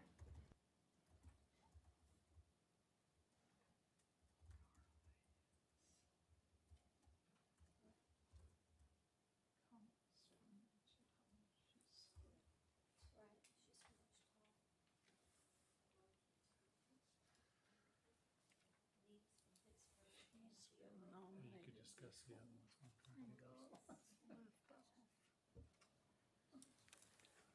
If those who have nominated would like to make a comment about the person that they've nominated, or if you want to support someone who has nominated anyone from the list, please feel free to raise your hand or just, I might just add,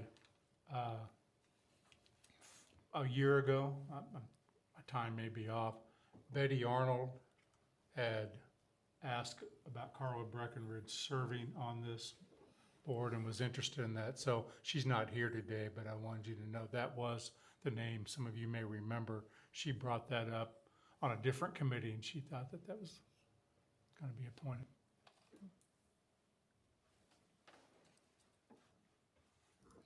Shane, can you back up and show us where the current members are from? Because it looks like, I was just trying to get a feel for the districts that were already covered, Yeah, at least so- in part. Yeah, so for, excuse me, for the teaching positions, you have board districts 1, 4, and 6 represented, and 9 currently.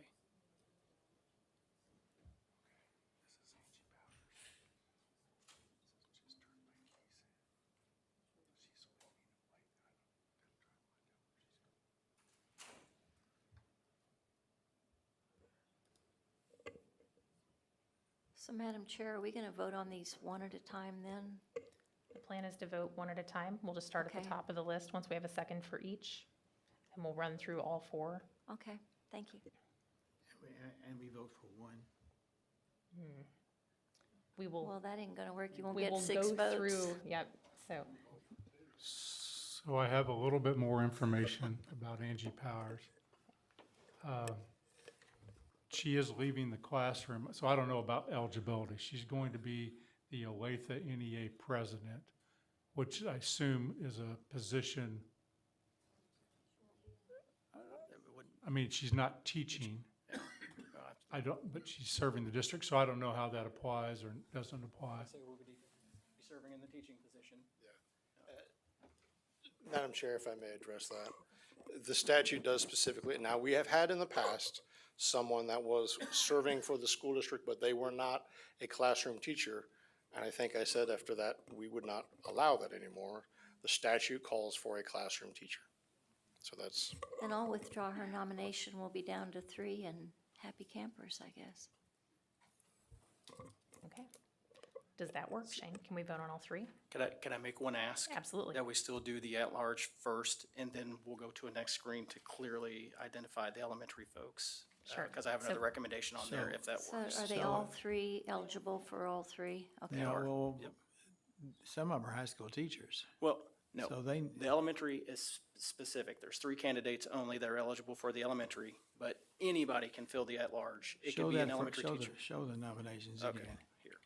This might be a little easier, and I should have started with this. So these are our elementary. These are the only individuals that can fill the elementary position.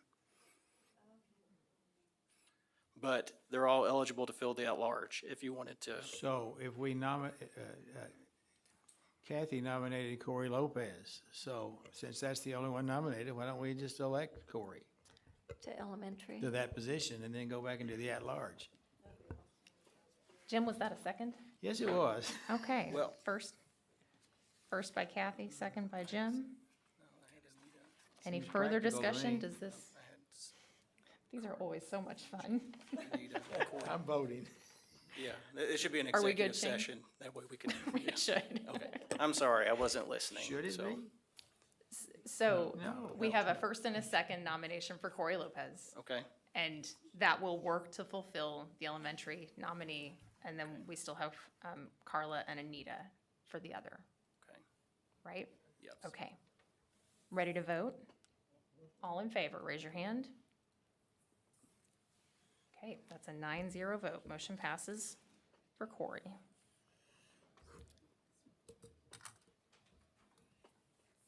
And then I have a first from Dina for Carla. Ann? Second? I was gonna say, do you want to amend your motion to just include Anita on Jim's behalf? I'm sorry, I didn't hear. Would you like to amend your motion to include Anita White on Jim's behalf? No, that's fine. Okay, and a second from Ann. All right. So we have Carla Breckenridge and Anita White for classroom at large. Does that work? Okay. Any discussion? I would, just to complicate things a little bit more, since my nomination kind of went a different direction, can I throw in another name for the at-large? So where- Ann says no. We've got it. Okay. We've got a motion on the table, so we'll vote on this, and then if it fails, then you can make another nomination. Okay, so we have a motion to vote on for Carla Breckenridge and Anita White. Any discussion? All in favor, raise your hand.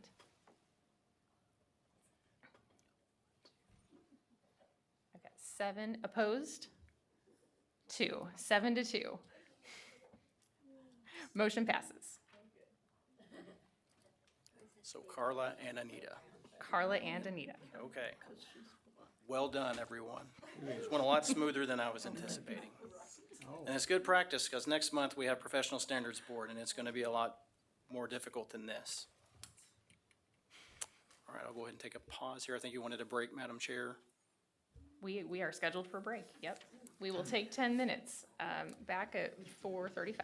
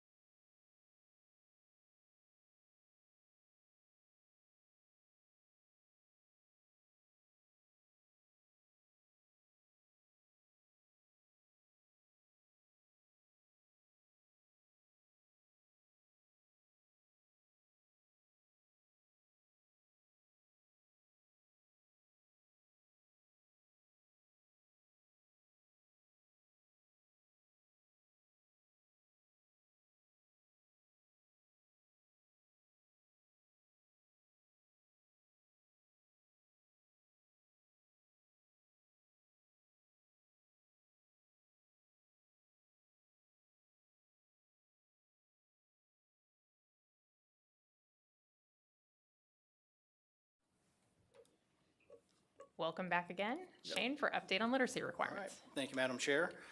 So this will be our agenda. We'll discuss approved actions that the board's already taken in regards to the science, reading, and structured literacy. Next, we'll go review our discussion items that we've reviewed over the last couple of meetings as far as options to verify knowledge of science, reading, and structured literacy, talk about veteran teacher tracking, and then we'll talk about the recommended action. Yes. I was just going to point out that we do have Betty Arnold joining us on the phone, I think, phone or Zoom. We can't see her up on the screen, but we do have all 10 board members for this portion. Thank you. Yep, thank you. And then for the recommended action, what we'll be discussing is, identifying the who, the what, and then the timeline that we would look to implement this. So that'll be discussed when we get to the end of the presentation. All right, before I get into the actual approved actions and update, I did want to bring up the school improvement model. I think you all are familiar with this. We shared it the last couple of times, and Dr. Proctor and Dr. Scott will provide you an update on this tomorrow as well. But once again, just to highlight, when we look at our fundamental structures, or our fundamental structured literacy is identified as one of those areas that Division of Learning Services is all in on, and teacher licensure is supportive of that work and has participated in that work as well. And when we move over to those high leverage structures that we can access to influence adult behavior, specifically the resource allocation and professional learning, you will see within the measures of progress that those are heavy with structured literacy requirements.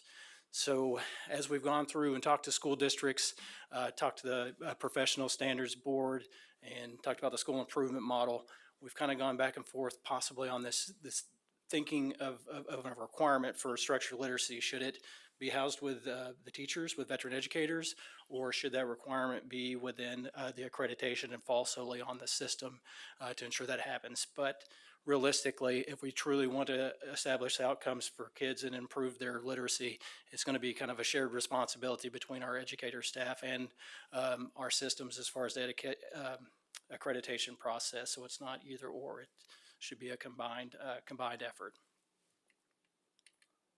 And tomorrow, Dr. Proctor and Dr. Scott will provide you some additional information about the accreditation model, specifically regarding structured literacy.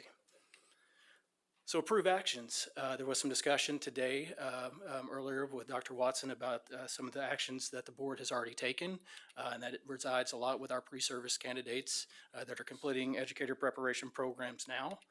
First and foremost, you did update the elementary standards, and within those elementary standards, there are 3 explicit standards that touch on literacy.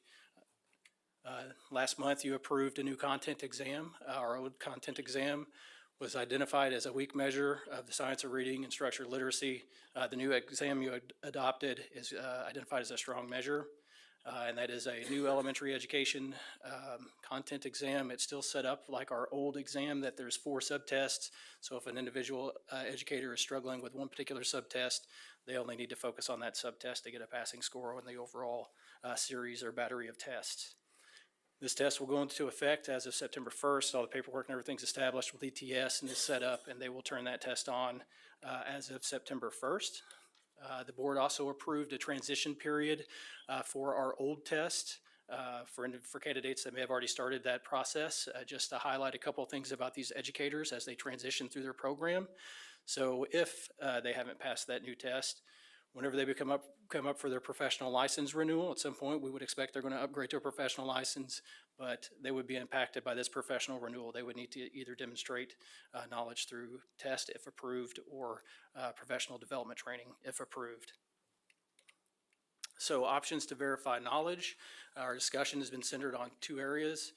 One is professional development training, and the second is an approved literacy exam. As we've discussed and gone through this process over the last few months, we wanted to maintain some type of flexibility for our veteran educators that may have those skills and can demonstrate those skills. So instead of doing the training, we wanted to give them the option for the test. So those are our 2 items. So before I move on, we did have a professional standards board meeting on June 3rd. So I'd like to share, they drafted a statement and wanted me to share that with you all today, and I'm going to read that now. We're going to check my literacy skills. All right, the science of reading training is crucial to the future of our students and accreditation of systems, but the Professional Standards Board believes science of reading training should be incentivized, not required for professional license renewal. The Professional Standards Board recommends to the Kansas State Board of Education allow actively employed licensed educators to be eligible as an additional option to renew a professional license by demonstrating knowledge of the science of reading through one, completing a literacy assessment, or completing literacy training approved by the State Board of Education, or two, passing a State Board of Education approved assessment.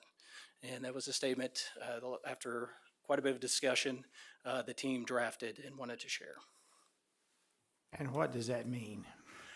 Yeah, so when we talk about incentivizing, so the discussion that we've had, we'll lock this in as a requirement to be eligible for renewal.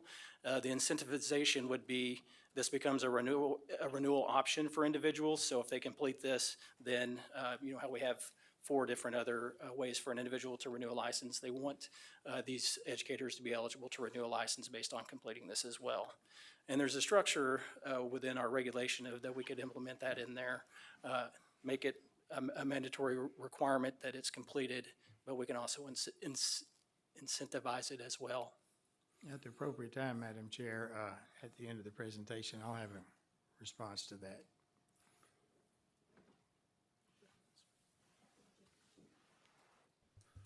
I just wanted to, I'll just go ahead and jump in at this time with Jim's remarks.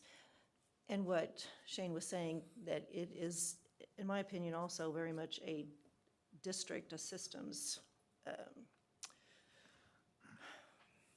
It's on them very much to work hand in hand.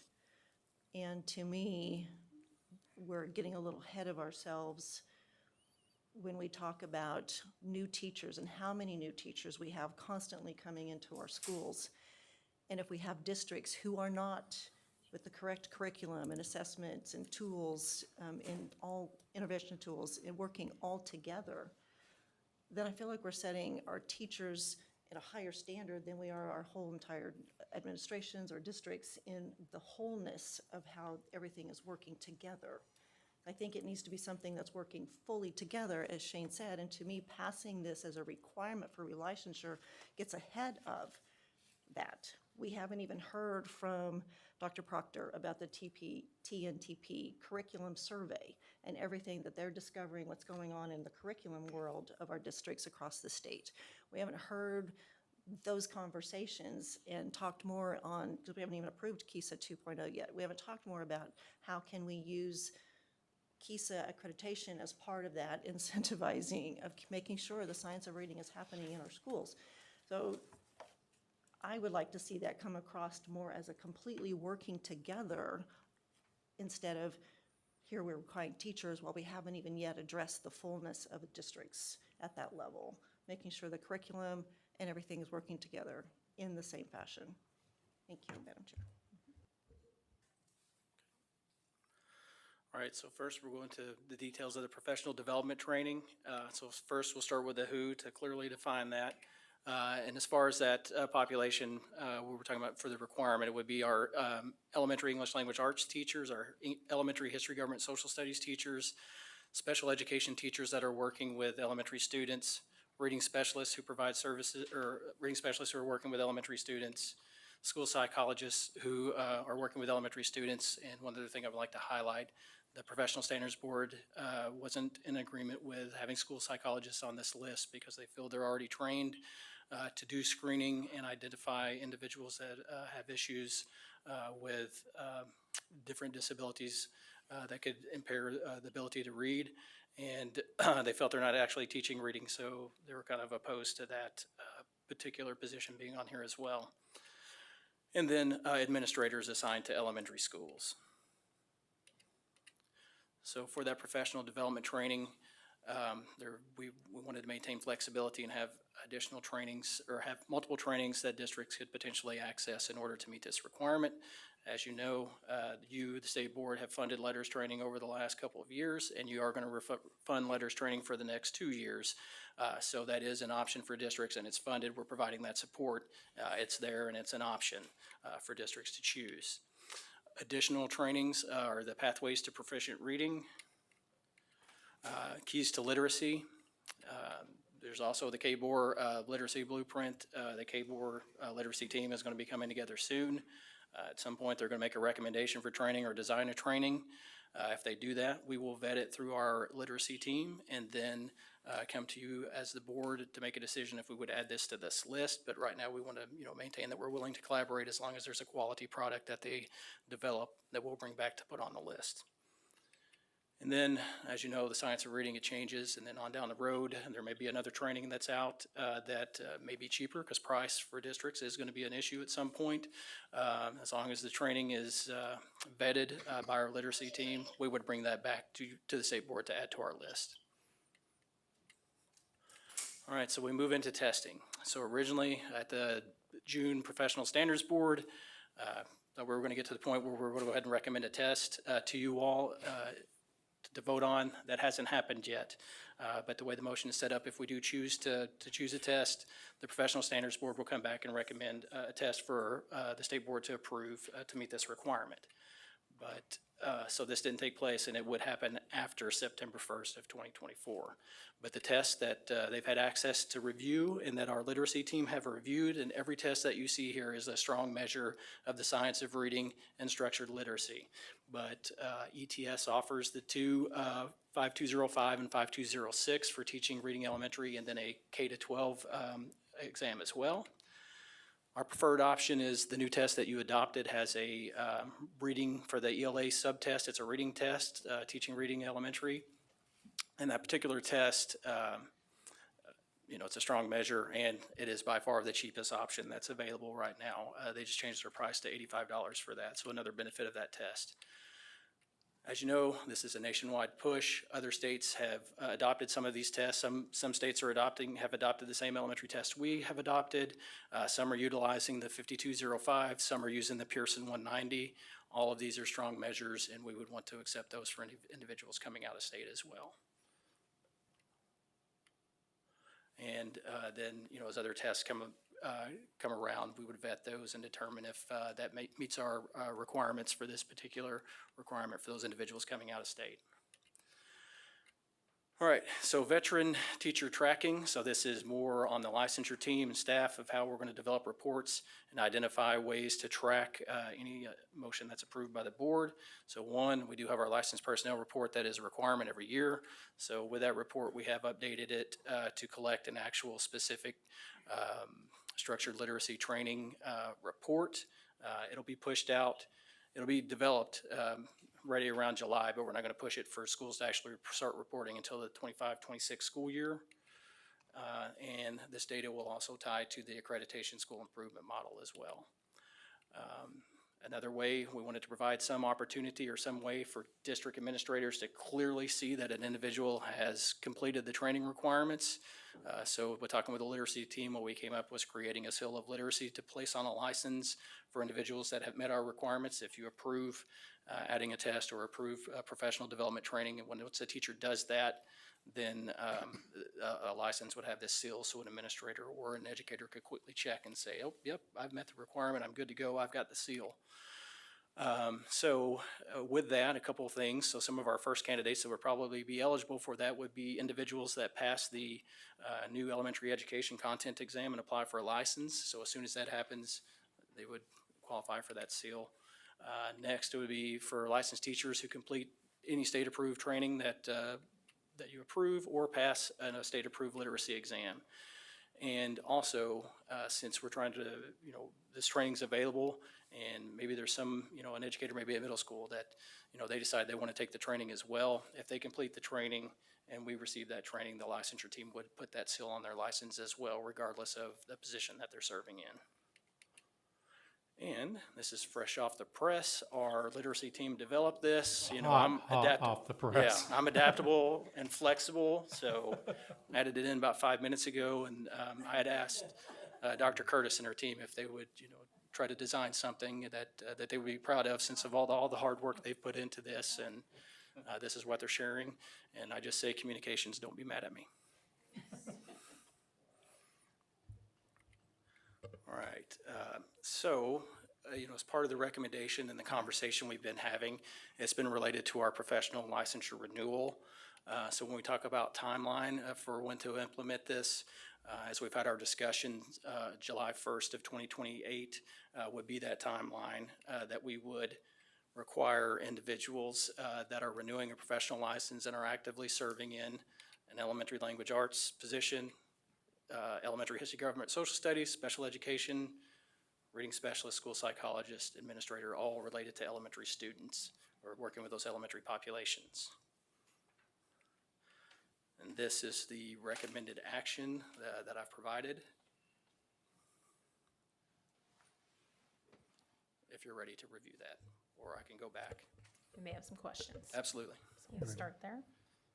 Yeah, Randy, go ahead. So I just want to kind of go back. Sure, absolutely. I want to kind of go through how we got to the last couple of months.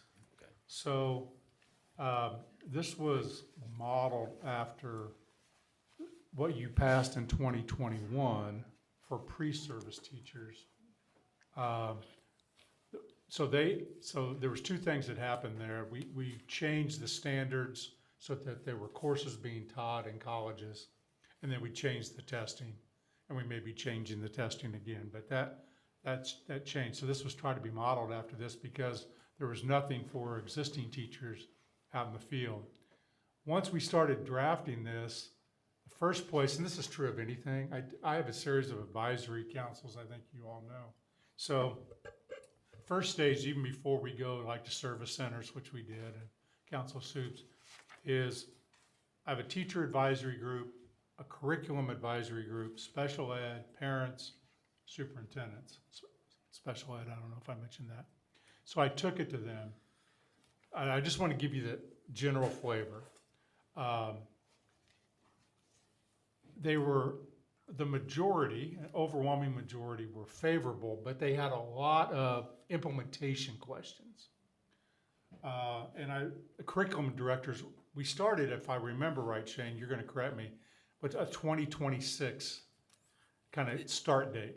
Yeah. Curriculum leader said, whoa.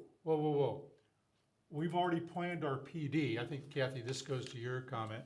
We've already planned our PD. Can we move that back? Maybe it's 2025 or anyway, can we move that back a year so that next year we can do our PD and plan our PD because we want to be able to do that.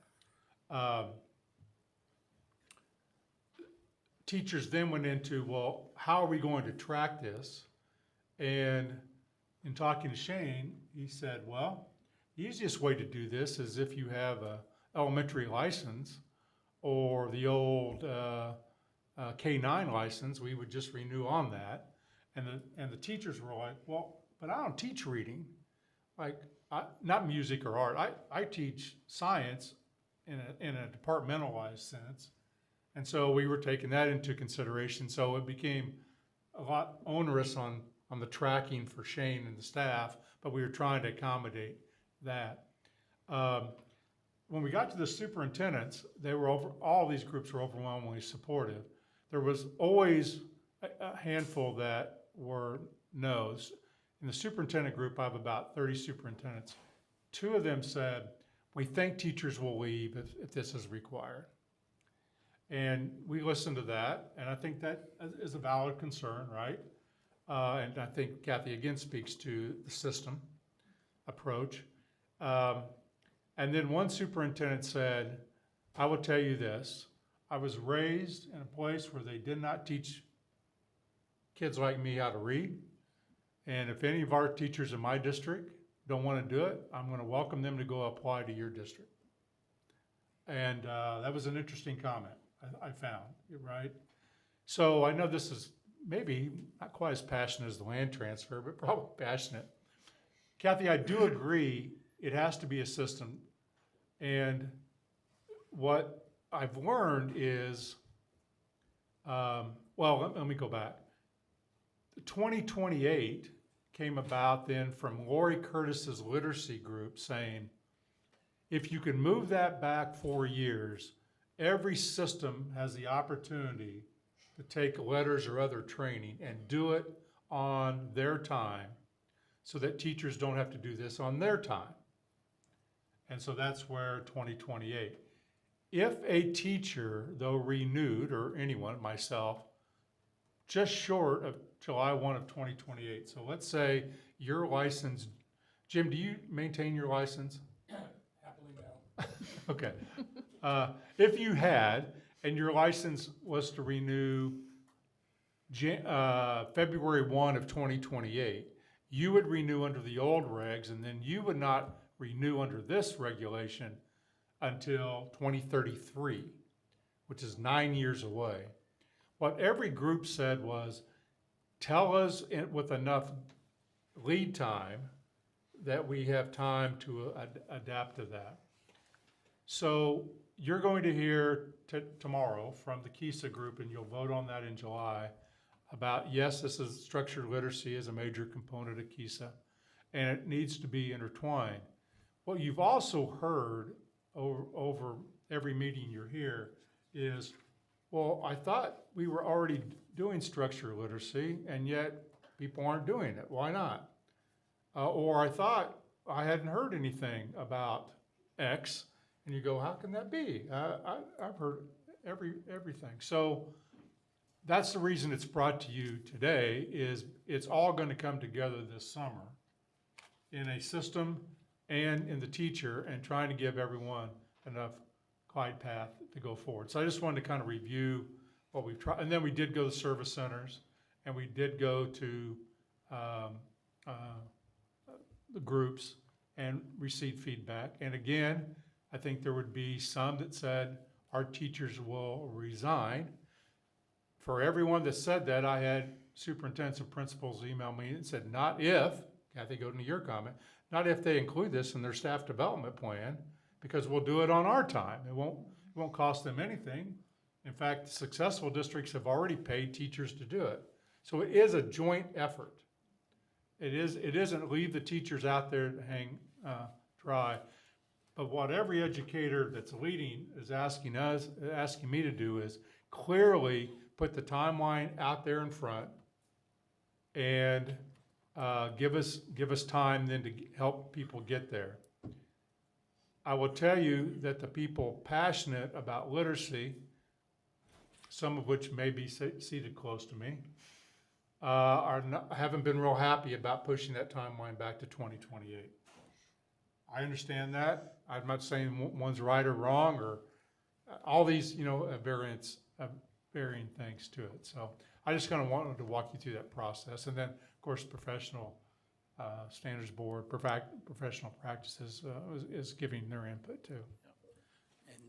And if I may, Madam Chair, make a comment. Sure. So just to caveat with Dr. Watson's comments, so keep in mind, there's thousands of educators that have been taking the training or enrolled in the training and are already completing it. And when we talk, the content test appeals, as we've gone through that process and met with educators that were completing their appeals, you would be amazed at how many of them are actually completing structured literacy in their districts. So there's a lot of districts and a lot of educators that have chosen to enroll and complete this requirement. So, you may see a number of elementary educators, it's 16,000. Well, there's a large percentage of them that are completing, and some districts have already developed a model and implemented this into their professional development now. So it is happening. And I also want to make the clarification. I have heard concerns that licensure is going to remove somebody's endorsement if they don't complete this training. That is 100% false. We do not remove endorsements from a license, but it would impact their ability to renew that professional license. But the endorsement would stay on their license. Thank you. Question from Kathy? Probably more statement. I want to make sure everybody understands, I am extremely passionate as well, but I am also very passionate about us doing it right so that it works well. And hearing what you're saying is beautiful, because that's what I feel like. We constantly around this table talk about how our teachers are professionals. I don't want to treat them like anything less than that. And I think the more we are working toward, the more they're coming on board like they're doing it. It's when you start talking requirements and they start feeling like you're shoving things on them, that then they lose that feeling of, you think I'm a professional. Like, I'm just concerned because I don't want to back up here. I want to make sure we continue to move forward. And I think the conversation where it's the system-wide, the districts, that curriculum, that we continue to pull those conversations fully together. And I'm not saying don't do this. I'm just saying maybe we wait just a minute, so we pull it all together with KISA, we understand fully how we can work it, we hear the curriculum report from Dr. Proctor, like, just making sure it's all together. And I also would say I agree with pulling the school psychologist off of that list, in case anybody wants to do that. I have a question and kind of a follow-up to that. I notice if you go all the way back to the slide, it might be the very beginning, professional development training. That one. Keep going. Other, yep, that. Other trainings approved by the State Board of Education. So my question for you is, if we approve this today, what is the immediate effect? We're not gonna stop renewing licenses tomorrow, right? And it looks to me like there's an awful lot of wiggle room in here for determining what those other trainings look like, what those other tests might be. So why do you want this vote right now? What does it enable you or your team to do? Yeah, so if you were to approve this now, so these trainings that are listed, letters, pathways to proficient reading, keys to literacy, those immediately become options for individuals. We need a timeline in order to build regulations in to support this work. So once I have the timeline established and what we're doing, then I can immediately start working through that regulations work and getting that updated.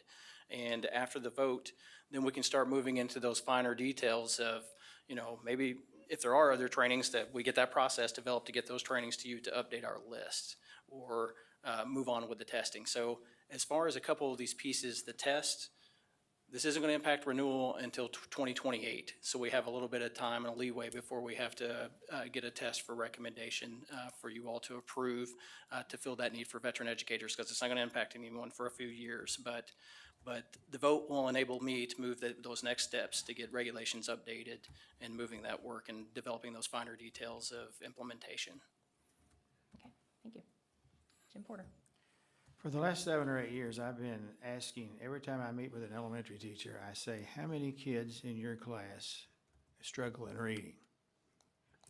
Now, there's a difference between the regular classroom teacher and whenever I meet with groups of teachers that have been chosen to be leaders in their district, like their district Teacher of the Year nominee. If you look at those, that number is higher. I don't know why, but and this is unscientific, but I've asked a bunch of teachers, and those, normally they'll say 5 or 6 out of 20. And usually people that have been recognized as outstanding in their districts will give me a number that's 7 or 8.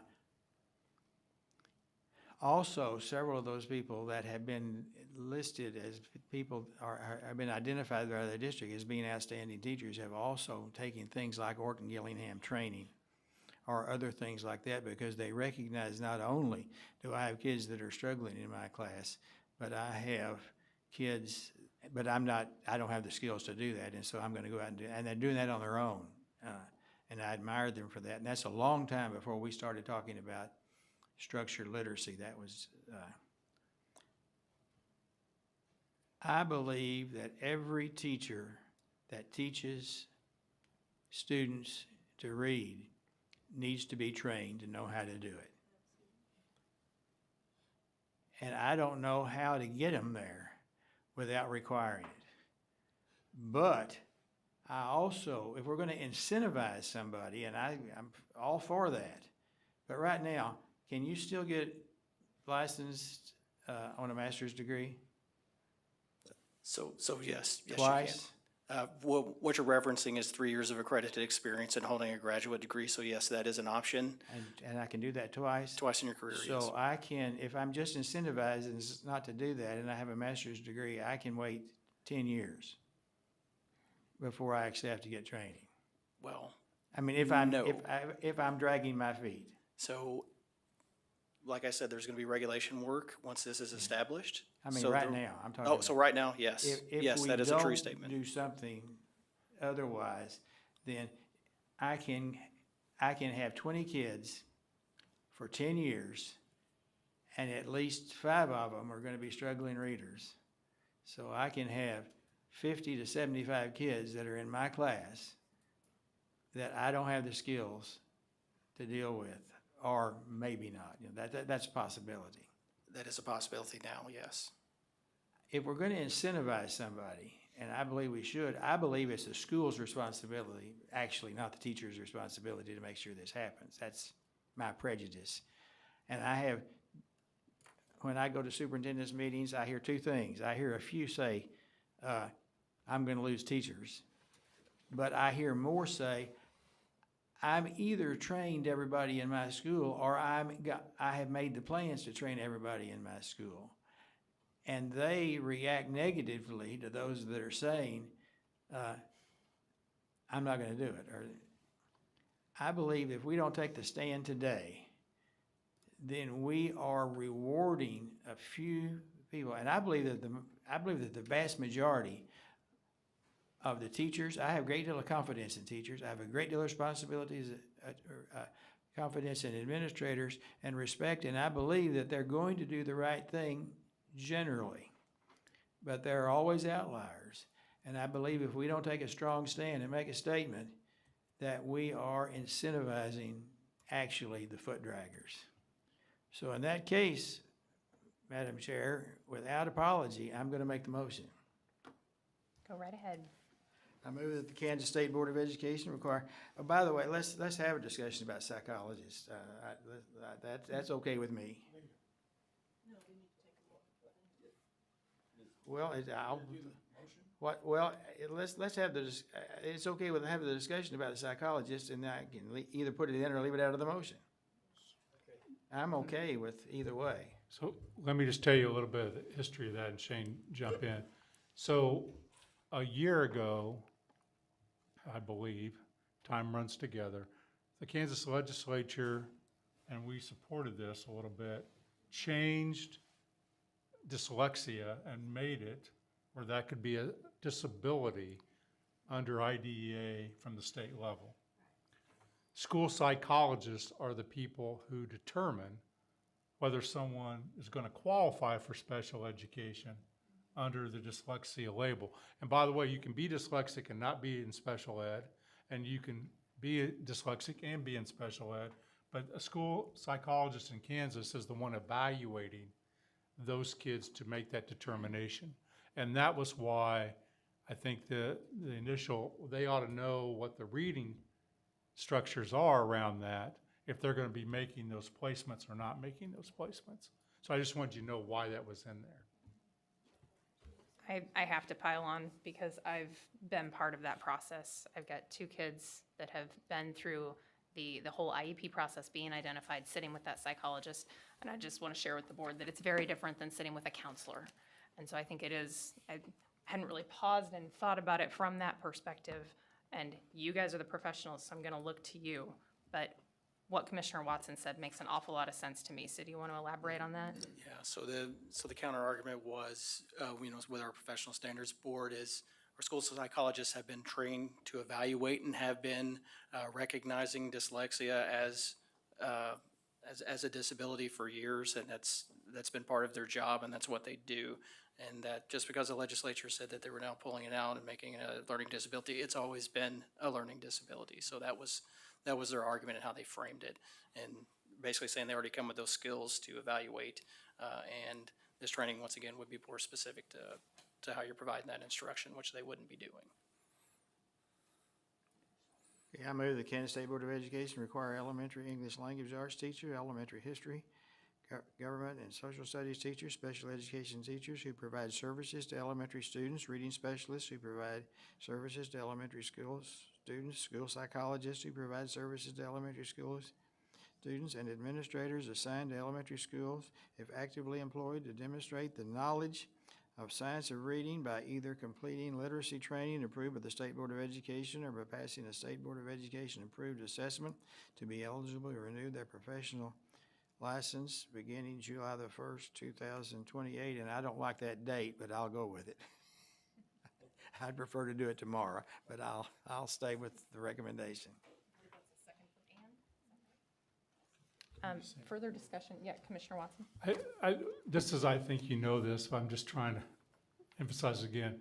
State Board, of course, is paying for letters training through July 1 of 2026 and would pay for anyone to take whatever the exam is that's approved by the State Board one time.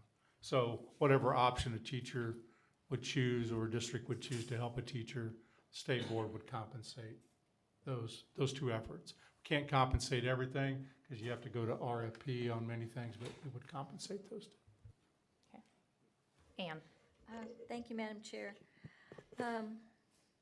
I think if we don't pass this, it just says we're not serious about literacy, because when you look at our state assessment scores, overall, 33% of Kansas students are in level 1 in ELA.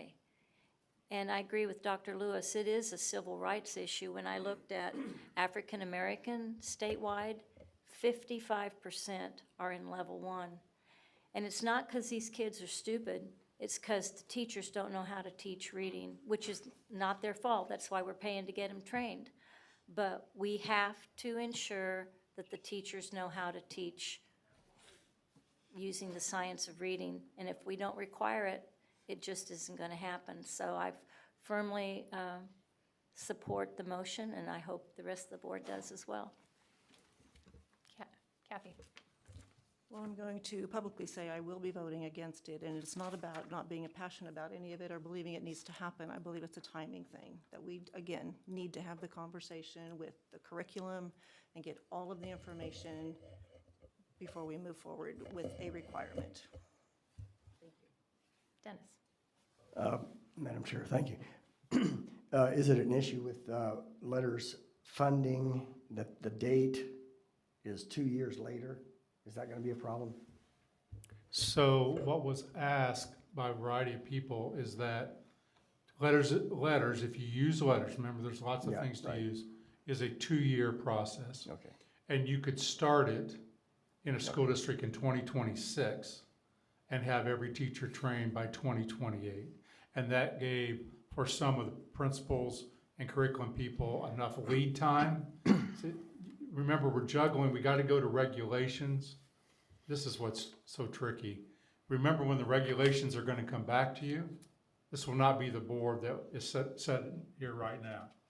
And so Shane's got to get the regulations done, and then the school districts would have some time after that, Dennis, to still put it in place before 2028. Is that answer your question? That's helpful. I'm just wondering if we kind of have a plan B or going forward, you know, if the test scores, if they're not coming back like we want them to.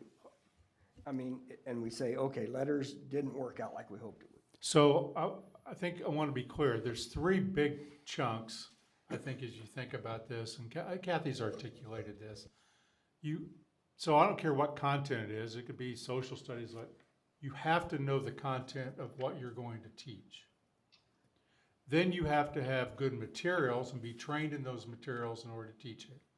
And then you're going to have to be coached and, you know, along the way as to what's going right. And when all those come together, most researchers would say somewhere between 7 and 12 years, you will start to see massive change. And you'll see incremental change, but you'll see massive change within 7 to 12 years. So this is just step 1. It's just step 1. Jim? Thank you. This is kind of a great day for me. I've been waiting for this since 1976. It's the year I took my first reading course as a graduate level course. And in that course, it was like the light bulb went off in terms of my own experiences and the things that people had done to try to help me be a better reader that rarely worked against being a better reader. And how many people didn't know anything about reading.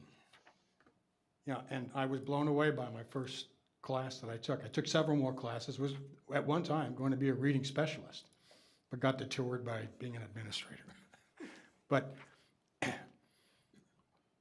if there's one item as a principal in conversations with teachers, now I was a high school principal, not elementary, was that we didn't have a common language about reading. We just talked, we got to get better. You know, well, this kid can't do this. It's a vocabulary thing, or they don't read fast enough, or, you know, comprehension isn't very good. But why? And what can we actually do that's a tested and recommended procedure to improve?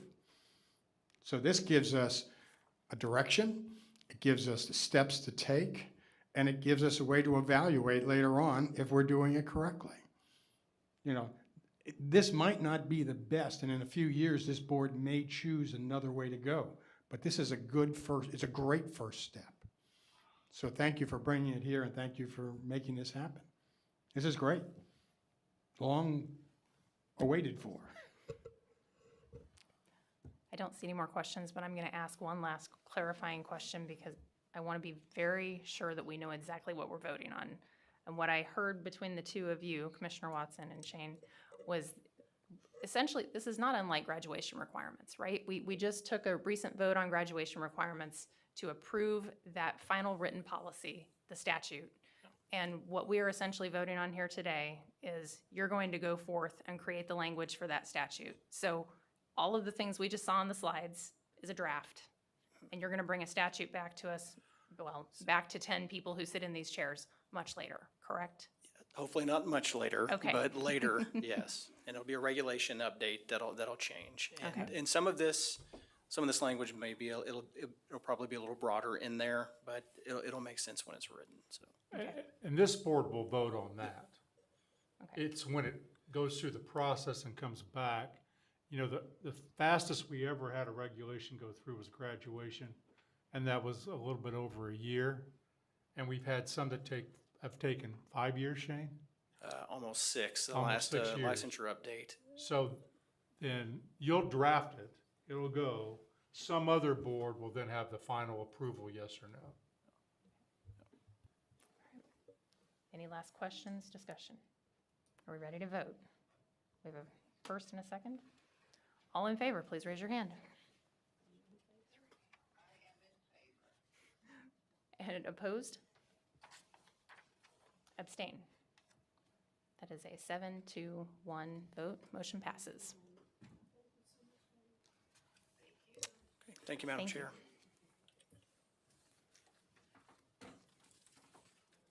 Give me a minute to catch up here.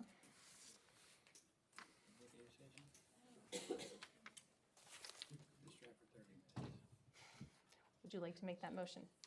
We're ready for item 15, executive session for land transfer. I move the Kansas State Board of Education recess into executive session to discuss the subject of legal matters with counsel, which is justified pursuant to the exception for matters which would be deemed privileged in attorney-client relationships under COMA in order to protect the privilege in the board's communications with an attorney on legal matters, to include the commissioner and Mark Ferguson for 30 minutes starting at 5:20.